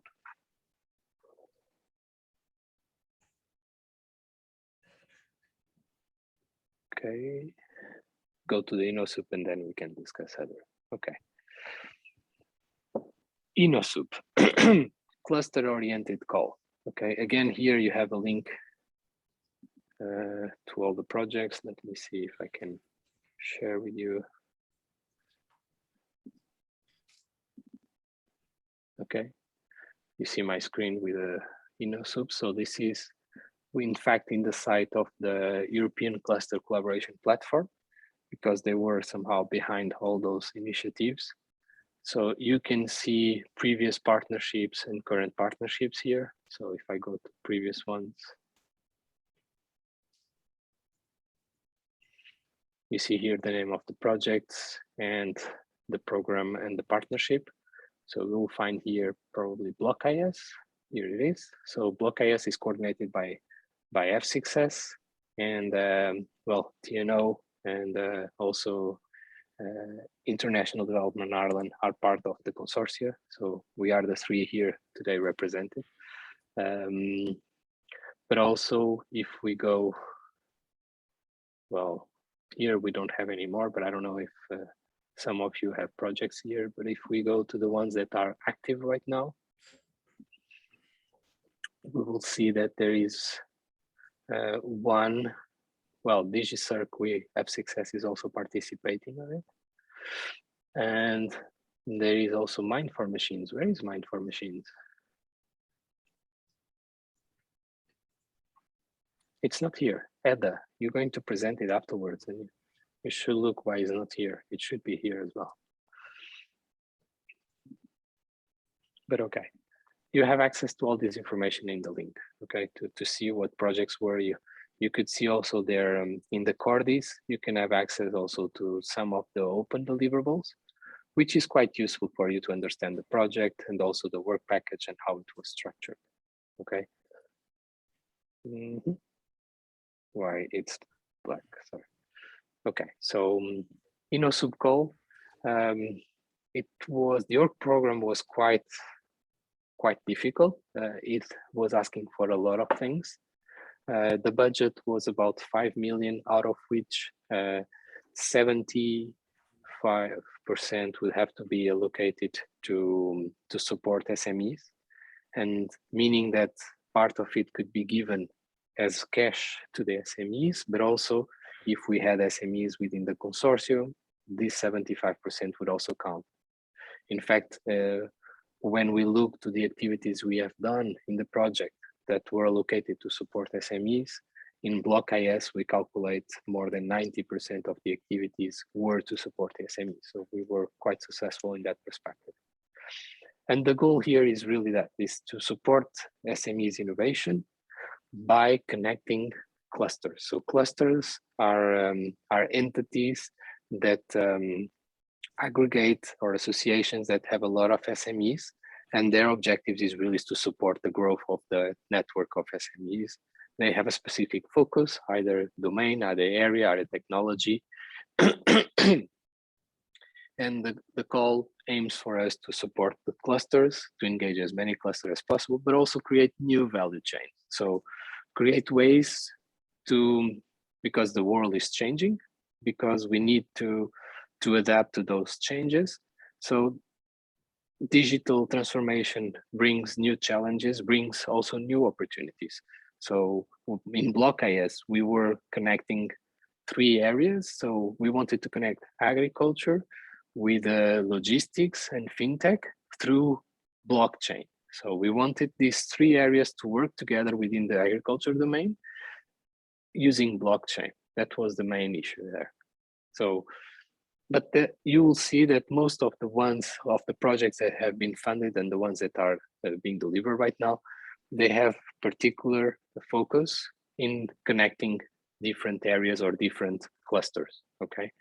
At the same time, by not only by creating this value chain, at the same time, they need to demonstrate and help each of those to get the best practice of each of them to how they support and grow their SMEs. Okay. If we look to the work program that was there on that time, the challenge was to develop new cross-sectorial industrial value chains across the EU by building upon the innovation potential of SMEs. So we would help SMEs to generate, take up, better capitalize a lot of things, and use the potential of the clusters. That would be one of the most important key factors. So the scope, cross-border, cross-sectorial collaboration, outline new industrial value chains, focus on integrating and supporting groups of SMEs, and use a lot of clusters again. So block IS. How we did it. So in fact, soft landing that I was mentioning to you about in terms of Startup Europe was one of the idea of missions that was developed in soft landing was one idea that I collected to bring to the block IS in terms of creating a new concept. Okay, I saw there an opportunity to do the same here, but now connecting clusters. So that was the idea of creating missions for clusters. We also had open calls for SMEs. We had 2.8 million to fund SMEs. We had also some enablers that were being developed and developed by the consortia and leave it open. And so TNO and the Intrasoft were working on this. We had hackathons and we had different innovators going through the different 3 phases of the program that we had developed. That you can see here, there was the phase of innovate, experiment, and commercialize. And it was a funnel approach, meaning that not all the SMEs that go through innovate would move to experiment, and not all that go through the experiment would move to commercialize. Only the best ones would get more funding and would go through the different phases. Again, here we wanted to show, by presenting this map of activities, we wanted to show how the different things, and in fact, you will see that, or will not see, but these were also work packages. The different activities that we were doing in the project, they were connected. So we were doing the cluster missions at the same time we were launching the call and disseminating the call. We were setting up challenge and competitions at the same time that we were evaluating the things, and at the end we were evaluating everything so that they would come at the workshop of Innovate, and there would be the cluster innovators assembly at the same time. So everything was connected. This was happening every time here. While the cluster missions we would happen, well, we had to do more than the ones that were needed, but always with the idea that the call for the SMEs would be, the objective of the clusters would be to stimulate more SMEs as much as possible. This is a different way of looking to the proposal. So we collect some of the words that we're using in the call text, like connect, stimulate, catalyze, and boost. These were 4 words used by the European Commission in the call test. So we bring it to our proposal and we created our areas based on those. Okay, and this is a clever way of, I think, of connecting the evaluators with our proposal, because the evaluators have to have always in mind what is the call about, what they have to evaluate and whatsoever. And if you demonstrate that you're there, you're doing what they want, or at least the words say it, you facilitate their work and their activities, or at least they will remember you. Also, the schemes, sometimes they make, if you make a magnificent scheme of a proposal, the evaluators will also remember that and will be discussing also about that in your proposal. I remember that we had once a proposal that the calendar was done like a half a circle. So all the tasks were going from months 1 to month 36 on the other side, on this side, and they were all presented in a half a circle. And this was even discussed in the consensus meeting. You know, that proposal that had this new Gantt. So people don't forget that, and that's something that can be a positive effect on the evaluators. Okay, this was BlockIS trying to connect, catalyze the network, and then boost the best SMEs and create new products and services for these three sectors using blockchain. Ongoing, we have DigiCirc. DigiCirc is highly focused on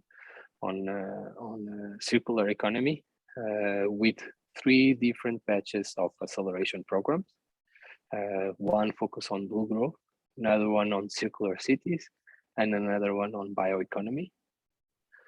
And always trying to push SMEs to participate on those. So we would have database facilitate the tools, enablers, also develop circular process. But I think the best way is here. So again, we had the evolve, the enable, and the spark and support actions. Here, the goal was more to involve the network of entities, the stakeholders, and the different, not only the clusters that are in our project, but also others that are outside the project. Then we had the enable phase that was to create connections and partnerships and collaboration opportunities that would then generate value and could go through the acceleration program. There is a flow of activities going on, but in fact, those two, while those two probably will be along the full project, the acceleration will be in a specific timeline with a beginning and an end within the project timeline.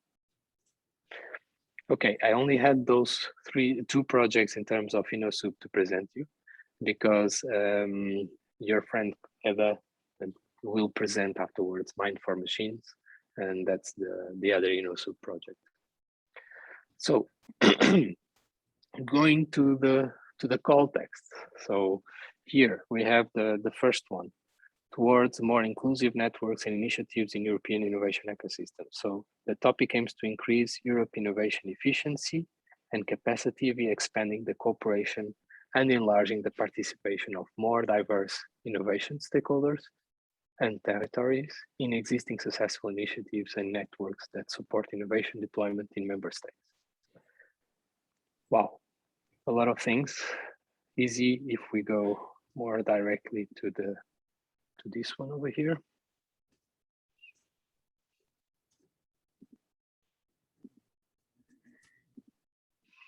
Okay.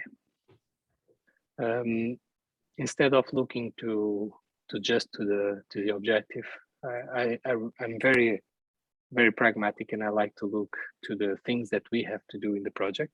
So the proposal should do all these, which, if I recall this, I said they don't need to do everything, but as much as you do, the benefit is higher, but of course the budget is limited. But here, present existing initiatives and networks, their role and activities, and representing a bigger ecosystem. Of course, you cannot have a lot of entities in your project that could represent all those, but you have to demonstrate that you have connections with them, and you have to put activities that would connect them and would involve them, okay? Here, the same thing, then describe the process applicants plan to follow a solid open up strategy initiative. So we need to describe the process, how they will be increased and how we increase the network, how they will apply, how participate in the program and in the project itself. How are we going to expand? Again, activities to expand. So in fact, this call text is very detailed on the things that you have to do. So now what you need to do is to join some of those things and create batches of activities that make sense and how they could connect with each other, okay?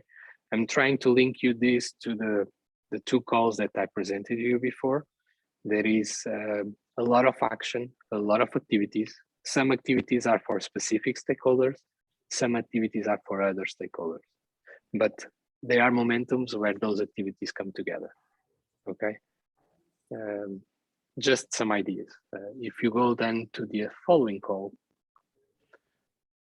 so the integration of social innovation actors in the innovation ecosystems. Again, here, transfer knowledge, capabilities among the innovation actors, creation of connection and social innovation hub centers, detection of possible models, creation of so I think most of the work will be done here and most of the activities. Here you have to explain how you will focus on social innovation hub centers of excellence, how we're going to connect and build more, or even so creating in specific, imagine that one of the partners is in an ecosystem that has already such kind of hub or center of excellence. And now this partner would have to expand towards the other 2 or 3 partners that you have in the ecosystem. So they would be like pilots of these new excellence centers.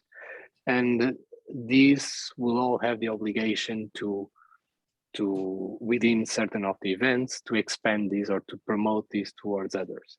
So collecting the impact of those deployments and the benefits they want, how they could influence and create impact towards other countries and other regions or other ecosystems.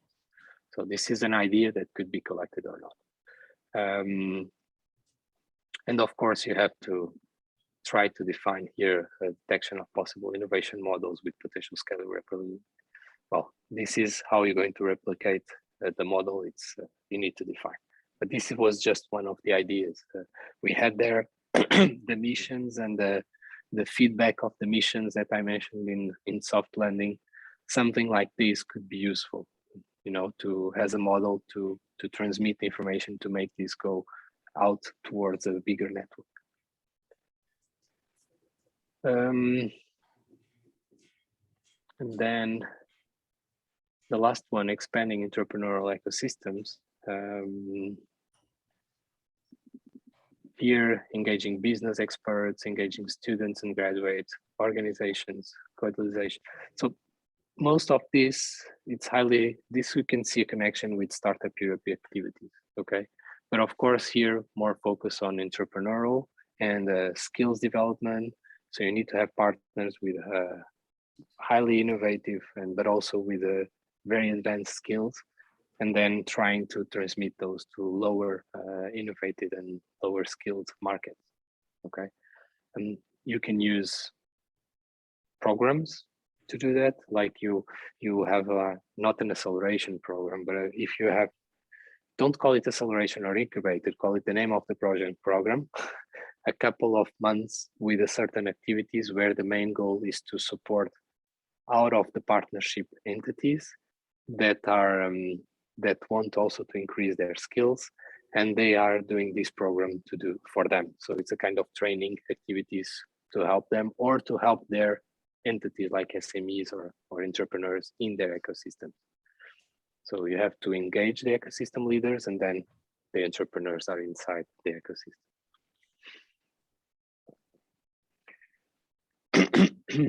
Can I ask you a question? You should. Regarding Connect 0101, how diverse should your consortium be in order to include the necessary partners? Like if you have 2 technology parks and 1 cluster and 1 technology provider, is it enough to be a consortium, or do you need the pulse makers and the other like innovators, investors?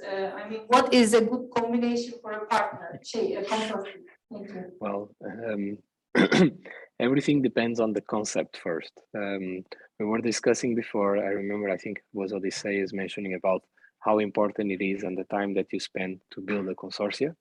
But sometimes even before the consortia, you need to build the concept. And the concept will tell you what kind of partners, what kind of entities you would need. The budget will restrict you, will say to you that you're not able to have everything you want. You need to to focus on the ones that potentially have more a broader prospect of or can do more activities. So like you were talking about investors, accelerators, and other ecosystem players. So if you bring an accelerator entity, they would easily connect with investors, with coaches, with mentors, and with SMEs, so or with the startups. So this could be one kind of thing. The clusters would focus on a specific area. This would give you access to us to market in terms of, imagine, agri-food or mobility or transport or whatsoever, and at the same time access to SMEs, but local ones. That's the thing, they are local, because clusters, most of them, they are not international. They are focusing on a certain region or a certain country. So depending on the concept, probably the 3 are more than enough. Here, when I looked to the call test and I looked to all the things that they wanted, I thought, well, we need five partners, okay? But then you understand that it's not possible with the budget, or unless you will lose money, and or you think that you, well, like most of the clusters, they see these as well, some of the activities that they already have to do. So it's a common activity that they do in their own business, and this is a value added that they even get some money for the things that they're already doing. So this kind of entities benefit from these calls. But the money is a huge limitation on this call, I have to tell you. So you don't need to involve all those entities. You need to explain how you are able to engage with all of those, which connections the partnership has towards those, or which connections they can build to get those entities. I don't know if I answered totally to your question. I hope I did. More questions, because I'm closing my presentation right now. So I was mentioning each of those, so I close it now.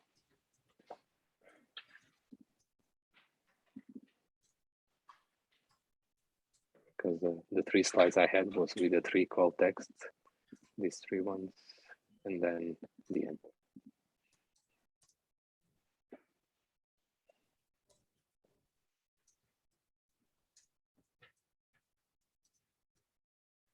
Come on, No further questions? Chances to ask another question.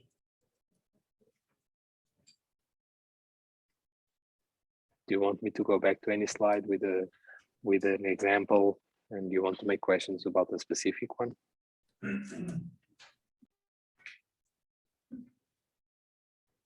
Me again, the question asker person. My name is Esra. Nuno, thank you. I have another question. I assume that the evaluators receive similar project ideas. Like, for example, if they receive like 5 similar project ideas, how do they choose, or how do they evaluate which one is the one for the winner? Who is the winner? Well, it can happen that they read one of them when they are in a good mood and one of them when they are in a bad mood, and then that can help them to decide. But because this influences as well the evaluators, you have to take these into consideration, in fact. But normally we are talking about similar programs, and the commission gave guidelines about, for instance, areas that the commission has already invested and areas that the commission has not invested. So potentially the commission now wants to invest in the areas that they didn't. So these would be the ones that potentially would be selected. Other opportunity would be looking to the consortia and to the feasibility of the consortia of delivering what they are proposing. They would choose the one that would guarantee a better and a higher success, or the ones that have higher impact. That's the other thing, because normally if they have more or less the same score, the impact chapter will be the one that will help them to decide which one gets funding. Other ways, in fact, I had proposals that they had exactly the same score, but they had funding support to third parties, both. and the commission to decide which one to put the money in, they went for the one that invested in more SMEs. So the participation of more SMEs was the benefit of that proposal, and they won, and we lost, in fact. The reason I'm asking actually is like the projects that you just explained, 2 or 3 of them, looks exactly the ones in my mind, like you covered everything, so I'm losing my hope for starting a new one or doing another one. So it looks like to me like everything is already covered and done. So that makes me a little pessimistic. Thank you. Don't be pessimistic, because there are a lot of concepts that we repeat, even or parts of concepts that we repeat. I just mentioned to you, like BlockIS brought the missions of soft landing. So I know that DigiCirc is doing the acceleration program, which is similar to the BlockIS. So there are always similarities. The way you sell it, the story that you tell, and the team that you gather to implement it, they make the difference. Okay, and that's very, very important.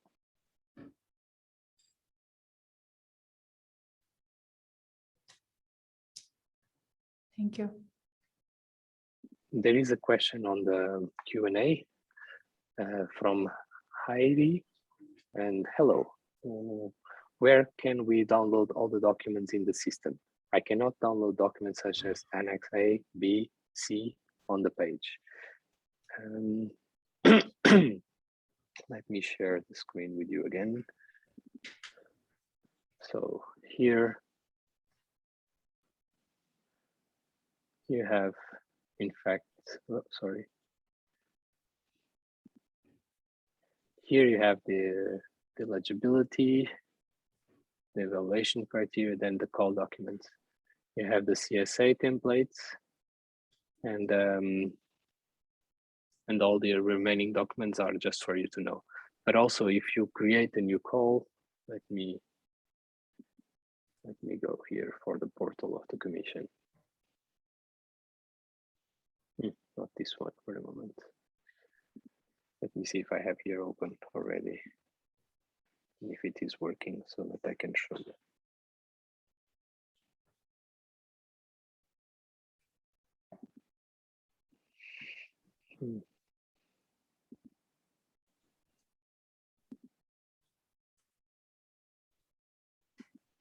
Okay, let me share the screen in that case. You see the funding and tender opportunities portal. Is this what you're seeing right now? Hello. Could you please confirm? Yes. Okay. So imagine this one. Oh no, this one. That's not been submitted yet. What is the problem here? Oh, sorry, something happened here.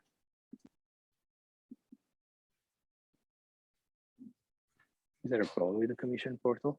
It is.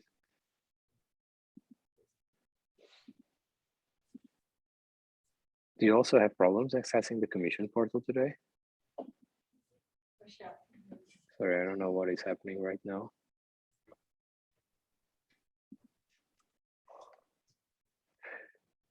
Have you shown this, Odysseus? Have you shown how people can access to the commission portal, and how is the proposal behind it? So I will in the next session, so you don't have to go into detail. You will?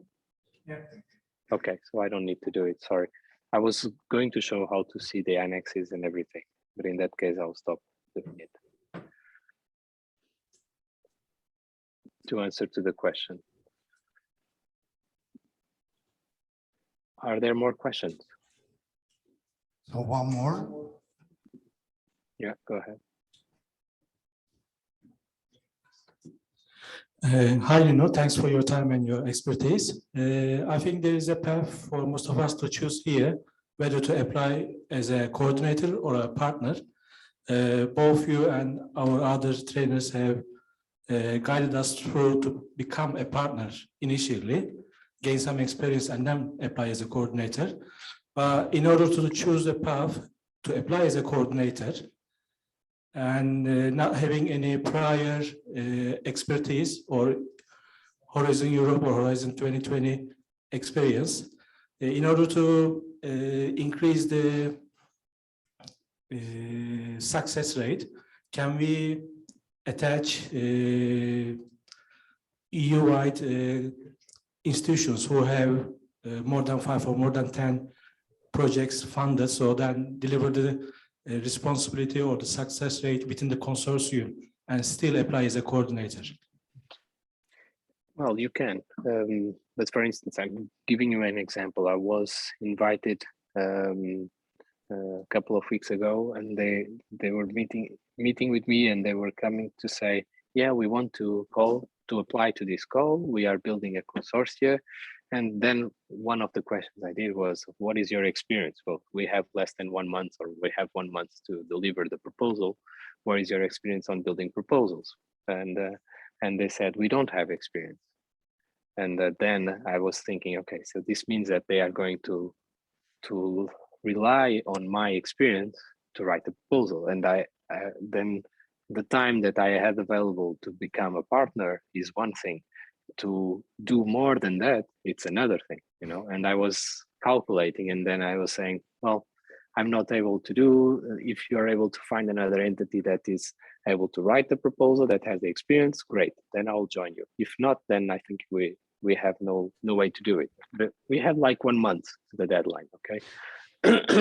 In your case, you need to be very attractive to engage those kind of entities and then be able to deliver the proposal. But then you have the second stage. Imagine that you deliver the proposal, you've managed to engage those entities, they have the experience, you don't, but you manage to even do a successful proposal. Now it comes the commission and says, well, they have to see your financials. The commission will want to understand if you have the financial capability of managing such a project. And if you live in a risk country, it's not your case, but for instance, in Serbia, we had another entity, and there were some risks in terms of money could go away. So the commission was very cautious in giving money to the Serbian entities. My recommendation, like Odysseus and Christopher have mentioned, would be that try to be as a partner first. Even if you have a good concept, try to put someone, we call it in Portuguese, the testa de ferro. I don't know how to call it in English, but it's like you define an entity that you have a good close relationship that will become the coordinator. Even if you write most of the proposal, but they are the ones with the experience. They are the ones that will be putting their name in front of for the commission, and you will be there helping them. And by doing that, you will ask also for a slightly more budget than normal, because you have worked more in the proposal and you worked for them in the proposal writing, for instance. And this is a way of still in the beginning starting, and if you have a good concept and everything to go, you are not coordinator, but in fact you coordinated most of the proposal and you put another entity as coordinator in order to win or to have more chances of winning. We have done that already also in the past. In fact, the first project I won together with Christoph was, I think it was with you, Christopher, or not? Diatomic, probably not. Sorry, I don't hear you. Probably not. But Diatomic. With me, it was with Rhetorical. It was with Rhetorical, I think. Yeah, so we were 3 entities working and developing the concept. So F6S, Innocence, and Synalysis from Theodore. The 3 entities developed the concept, developed the project, wrote the proposal. So each of the entity had 1 section to write. And at the end, we put Introsoft as the coordinator. And that was it. We won the proposal, but the guys have done almost nothing. They came towards the middle of the preparation, end of the preparation of the proposal. They put themselves the name and everything, but we won. And it was a strong proposal.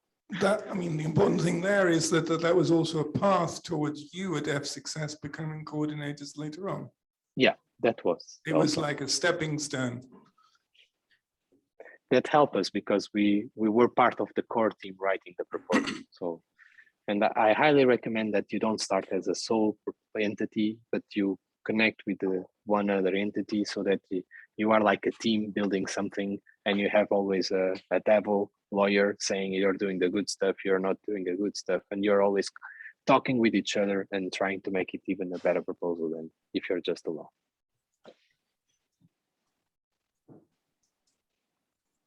More questions? Obrigado. I want to ask you, is there any priority for partnership balance for successful project proposal? Well, regarding with the innovation index, maybe. Well, in this topic, you have to. In this topic, you need to have more developed and less developed entities.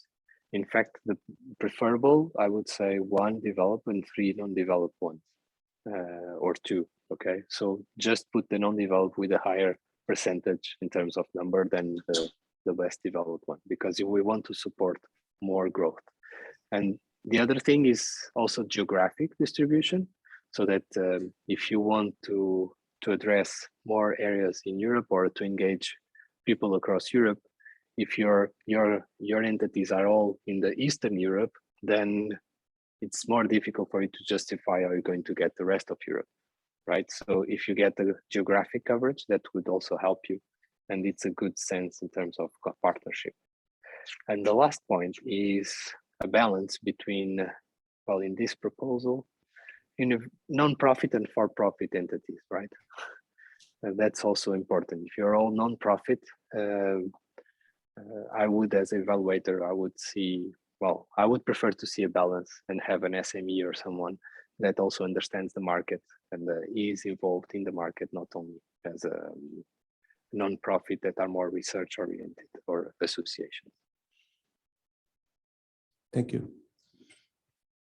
Okay, Nuno, thank you very much for your involvement, our event. It means a lot for us. I think we need to approach our next speaker as successful speaker, let's say, from Turkey, and Mrs. TÜBİTAK from Istanbul Chamber of Industry. Hi, Nuno. I don't know if you can see me. Yes, I can see. Nice to see you here. Nice to see you, Reda. And it's nice to be here to share my experience regarding the InnoSubCo. And I have my slides in English, most of them in English, in order to be that Christoph and Odysseus can also follow. I don't know if Nuno stays afterwards, but in order to assure that you can follow. Hearing you. Okay, I have just some slides in Turkish, just a few. But I will talk Turkish in front of a Turkish audience now. Bugün burada olduğunuz için çok teşekkürler. Daha doğrusu ben burada olmaktan çok mutluyum. Sizinle kendi tecrübemizi paylaşma şansı bulmak güzel. Hem bugünkü anlatılan o 2 çağrıyla çok bağlantılı ve bu çağrıların da öncesindeki çağrı olarak gösterilen çağrı, bir yandan da aslında tam olarak bu çağrıların içeriğine benzeyen bir içeriği var. Hani öyle olmak zorunda değildi ama bence daha buna yakın olduğu için değerli olacak. İlk şeyden başlayabilirsiniz. Ama bu sonraki galiba, bir önceki değil. Ben önce biraz kendimizi tanıtacağım bir slide kadar. Ondan sonra projeyi biraz anlatmak istiyorum. Ama asıl bugün sizinle paylaşacağım şey aslında biz bu projeyi nasıl hazırladık kısmı. O yüzden o kısımları hızlı geçmek istiyorum. Sonraki slide.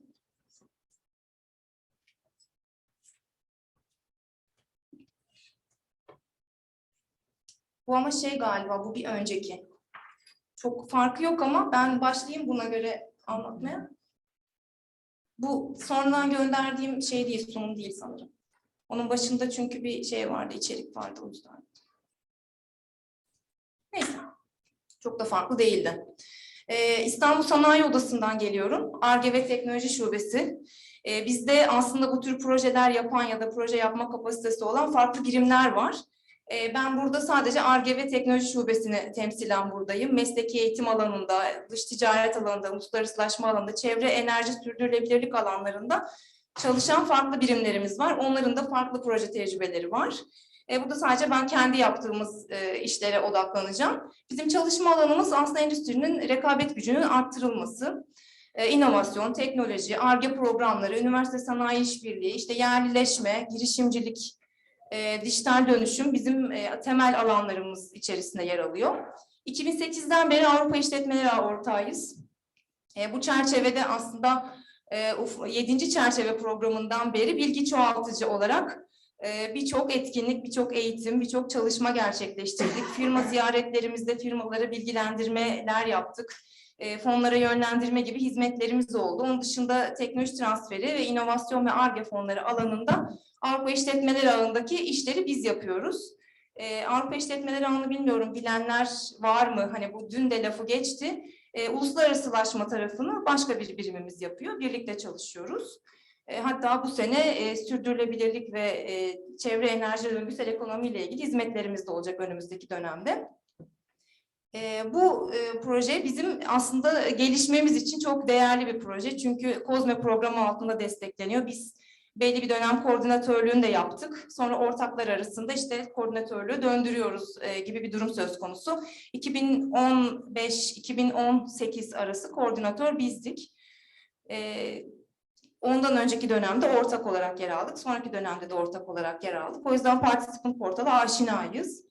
Onun dışında İstanbul Kalkınma Ajansı projelerimiz oldu. 2011-2015 yıllarında da oldu. Ben burada bu projeyle çok bağlantılı olan ve en yeni olanları ekledim. ISO Koza Startup Hızlandırma Programı isimli bir proje yürüttük. ISO Dijital Dönüşüm Ofisi isimli bir proje yürüttük. Bunlar yürürken aynı zamanda TBD, Turkey EU Business Dialogue diye bir hibe programı vardı TOB'un. Onun altında da yine dijital dönüşüm ve üniversite sanayi işbirliğine odaklanan bir hibe projesi yürüttük. Sonrasında da aslında paralel olarak ilk başvurumuz 2019'da olduğu için ona daha sonra geleceğim. Bu anlatacağım Mindformations projemizle ilgili de çalışmalara başladık. Bu sırada tabii tek başvurduğumuz proje bu değil. Arada Ufuk 2020 programında başvurularımız oldu. Ufuk Avrupa'da da aslında başvurmaya başladık projelere. Bunun dışında gene rekabet gücünü arttırmakla ilgili İPA 2 altında da bir projemiz var. Orada da bir endüstriyel tasarım merkezi kurarak firmaların bu alanda, İstanbul firmalarına tabii ki İstanbul'da olduğu için İstanbul ve Türkiye firmalarının rekabet gücünü arttırmada endüstriyel tasarımın da gücünü ortaya çıkarmayı hedefliyoruz projeyle. Önümüzdeki dönemde, daha doğrusu aslında Şubat'ta başladı, İstanbul Kalkınma Ajansı tarafından yine Proje Akademisi adında bir projeyle de firmaların Ufuk Avrupa programına katılımını destekleyecek daha yoğun faaliyetler yapacağız.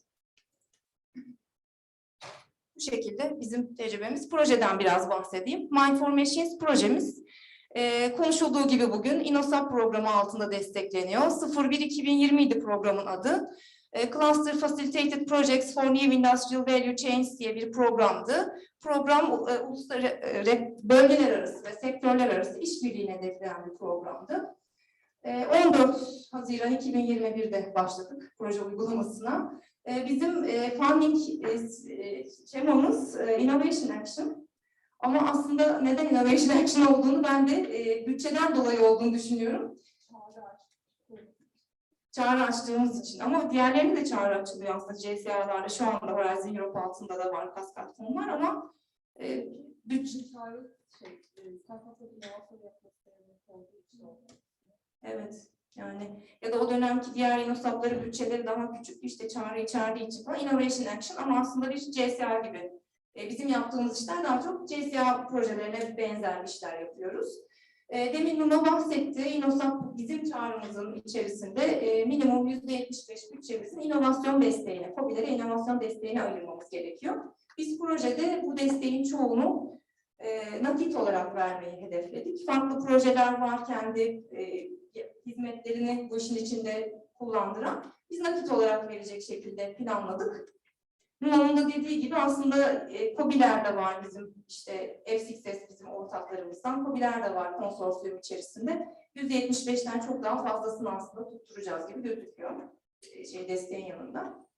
Projemiz dedik zaten çağrının başlığı, çağrının ihtiyacı bölgeler arası, sektörler arası işbirliğiydi. Biz bu işbirliği çerçevesinde üretim sektörüne yönelik akıllı teknolojiler, akıllı bilişim teknolojileri, yani Endüstri 4.0 teknolojileri üreten, teknoloji sağlayanları hedefledik proje kapsamında.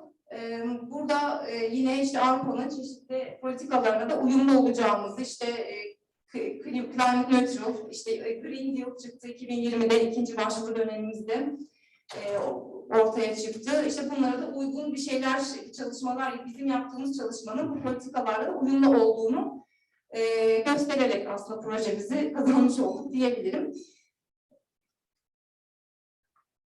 Proje konseptimiz, biraz daha hani proje özetimiz burada çok iyi gözükmediği için ben Türkçe slayda geçeceğim. Toplamda 2 çağrı açmayı hedefliyoruz. Dediğim gibi 3.300.000 euroluk bir nakit destek, kaskat fon deniyor bunlara. Nakit destek dağıtacağız. Biz TRL 5.7 ve TRL 8.9'u hedefledik. Yani innovation action olduğu için zaten belli bir TRL'in üstünde olması gerekiyor. Hatta onunla ilgili de bir önceki yıldan aldığımız ESR'la bu TRL'i yükselttik. Ona geleceğim daha sonrasında. Finansal desteğin yanında biz bir hızlandırma programı öngördük. O yüzden diyorum bu çağrılarla çok yakın, aslında Startup Global'a da benziyor. Yani Nuno'nun anlattığı diğer projelere de benziyor. Sadece destek vermeyeceğiz. Bir hızlandırma programıyla biz bu destek verdiğimiz KOBİ'leri, yani teknoloji provider tarafını, teknoloji sağlayan tarafını destekleyeceğiz. Onları bir hızlandırma programına da alacağız. İster destek verelim, ister veremeyelim. Çünkü o destek limitli bir destek aslında. Hesapladığınız zaman çok fazla KOBİ'ye ulaşamıyor. Ama daha fazlasını biz hızlandırma programıyla da destekleriz diye düşünerek bu şekilde bir proje oluşturduk.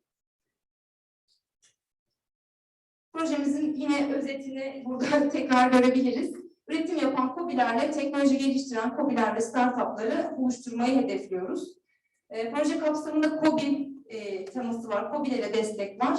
Ama aslında hızlandırma programı deyince aklımıza da startuplar geliyor. Günümüzde de bakacak olursak aslında o teknoloji sağlayan taraf biraz startuplara yoğunlukla kaymış durumda. Hızlandırma programına da daha çok onların ihtiyacı var gibi düşünüyorum. O yüzden KOBİ diyorum ama tabii ki belli bir yere gelmiş, belli bir firmasını kurmuş, belli bir şeye ulaşmış startuplar bizim odağımızda. Ve ana hedefimiz dijitalleşen ve sürdürülebilir bir üretim endüstrisi.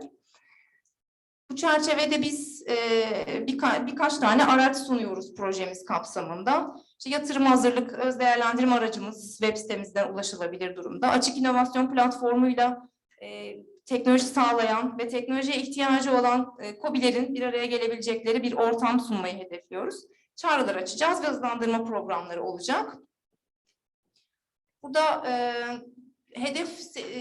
sektörümüzde hedef firmaları burada daha iyi görebiliriz. Çözüm geliştirenler, çözüm arayanlara, üretim sektöründe çözüm arayanlara çözüm geliştirenler bizim esas hedefimiz. Hepsini birlikte aslında desteklemiş olacağız projemizle.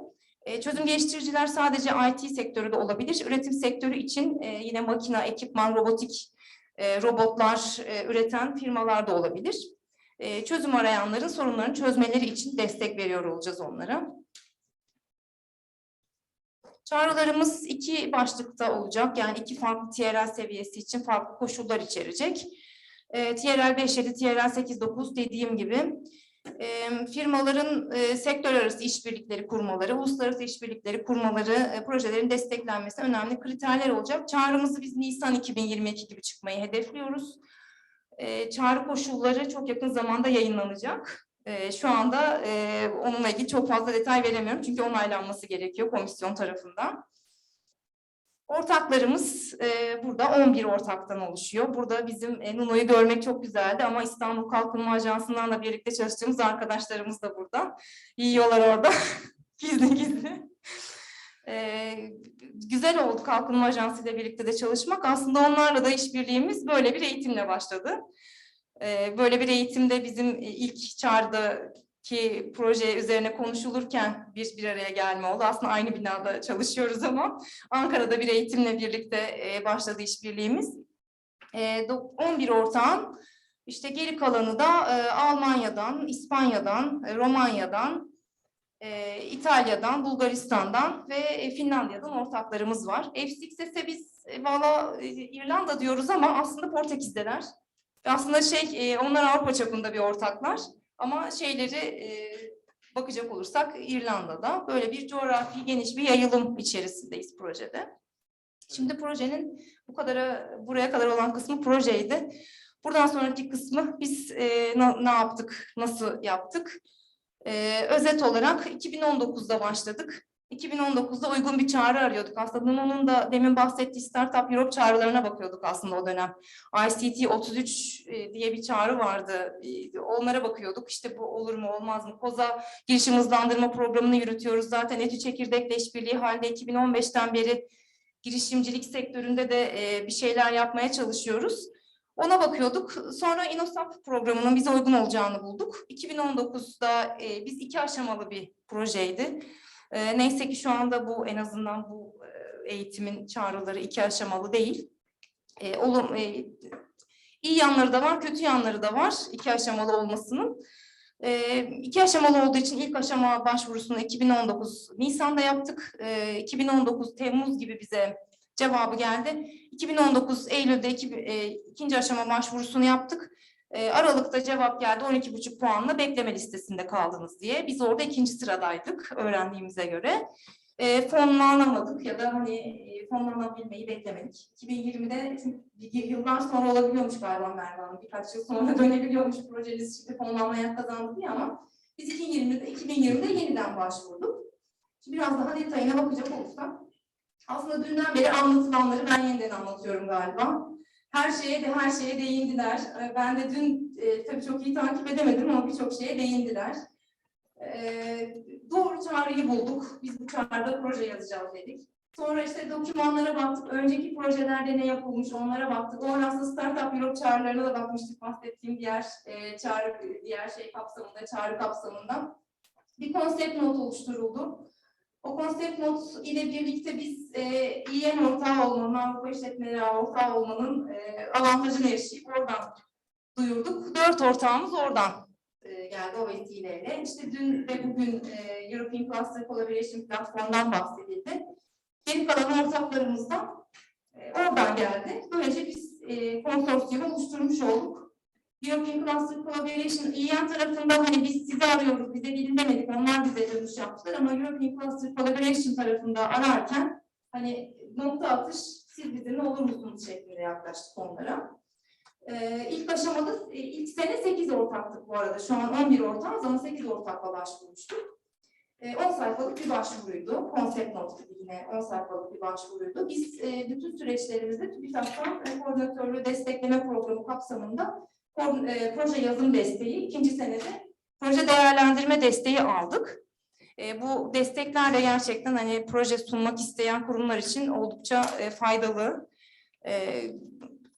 Gerçekten hani çok işimize yarayan destekler oldu. Değerlendirme sonuçları işte dediğim gibi Temmuz ayında geldi. Temmuz ayında gelmesi bizim için çok acıklı oldu aslında bence. Yani yazın proje hazırlamak gerçekten çok keyifli değil. Ortakları bulmak, hani ortakları bir araya getirmek ki biz zaten bir araya getirmeden ilerledik. Biraz sonra bahsedeceğim. Eylül'de de deadline'ı vardı zaten. Ağustos ayında Avrupa'da kimse çalışmıyor. Öyle bir hani sıkışık bir zamanda hazırladık.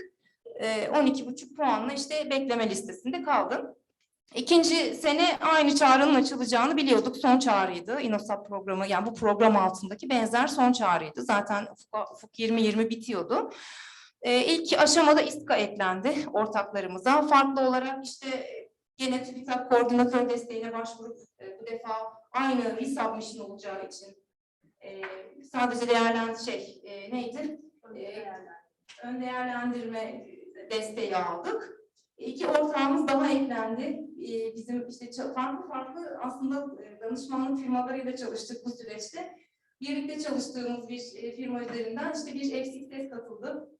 Bir de Finlandiya'dan ortağımız katıldı. Biz o dönemde stakeholder'lardan, paydaşlardan ilgi beyanı mektupları toplamak için bayağı bir aslında zaman harcadık, bayağı bir efor harcadık ama artık gerekmiyor.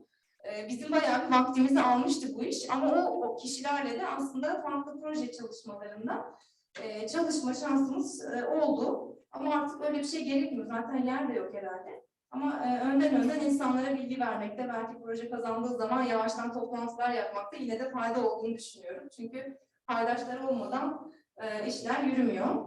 Değerlendirme sonuçları Ocak 2021'de geldi. 15 puan aldık projede. Bir grant agreement preparation, grant işte sözleşme hazırlık süreci var. O süreçte yine projenin hepsini participant portala aktarıyorsunuz. İşte bazı revizyonlar yapabiliyorsunuz. Konsorsiyum anlaşmasını yapmak gerekiyor. Mesela ben orada NO'lardan çok destek aldım. Çünkü çok tecrübelilerdi. Konsorsiyum anlaşması konusunda birçok yani ortaklar içinde tecrübe varsa güzel oluyor. Orada da bir hukuk departmanından birisi vardı. Çok nokta atış bize destek oldular. Grant Agreement'ımız Mayıs 2021'de imzalandı. Biz de beklemeden Haziran ortasında, çünkü Mayıs'ın sonlarına doğru imzalandı. Haziran ortasında başladık. Şimdi burada anlatayım onu. Bu bizim ilk seneki 2019'daki hakem raporumuz. ESR denilen Evaluation Summary Report'taki olumsuz görülen kısımlar. Sanırım burada sadece olumsuz şeyleri ben buraya eklemiştim. İşte biz ilk sene destek vereceğiz ya, kaskat fon. Onu da verelim, bunu da verelim, işte travel da verelim, o şeyi de verip çağrı da açalım, işte başka yerlerden izin, hepsini gerçekten karışıktı yani. Onu da görmüş zaten hakemler. Bunu birazcık basitleştirin dediler. Şu an oldukça basitleştirdik. Bir tek destek veriyoruz, başka bir şey vermiyoruz. Onun dışında TRL seviyesiyle ilgili yorumlar gelmişti. Biz düşük TRL'lere odaklanmışız geçen 2019 çağrısında. Bu sefer 5, 7, 8, 9'a odaklandık ama şimdi ortaklar arasında 8, 9'a ne hizmet vereceğiz? 5 diye, hani onlar ne tür projeler yapacaklar, şu anda onu tartışıyoruz. Onun dışında ne demiştim? Şurada önemli bir şey var. İlk iş paketiniz çok uzun demişler.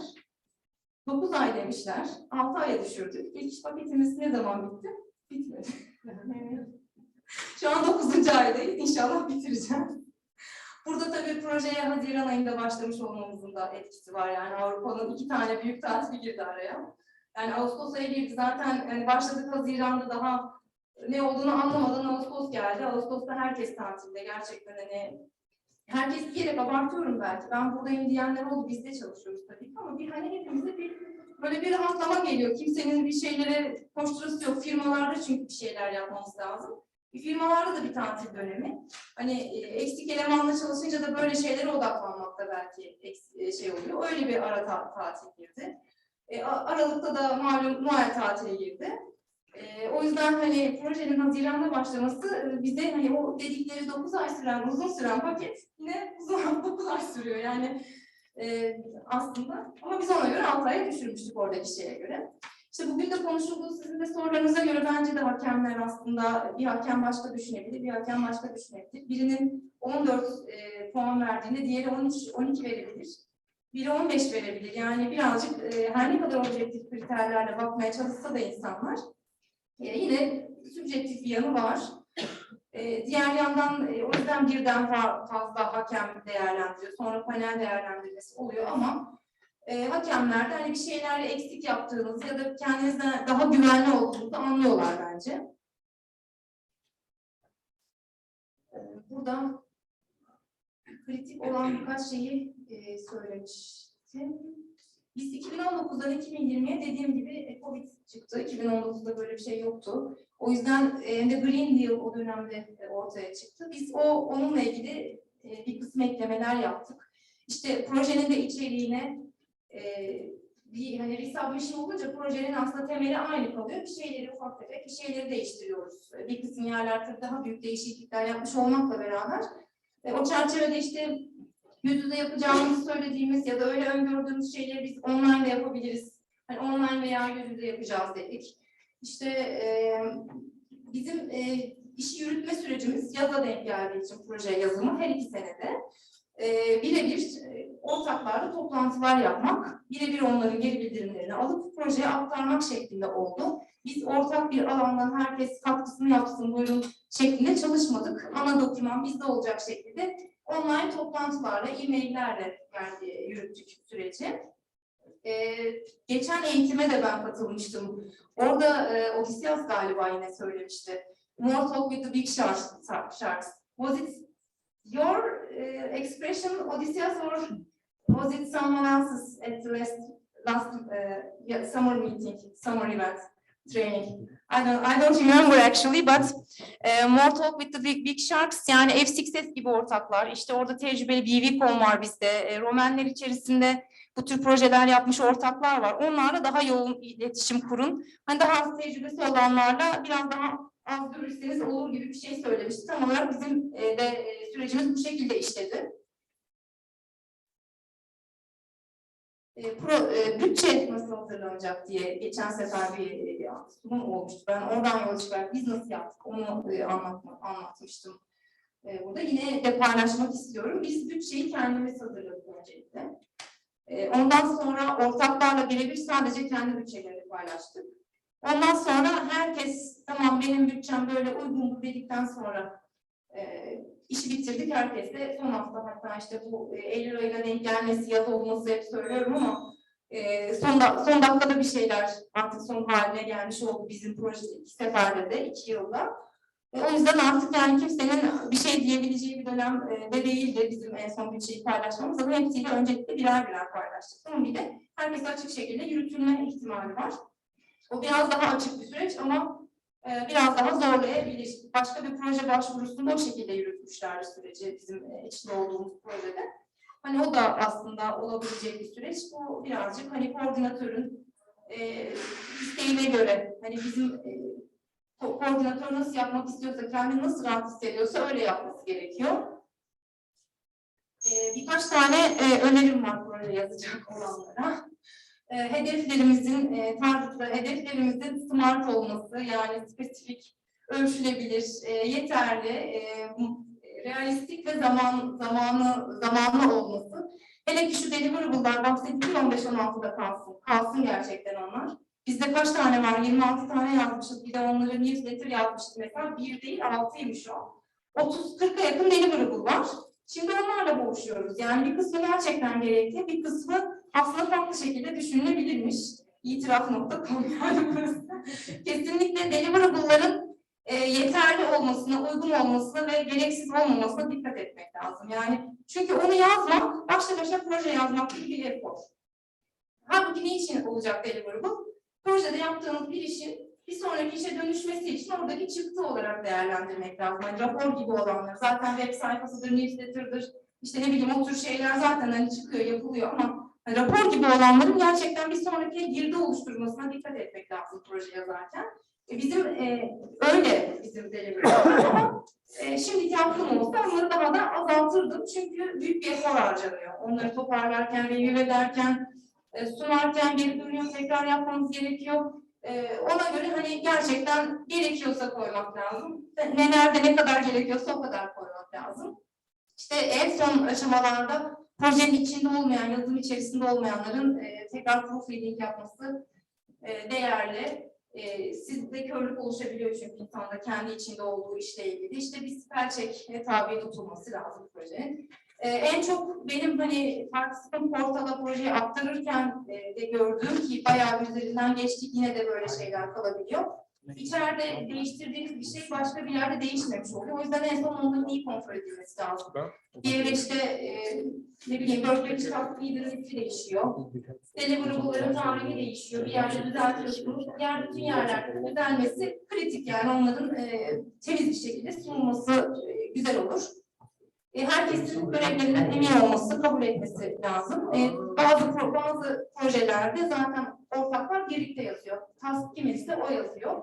Ama 30 sayfaya böyle bir şey ben çok gerçekçi bulmuyorum. 30 sayfalık bir projede herhalde siz yazın ne kadar istiyorsanız olmaz muhtemelen. Yine bir kişiye sahiplik olur. Ama ya birlikte yazılacak ya da yazan kişi mutlaka onayını alacak. Yani o task leader'dan, workbench leader'dan tamam sen bunu yapacaksın diye yazılı onay. Ve bunların ben bir yerde tutulmasını da önerebilirim. Onayların, bu önemli mailleşmelerin kaydedilmesi değerli olabilir proje yürütülürken. Dokümanın eğer ortak bir dokümanda çalışmıyorsanız tek bir sahibi olması ve o sahibin gelecek olan farklı versiyonları işlemesi önemli. Çünkü bazen bir versiyon gönderiyorsunuz, o versiyon üzerinde çalışmaya devam ediyorsunuz. Proje yazarken hani yazanlar mutlaka var aranızda. Çok hani bütün işlerde başımıza gelmiştir. Sonra o karşı taraftan eski versiyon üzerinden yorum geliyor. Onları işleyenin bir kişi olması lazım. Yoksa karışır. Gerçekten ortalık karışır. Hangi versiyon olduğu takip edilemez. Ve işte bütün komentler ve değişiklikler bir ana dokümana işlenmesi lazım dediğim gibi. Bu hani önerilen bir şeydir. Participant portala bir proje sunulacaksa vaktinden birkaç gün öncesinden beri oraya kaydedilip hatta şey yapılıp eğer hani sona yakın bir versiyonsa submit edilip ondan sonra revizyon yapmak istediğinizde son dakikada geri çekip tekrar yükleyebiliyorsunuz ama hiç yüklememiş olursanız projeniz boşuna çalışmış olursunuz. O yüzden o da önerilen bir şeydir. Bilmiyorum bu eğitimde de söylenmemiş oldu. Belki bundan sonra söyleyecek ofisiyel ben söylemiş oldum. Bu şekilde benim anlatacaklarım. Bana buradaki iletişim bilgilerinden ulaşabilirsiniz. Projemize de web sitemizden ve projemizin sosyal medya hesaplarından ulaşabilirsiniz.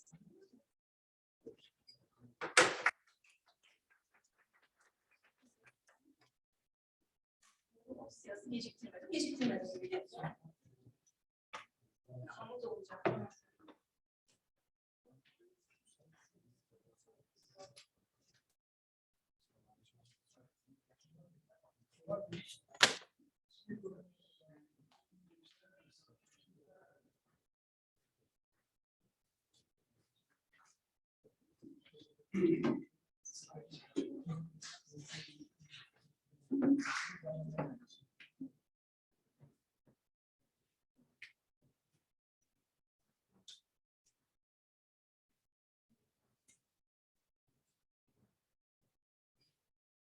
Hello, everyone. I'm gonna make it in English. If only I knew I would be able to do it in Turkish. So I'm Anil, representing Istanbul Mineral and Metals Exporters. Originally, Banu Altın, one of our colleagues, was coordinator for this project, and because of personal reasons, she couldn't attend. So instead, I'm here. While she is a really good public speaker, I'm just speaking in public. There's a difference. So bear with me. Yeah, how can I start? Before everything, for you to understand our project. By the way, the name is Coach Project. I got married 2 months ago. Okay, I always see it as a project. I cannot help it. And we had our 80% of our budget when we got married with the gold we collected. And then we have certain deliverables, we have certain objectives, specific objectives, strategic objectives like having a baby, right? And we have deliverables like having extending our house, having a car, right? So why did I tell you all this? Because peer learning, well, that's what we are doing right now. Peer learning, akran öğrenmesi, learning from your colleagues. So I can draw your attention anywhere I want, even if it is a subject that you don't really care about. For example, my marriage. So that's an advantage. That's a really big advantage for peer learning. That's an opportunity for us. So this project is about that, about peer learning. Let's take ourselves out of the equation and put their SMEs, right? Helping SMEs, supporting them as innovation agencies to, apply to EIC accelerator program. They have to learn from each other. How they're gonna learn? Can they go and ask other, experienced SMEs that, hey, dear fellow SME, how did you achieve that? They can, right? They can ask, but is it efficient though? Or do they even, there are a lot of variables. Do they have certain interest? Do they have time? So what is missing is an intermediate, a facilitator.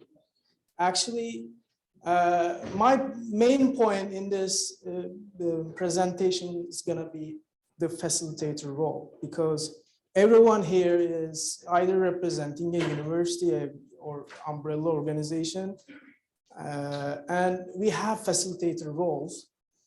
That's what I want to talk about afterwards. So,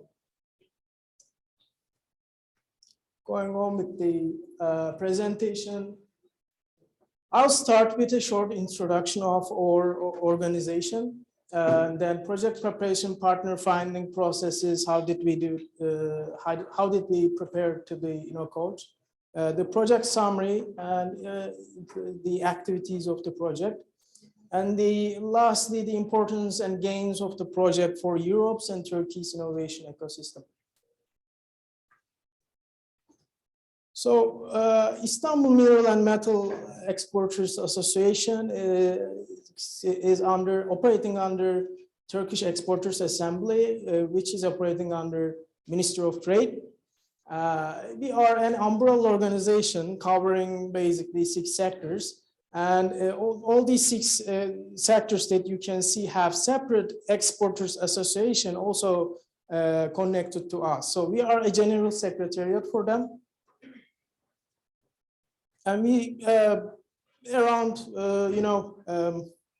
I guess it was 30% of exports from Turkey we represent. Established in 1986, Istanbul Mineral and Metals Exporters Association is a non-profit business support organization with around 30,000 member companies. We have, of course, close collaboration with several of universities, R&D institutions, technology providers, decision makers, policy makers. Some of them is actually here. When we look at our project outline, we have a separate department called EMIP EU Project Department. It has 12 years of project management experience, and total project granted can be counted as 38. And the total value of those projects were 58.5. And we calculated a success rate of 33%, but of course it is both the projects that we are coordinated and be partnered in. And we have a team of 6. So when we look at the project outline, we have 4 Horizon 2020 projects, 5 Erasmus and Life Learning Program, the older name, 3 COSME, and 26 Turkish funds and others. We are generally focusing on digitalization, circular economy, industrial symbiosis, R&D innovation, environmental stuff. These are all those projects from those ideologies. I don't have time to tell you everything about it, but for example, COEL's project is one of our large-scale project that we are partnered in. And I am the responsible for that project. Also, Aluvet project, we are in the Erasmus project. We are coordinating there for a complete, information. If you want, you can scan the QR code on the screen. It will direct you to our web page. And I will today I will talk about InnoCoach project. So where do we start to project preparation, partner finding processes very broadly, without getting into too much detail? Probably some of you also familiar with these concepts, right? We are first looking at our needs and objectives as an institution, and then we look at our competences. There's three, colliding terms there, and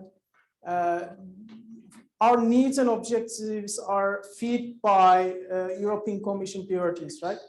Because, for example, a policy would shape your needs and objectives so much. Like border adjustment mechanism, for example. As soon as it, came out, our needs completely changed, right? Our industries. So we have to look all those policy documents, including the national policy documents, and then we can shape our needs and we can understand our objectives, and we can calculate what we can do. And where it connects is actually calls for proposals. We are looking for calls for proposals there, where everything, colliding each other. We're trying to find a very effective point. If we use this methodology, you don't need to convince anyone for a project because it comes automatically by itself.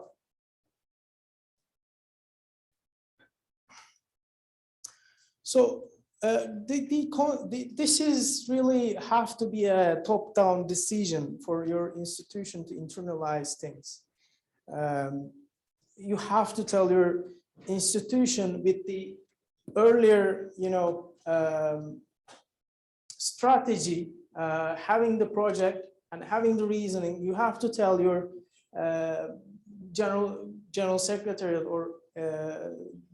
or anyone in your organizations. We have a general secretariat.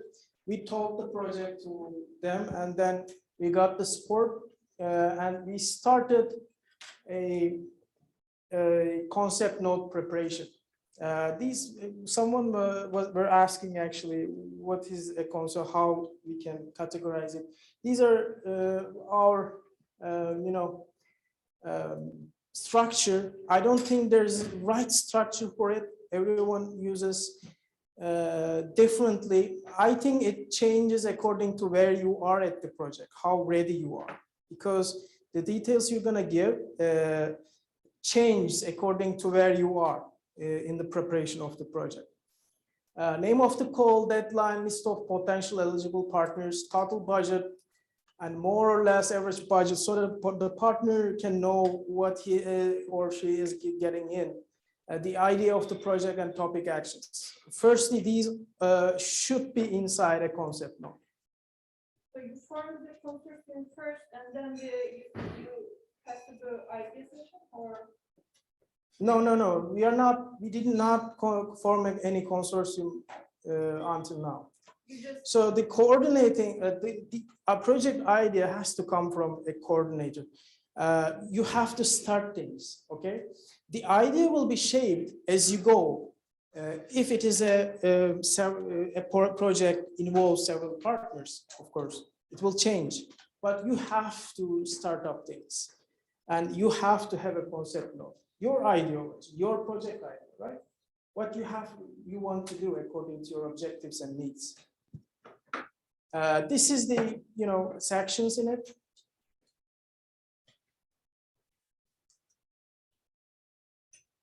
So after, of course, before forming up the concept note, we always use power technique that I would like to mention. It really gives you the upper hand while, you know, trying to understand if your idea is compatible what EU wants and how you can organize your idea from, you know, impact to outcome to outputs to topic points. It is very important. And then we do our concept note. Then we look for a network.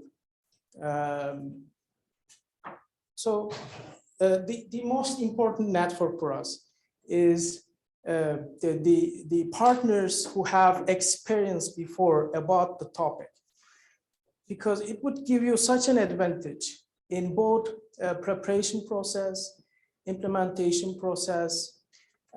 They would guide you to the right path, even if you are the coordinator. And the second best partner for us is the partner that we know before, because again, ease of communication. You know how would he or she react, where she can support you. If you want some deliverables from them, you know how long it's going to take. These kinds of things. So this is the second best, but of course we never should forget that we need to expand our networks, right? We have to always look outwards, and even if we don't know, we always try to add new partners to our network through projects. Mm-hmm. Can you elaborate on what is power technique? Yeah, that's, as I said, you know, we are looking at, actually, we have a training in TÜBİTAK, I guess, about power technique, but I'm not going to go into so much detail. You can learn from, you know, TÜBİTAK slides, but it is about, you know, aligning yourself fully with what a EU Commission wants, what the call for proposal wants, and what your project objectives and your project deliverables are. Okay. I was in the established network. Of course, then we are creating a survey. If we do not have the desired partner in our established network, of course, that's the first place we're looking at. Then we're creating a survey. We're asking them about their ability in the project, relevant to the project. While we're looking at the established network, as you can see, we're looking at all our own database, coordinates of funding tenders. For survey, we're using a different, you know, we're sometimes posting it in LinkedIn. Sometimes we're using funding tenders. There are a couple of, you know, platforms that we are using.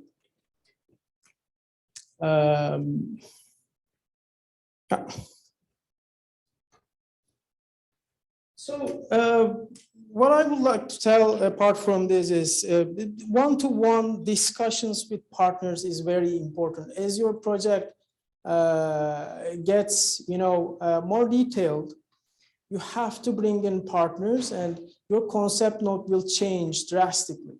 Your work package is going to change drastically. So you actually, one of the most important things, I think, is starting your preparation very early on, very early on. If you have, for example, public entities in your project, you have to start even earlier than before, because their processes are very, you know, slow. And you have to inform your partners throughout the project. The preparation management should be very adequate. You have to have a talk one-on-one with your partners. What's their solid, tangible support gonna be to the deliverables, to the work packages, to the tasks? Without this one-on-one interaction, you cannot cope with the project, I'm telling you. And it's not just one interaction, one meeting. It's not going to happen. You have to meet again and again until it forms completely.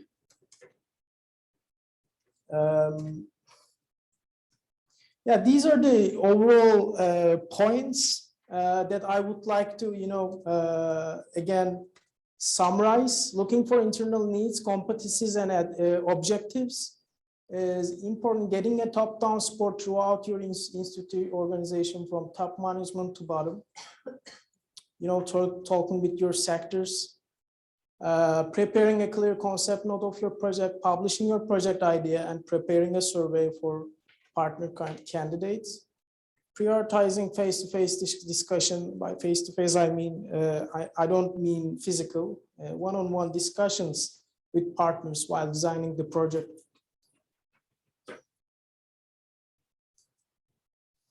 So what is Coach project? Coach project is 50,000 euros lump sum budget and 12 months project that we started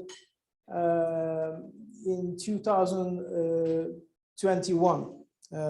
So it just finished and we reported. There are 3 partners, us from Turkey, Kepa from Greece, and Comanex from Italy. Coach aims to develop new coaching service mechanisms for the EIC Accelerator program. SMEs and innovation agencies are our target groups here.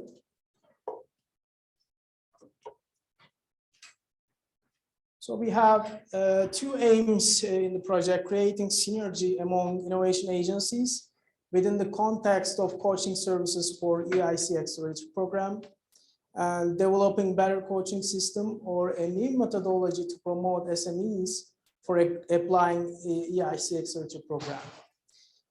In order to do that, we have very basic methodology of the understanding what is the problem, understanding the needs, develop a methodology based on these needs, and testing what we developed, testing the methodology. So before starting to this presentation, that's what I was talking about. Making SMEs talk to SMEs, better SMEs talking with less experienced SMEs. There has to be a third party, there has to be a facilitator, or there has to be a methodology. That's what we try to improve in this project, through peer learning, of course.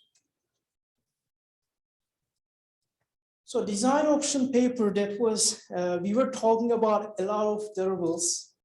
This project has just one deliverable, which is a design option paper we call known as DOP, called the DOP.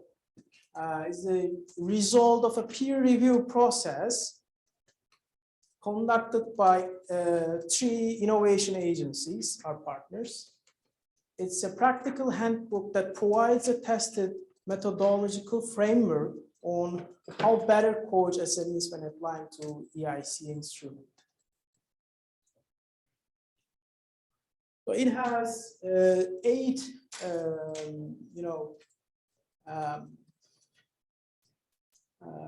8 separate sections inside. So these sections, of course, because it was the only deliverable, these also reflect our activities as well.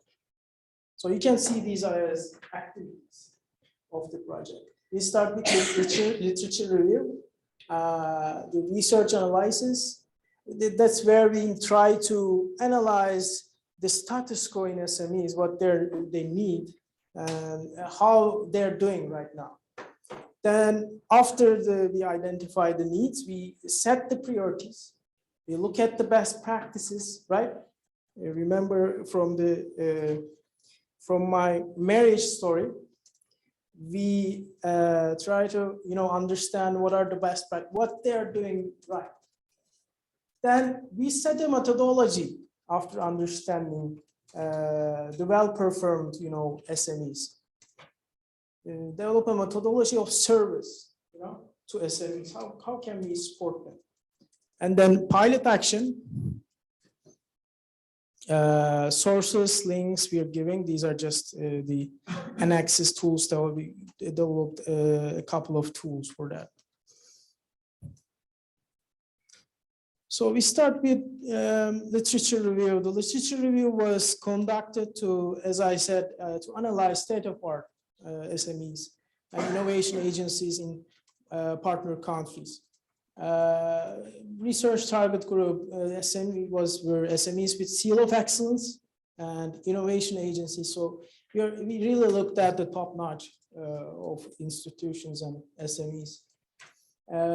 These are the steps. Again, I already mentioned, we start with the analyzing, then we go on and looked at different documents about what we can do better, what are the lessons that we can get, and then we identified good practices, and we, then build up on it with the methodology. So we had, as a desk research, we talked with 28 SMEs, 23 innovation agencies. Those were surveys, 51 survey, and 14 SMEs, 5 innovation agencies. These were interviews, one-on-one discussions about what is missing, how did they go, what did they do better. So these 2 points were actually the gap that we have to miss, we have to fill. Preparing a business plan and preparation, understanding what it needs to apply for EIC Accelerator. So we created a methodology. This methodology actually comes from Twinning Plus peer learning methodology. Maybe some of you may have heard about it.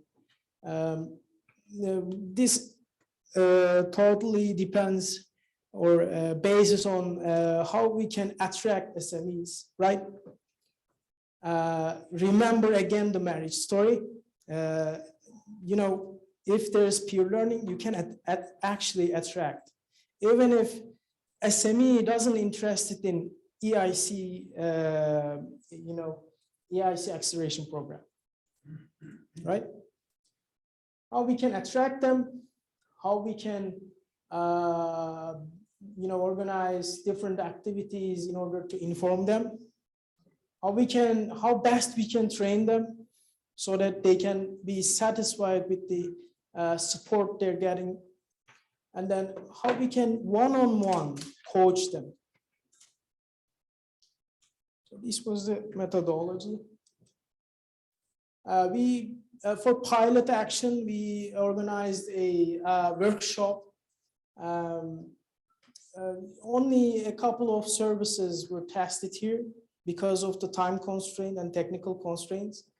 But it was great for participating our partners to coach SMEs, having a pilot of it, an experience of it, and also for SMEs to understand what is the structure of the service.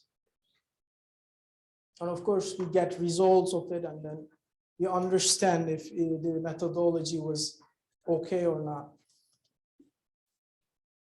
So these are the tools we developed throughout the project. The self-assessment questionnaire was where SME try to understand SME and innovation agency. There are 2, self-assessment questionnaire for both target group to understand if they are capable of, what they're missing in terms of EIC, instrument. Company identity kit, it's for SME to understand where it is in terms of European Commission, priorities. Fundamentality matrix is to provide SMEs to,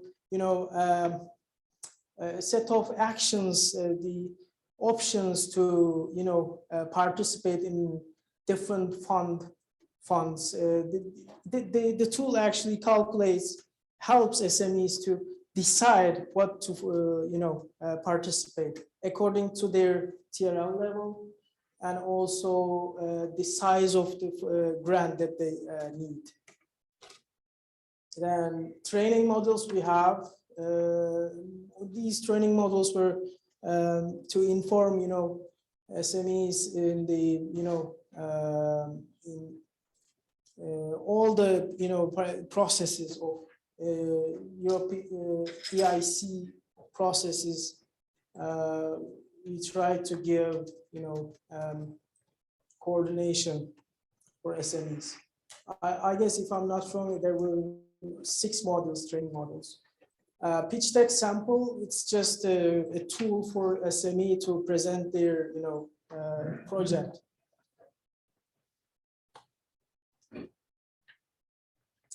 So if we look at the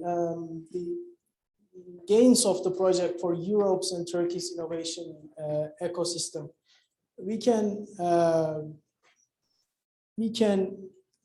come up with some problems in terms of innovation agencies in Turkey and Europe and innovation ecosystem and culture, especially in Turkey. There's no structured or common way of services among innovation agencies in both Turkey and Europe. And that's what we try to do, actually. We try to structurize it. An absence of facilitator, which is the most important point. An absence of facilitator for SMEs always exists in Turkey and partly in Europe. With all the ideas of open science, right? Clusters, digital innovation hubs. That's what these cannot emerge without facilitators, without us helping SMEs through the way. So peer learning, actually, how you can achieve it, that's one of the methodologies of coming up with these ecosystems, clusters, with the peer learning methodology. That's why it is so important for innovation. There is a problem in Turkey when you say cluster in Turkey, it's not the same meaning in Europe. If you look at our clusters, for example, if you look at organized industry zones of their clusters, for example, they're just coming together, SMEs coming together to, not compete with each other, to, come up with a prize and try to, coordinate with each other. But there is a lot of things missing in those. We have also URGE projects, right? There are SMEs and clusters there. More or less, they have the same problem. Have you ever tried to register a cluster in ECCP? Is there anyone? I know you. I know you did. I did as well. Like, they're asking about, do you have smart specialization strategy? Smart what? And they're asking things like, hey, do you have quadruple helix? If not, do you have triple helix? They don't. That's the problem. We don't understand cluster in that way yet. There's still a lot to go, a lot of improvements to make for that. They're just SMEs collected, came together without universities, without facilitators, without us, right? We have to create bigger ecosystems in order to do much more efficient innovations. That's the problem. That's the main problem. And I would like to say openly, if you in mind any, cooperation with us about, creating an ecosystem, creating a digital innovation hub. Do you know how many digital innovation hubs we have registered in Europe right now? We have two. At the last time I checked, it was two digital innovation hubs, two of them, and both of them in Istanbul. So we have to do more.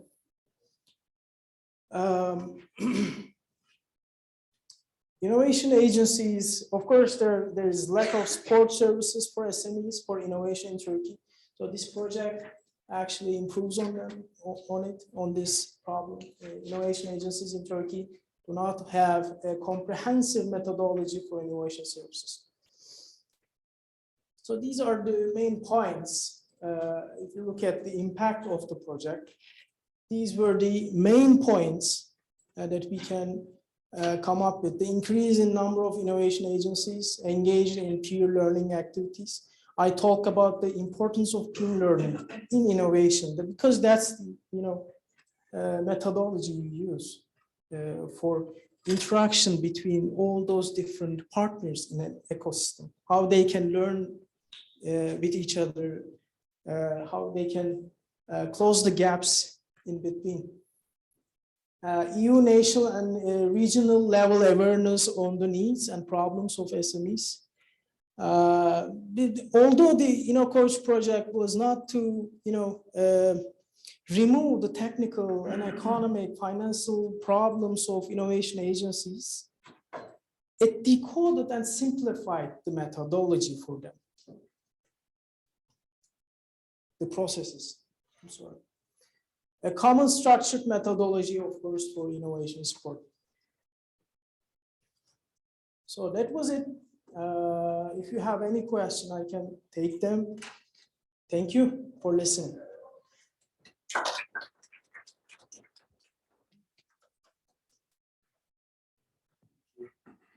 Thank you so much for your patience and for tolerating us these 2 past days. We have 2 more sessions that will be delivered by Christopher. It's about the digital tools that you can use, not only to write your proposal, but also to find useful data, find other partners, find some statistics that you could use, and also some insights from evaluators that we have. Now, I would like once again to remind you that although we don't do it for focus group trainings, you're welcome to send to us your concept notes, your proposal drafts, so that we can evaluate them and give you some advice, whether you are going for a full proposal as a coordinator, or whether you are looking for a consortium to join. We may even have some suggestions for you, where to look, what type of partners you might need, or we may even suggest some contacts that we have from our network. So don't hesitate to do that, but don't take too long to do that. The deadline is on the 26th of April and May 10. Okay? So I would suggest that you send us whatever you have as early as possible, so we can give you an insight, we can give you an advice if you are on the right track or not. Otherwise, if you send it 1 week before, it will be too late. You can send it directly to Kemal, to info, or to Celine, and so that we can keep track, and we'll do our best to send back our comments as fast as we can. Okay, so please use this ability that we give you.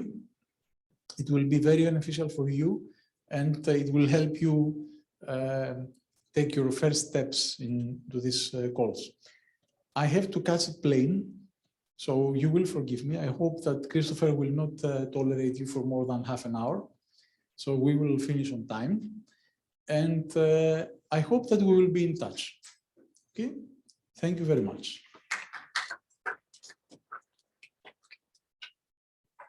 I won't tolerate you, I'll torture you for another half hour. Right. There are two sets. One has to do with, let me see, digital tools, and then the evaluation one.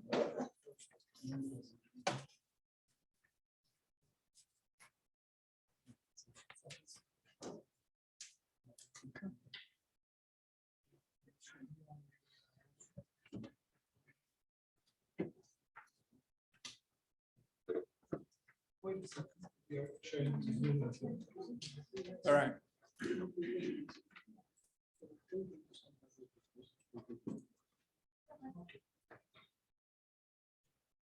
Okay, so remember I haven't done these slides, so I probably don't know what I'm talking about. But we are talking here about what you can find online and what are the tools that are useful for you when you're putting together these proposals. There's a bunch of links on these slides which lead you to various key things, and you need to understand them, what they do and how they're useful to you in various ways. Some of them are obvious, some of them are less obvious, and some of them I even haven't used myself very often because it hasn't been obvious to me why I should use them. So this is informative both for you and for me. There is the funding and tender portal, which you should all know by now. If you look for the name of a particular call in a search engine, it should lead you as one of the top links to the appropriate page on the funding portal for that call. You can search here as well, but often I find the search within the portal to be slightly confusing, and it's easier to search on Google or something like that. This is where you register, you create an account, you register your organization, the whole process of acquiring a PIC number. If you don't know about that, it's very easy. It really takes very little time. There is very little checking of who you are, but it's important to be registered in things like the Chamber of Commerce or whatever in Turkey, wherever you officially register organizations, so that you get your PIC number. Becoming an expert. Now, this is an interesting point. This is something for you who have less experience of projects. It's a really good pathway, and let's say people who are involved in the academic world, it's really something to recommend to your postdocs and people like that. And people who are more in the commercial world, still recommend people to join the portal and become an expert and offer your expertise, because becoming an expert puts you at the other end of the story. You are then helping judge proposals, and you are going to then be exposed to a whole range of proposals and understand how the game is played. So this is a very good entry point as part of developing the expertise to participate in projects. I actually was involved originally as an expert before I started writing proposals, and it was a very good training for me in that regard. So navigating projects, this is project results. So you can get all these different outputs for project results, and the Cordis portal. This is very useful for you to see what other projects exist that are in your area. You can put in a keyword. I'm doing something about disabled children, or I'm doing something about potatoes. Which projects in the whole of thousands of projects are talking about potatoes, let's say, or innovation ecosystems. And you can query it in various ways. So you can browse it by various facets, as we say, looking at things like health or energy or society or food and natural resources. So this is very useful. And then you find a particular project and it'll tell you various things. It'll give you the abstract that was submitted. It'll tell you who the partners were. It'll tell you how much the budget is. And you can export all this data as in CSV or XML and analyze it further if you're trying to do a sort of systematic analysis of what's happening in a particular subject area.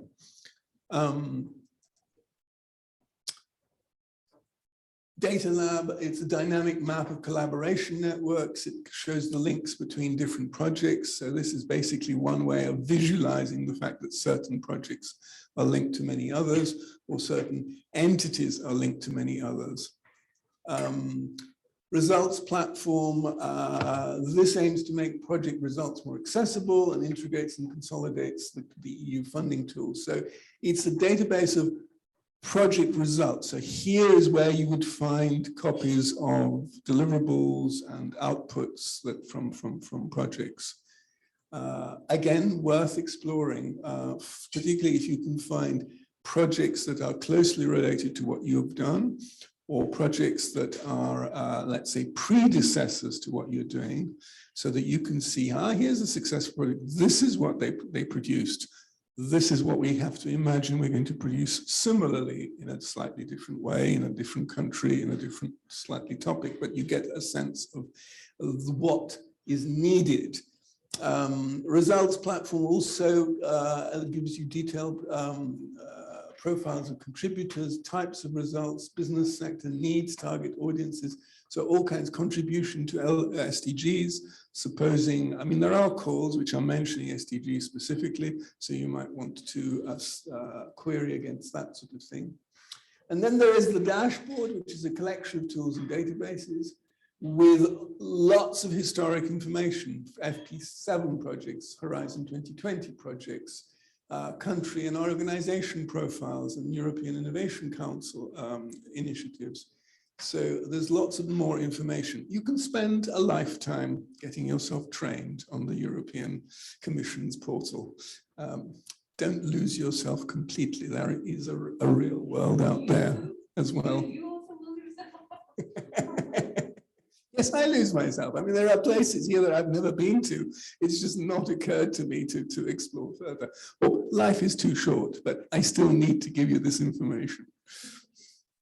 Horizon dashboard, you can filter proposals by topic, organization type, SME. There are all kinds of querying facilities and abilities to visualize it, looking at different projects, how many have come in each year and on what topics. So you can really do kind of data analytics on particular topic areas. If you're interested in the actual content of project, this is not so interesting, but if your role in an organization is to be the person who sets up European projects and to be the contact point and to be, this is the kind of useful tool that gives you a sense of the landscape of what's happening in a particular area. Country profiles, you can look at specific countries, how they're doing, how much funding they're getting, how successful they are in various ways. You will, in this case, I will tell you a funny story. One of our colleagues that we did the Block IS project with Igoris, 6 or 7 years ago, he moved to Serbia.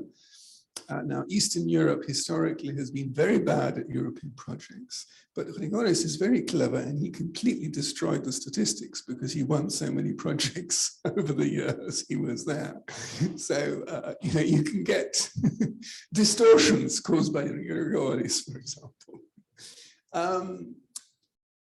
Again, all kinds of other ways of analyzing the data that's there. You can filter by framework program, by thematic priority. You can look for patterns, copyrights, and that sort of thing. And the Horizon Results Booster.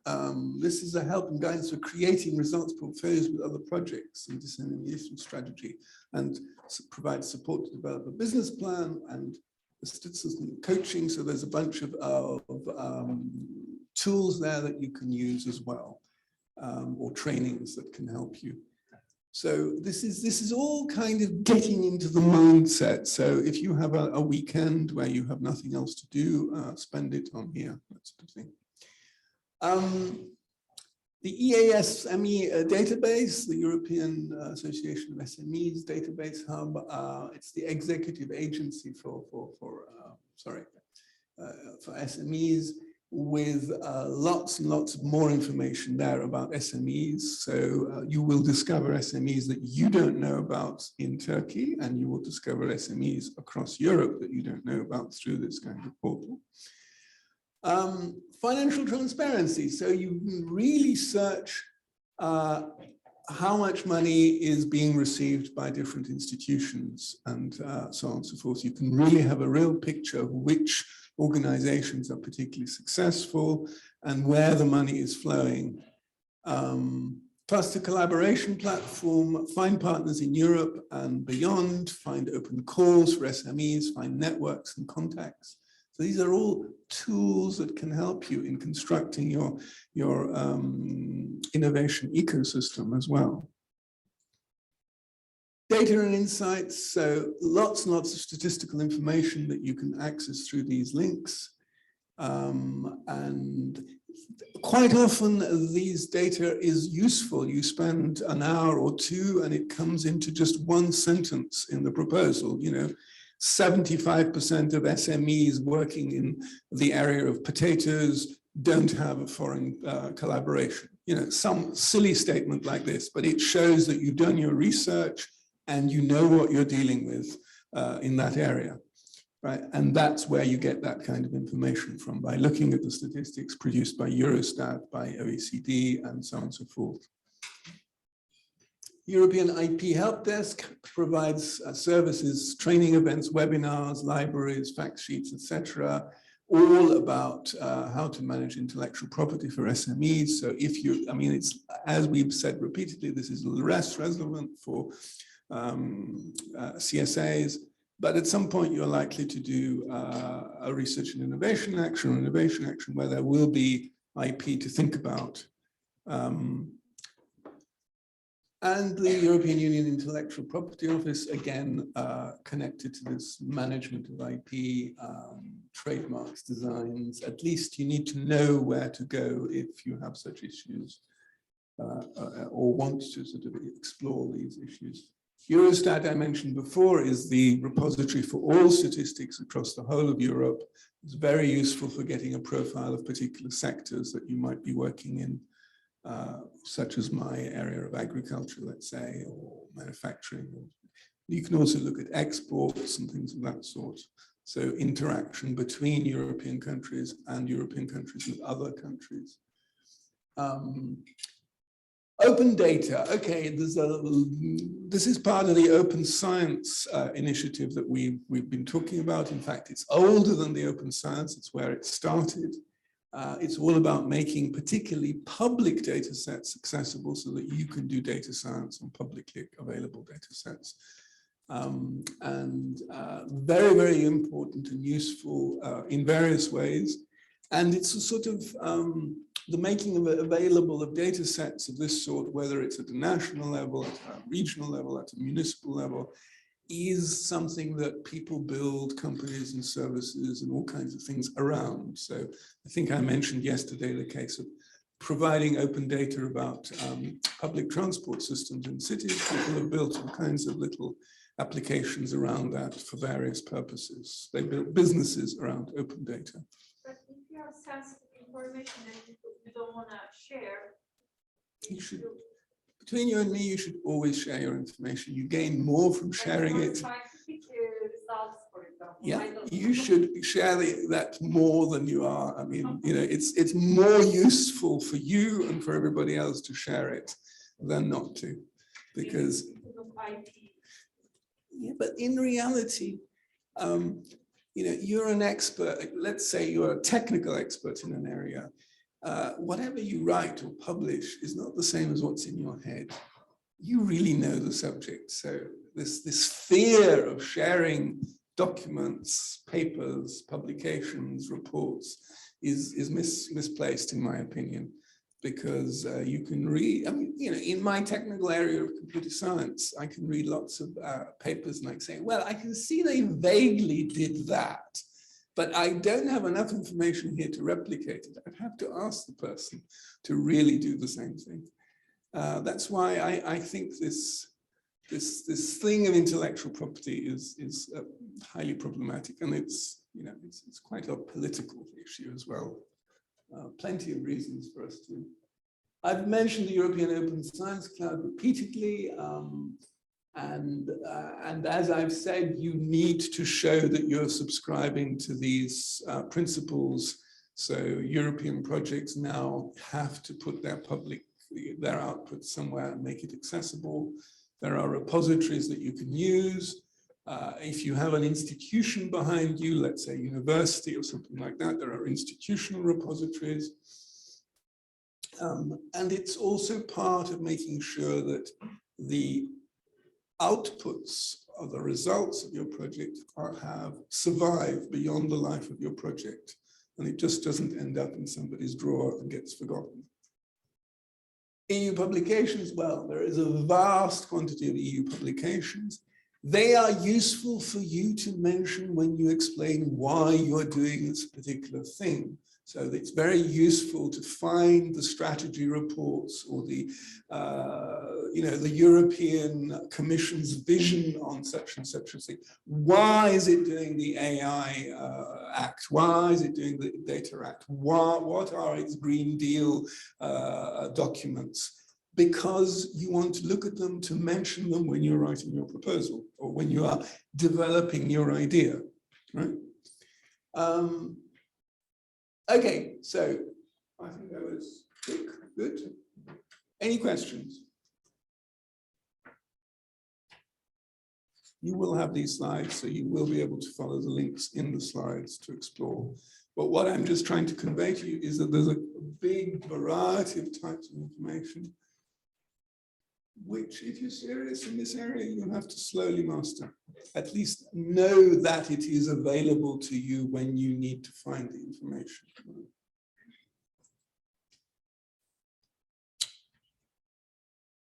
Everybody's zonked by the day. They're completely fast asleep. All right, so I'll try and finish quickly. The next thing, can you put the next presentation on?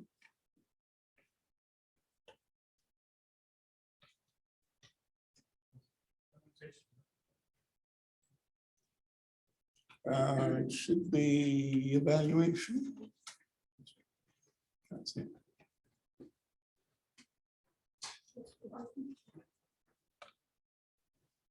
Okay, make it big.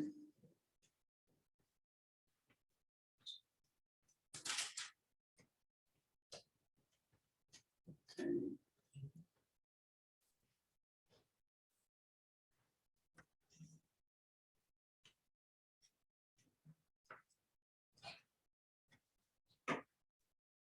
Right, so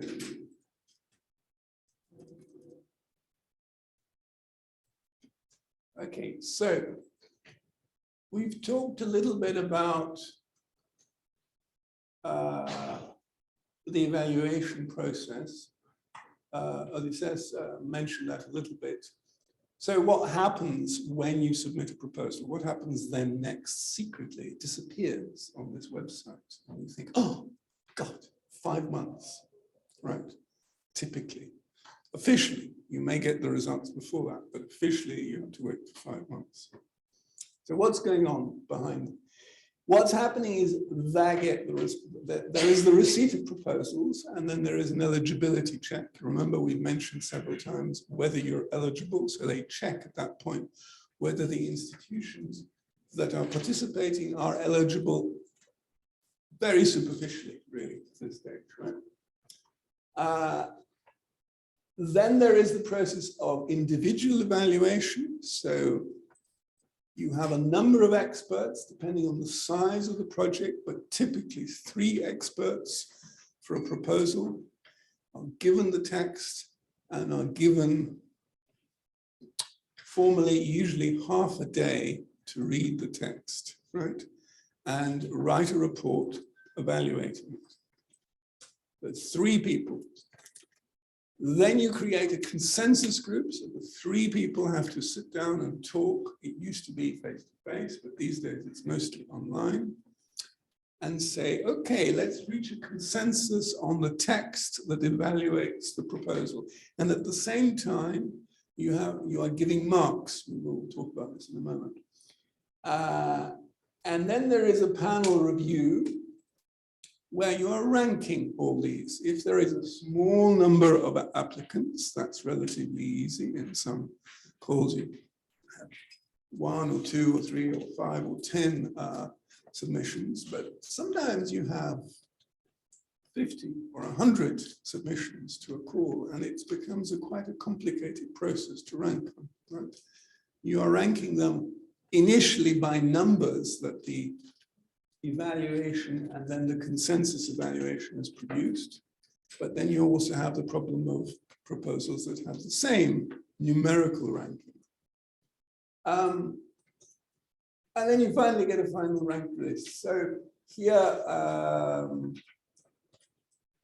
oops, what did I do now?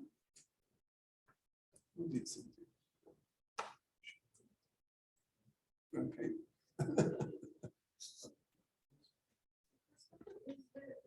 Evaluators are the panel also?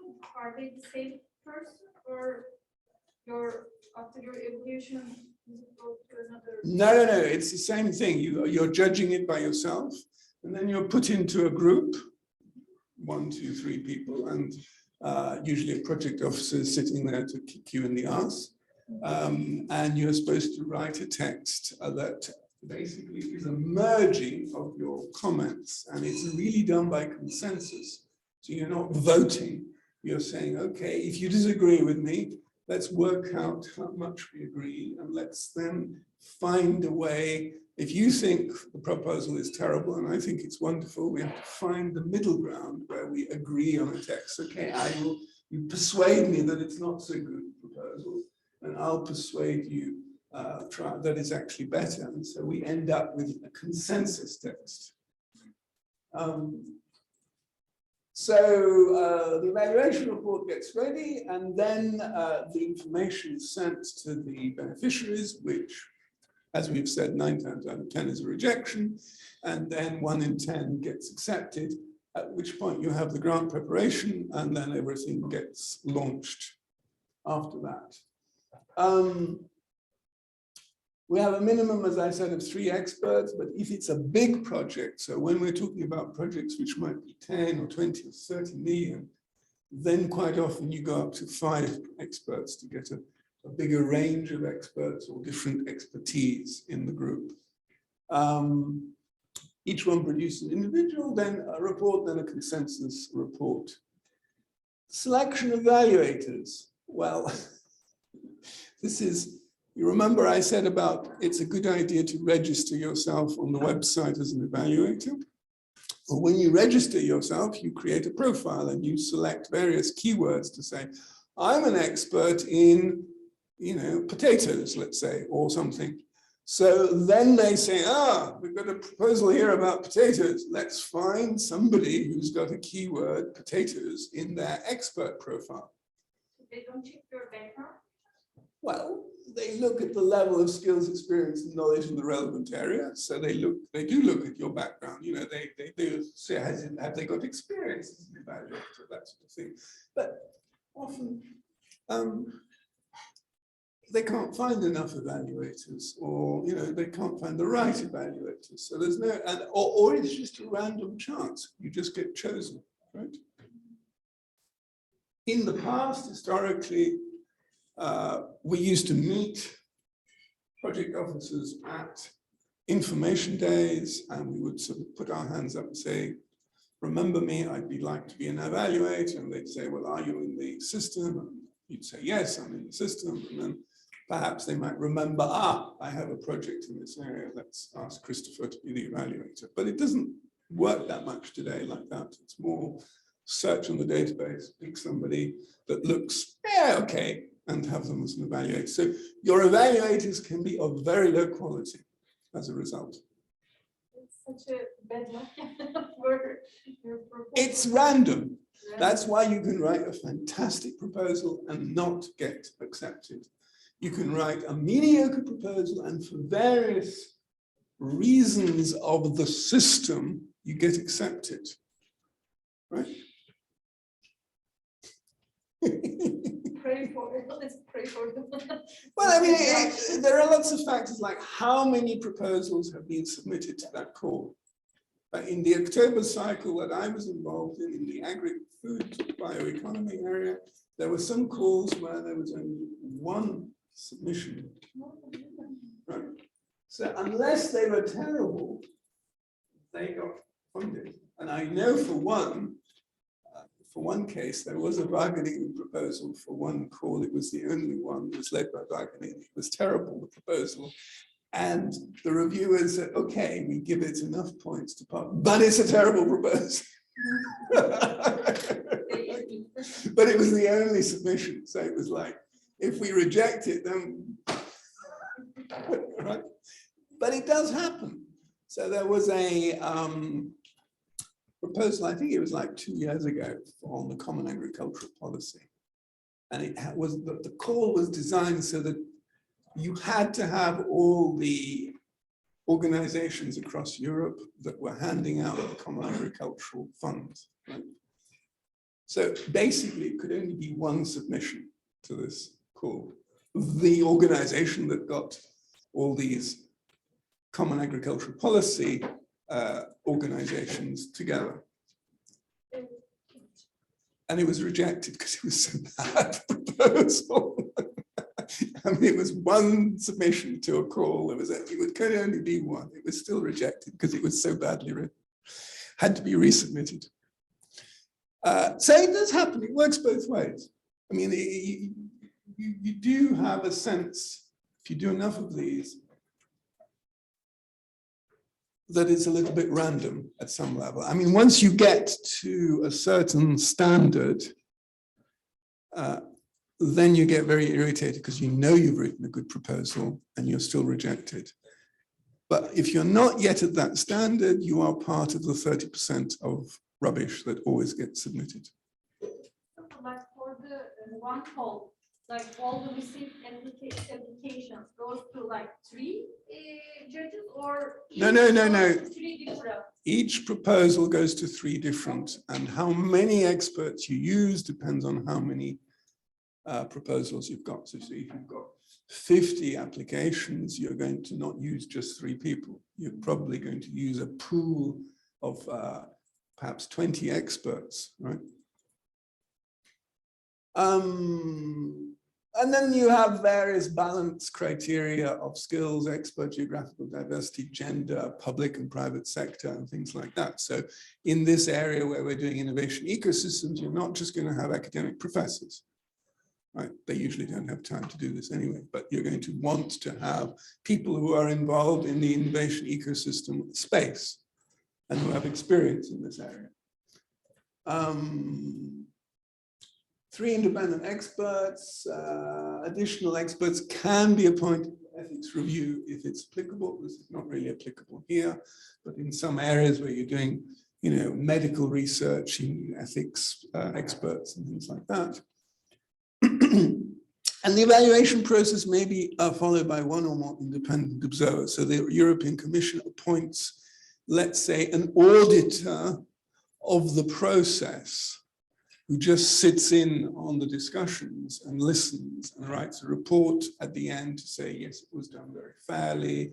Yes, we have these general issues. It's not specific to the proposal. It's to do with the whole process.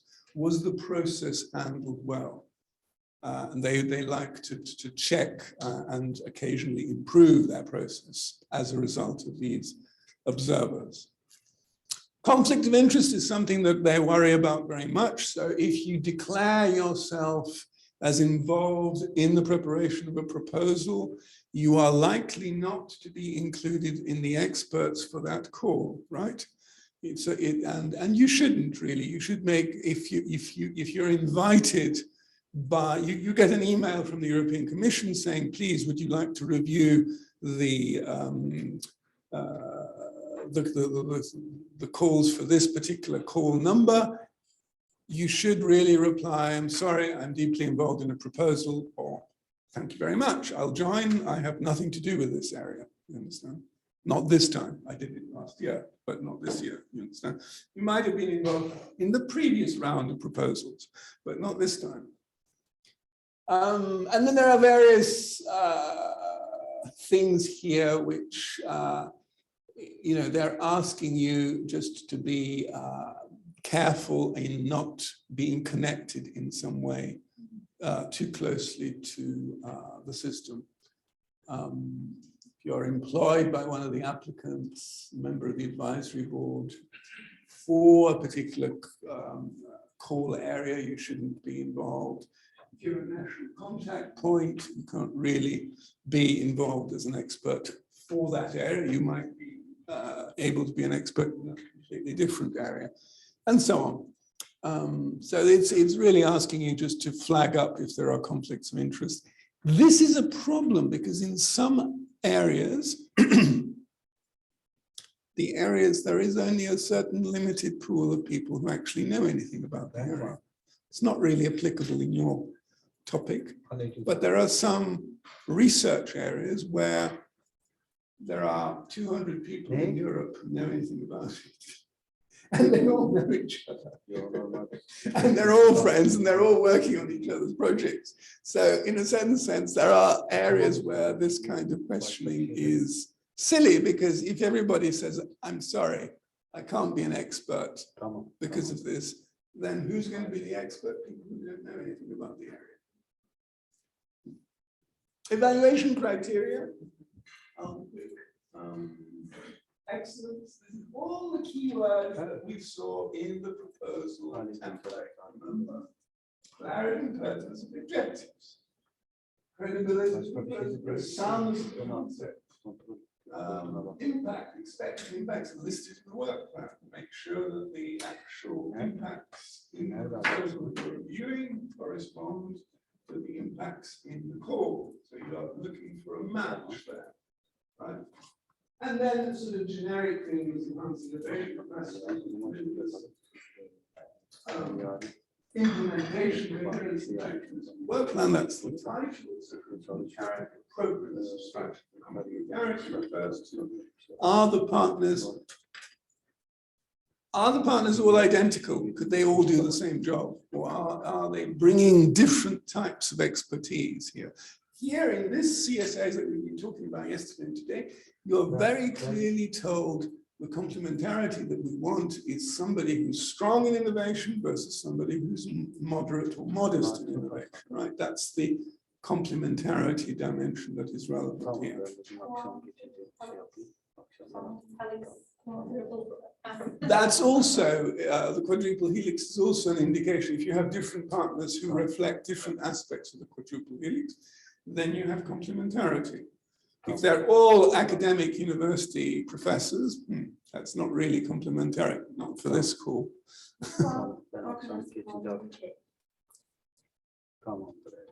I actually don't know what the situation is there. In theory, you can include UK partners, but I think they're arguing about it. Yes, it's gray area. Is it risky to complete that in the consortium? I'm seeing lots of proposals with UK partners, so I think people are just going ahead and saying we'll sort it out later on. On the principle that if the UK and the European Union quarrel, in the end, what that will mean is there's no money from the Horizon Europe pot that goes to the UK partner, but the UK partner will appeal to the UK government and say, give me the equivalent amount of money. So they will solve it practically. Scoring. Okay. Each criterion, so remember 3 criteria, excellence, impact, implementation, gets a score out of 5. And you have a threshold, which is 10. If you don't reach 10, you're not fundable. So what does that mean? That means if you can do your maths, right, you need at least 3.5, 3.5, 3.5, or you need 3 plus 4 plus 3 or something like that, so that it adds up to at least 10.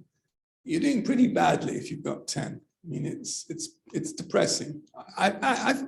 I've failed in some of my proposals. It's very depressing if you put in all the effort and you're given 10 or less. The other danger here is that you get very, very high marks, but everybody else does as well. Somebody else does. So you might get a 14.5 or even a 15 out of 15 and still not get funded. Right? So it's really difficult and frustrating in that regard. But different projects can get the full remarks. Like if 3 projects get 15. Then it's judged by other criteria. Right, then you have to, you still add, I mean, if you're only funding 1 and you've got 2 projects or 3, which all have got 15, then you have to use other criteria, such as the mad comment that I got from my amazing project. The gender balance in the management team was not adequate or something like that. You see, that's what I call finding a reason to reject you that isn't a real reason. It was an excellent proposal, but we're finding a reason to reject you, right? So this is it. Priority with proposals with equal scores. First, consider those that fill gaps. You know, there's, if you look at the work program or the topics in the call, look for those scores that, for excellence and impact. So, you know, you want the project that has a higher excellence score and then a higher impact score. So there's a kind of sequence of priorities that you're saying. If still equal, look at the SME budget, right? Is one project spending more on SMEs, therefore it's better than the other project that's spending less on SMEs? Look at gender balance, right? Right? But this is like the 4th point. You said, oh, well, they're still equal, they're still equal, they're still equal. Now let's look at the gender balance. And look at all other factors, overall portfolio, track record, all kinds of things like that. Yes, for most evaluators, English is not their first language. That's why it's important to write things clearly, and that's why it's important to have pictures, because some evaluators prefer pictures than text, right? Evaluators are human. They can get bored, tired, ill, and confused, right? Think that your proposal might be evaluated by somebody who's only going to spend 30 minutes on it, right? You've written today, 30 minutes. Will you make a good impression with your text if somebody looks at it for 30 minutes? Don't assume they're going to read every paragraph in your text somewhere. And so this is where the way you present the information, the order in which you present information is important. What you emphasize, the way you use colors or tables and things like that makes a difference if it's easier to read, if it's easier to understand what the project is about, right? Proposal must be easy to follow, even by a non-expert. It must be easy for evaluators to find the key points, right? Point them out, how your proposal matches to the actual call text. The evaluators might have not time to read every word of the proposal, which is just what I said. Assume they don't. Assume that they're in a hurry. Assume that they're bored. Assume that they're sleepy, right? They may be professionals, but they're all humans. I haven't done this for a while, but I have been in a situation where I had perhaps 10 proposals to evaluate. And I was spending a lot of time on the 1st, 2nd, 3rd, 4th. I got to proposal 8 and I was running out of time and everything was due the next morning and it was 10 o'clock at night. So I had 3 proposals to look at between 10 o'clock in the evening and 12 o'clock or something like that, right? What do? I'm very superficial, even though I just misjudged the amount of time I'd given to the other proposals, right? So those last 2 proposals were not looked at as thoroughly as I should have. But as some of you who have experience know, particularly if you've read academic papers or been in any evaluative role, very often you get to the point where you can read the first paragraph of a paper or a proposal. You know whether it's standing up or not, right? You know because you've seen so many. And you know what a well-written proposal looks like and what a badly written proposal looks like.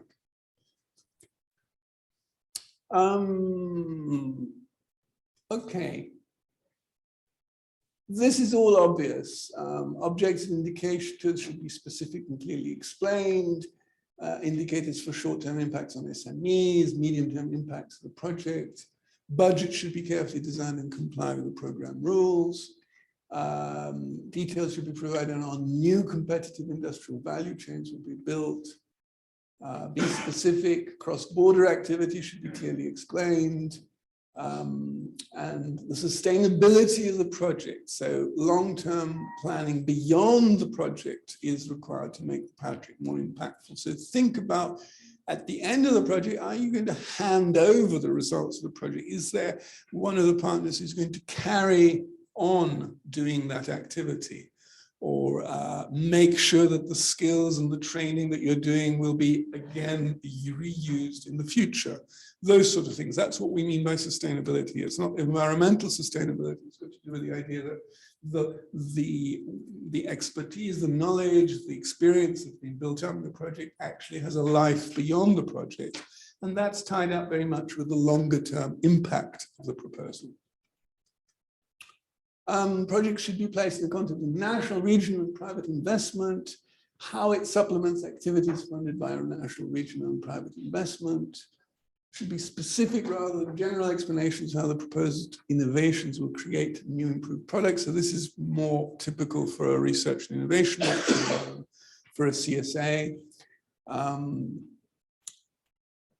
What else? Okay, these are some comments from a successful proposal. Threshold 5, specific objectives were very clearly presented, involving the emerging industries. They have a high degree of precision. They're identified and described in the opening sections, realistic and achievable. The work addressed the specific approaches of the program. So these are the sort of things that you want to be reading in your evaluation report. If we look, do we have an unsuccessful proposal? A minor shortcoming is that the proposal does not describe in detail communication activities, such as the organization of special events. No kickoff event is planned, right? Another minor shortcoming is the proposal does not describe specific measures for management of IPR. More detailed information about the roles of activities to be performed by other involved partners, even though sufficient resources are planned for the objectives. So you might have thought it through, you might be clear in your head about what's going to happen, but you did not make it clear in the text so that somebody else can understand what you're planning. So this is a danger, particularly if you're working on a project for 3 or 4 months preparing it. Things that you think have become obvious to you, you forget to make them explicit in the text. That's why it's important to have a colleague, a collaborator who's not part of your writing team to review the text, if you possibly can, before you submit it, because to spot what we call in English tacit knowledge as opposed to explicit knowledge, things that you've taken for granted. All right, that's it. Yeah. In two steps, submission and calls, do the 3 evaluators have to be the same 3 people in both steps? No. Because there's no guarantee that the same people will be available for various reasons. Right. Any other questions? All right, you can all go home. Thank you very much for your patience.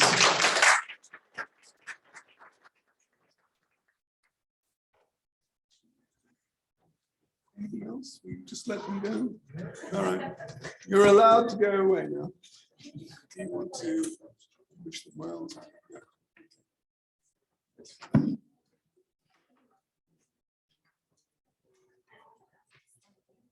Yeah.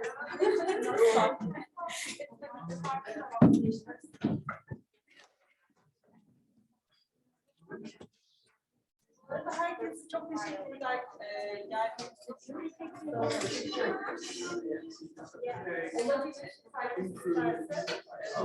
Başvurularınızı bekliyoruz. Bu sene olmasa bile 2027'ye kadar program devam edecek. Her zaman benim iletişim çağrılar. Projeler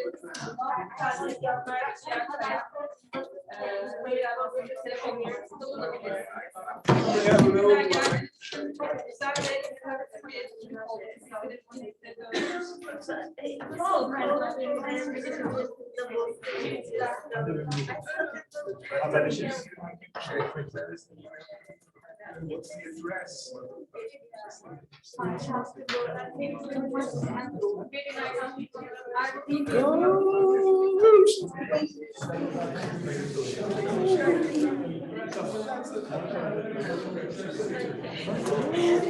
Couple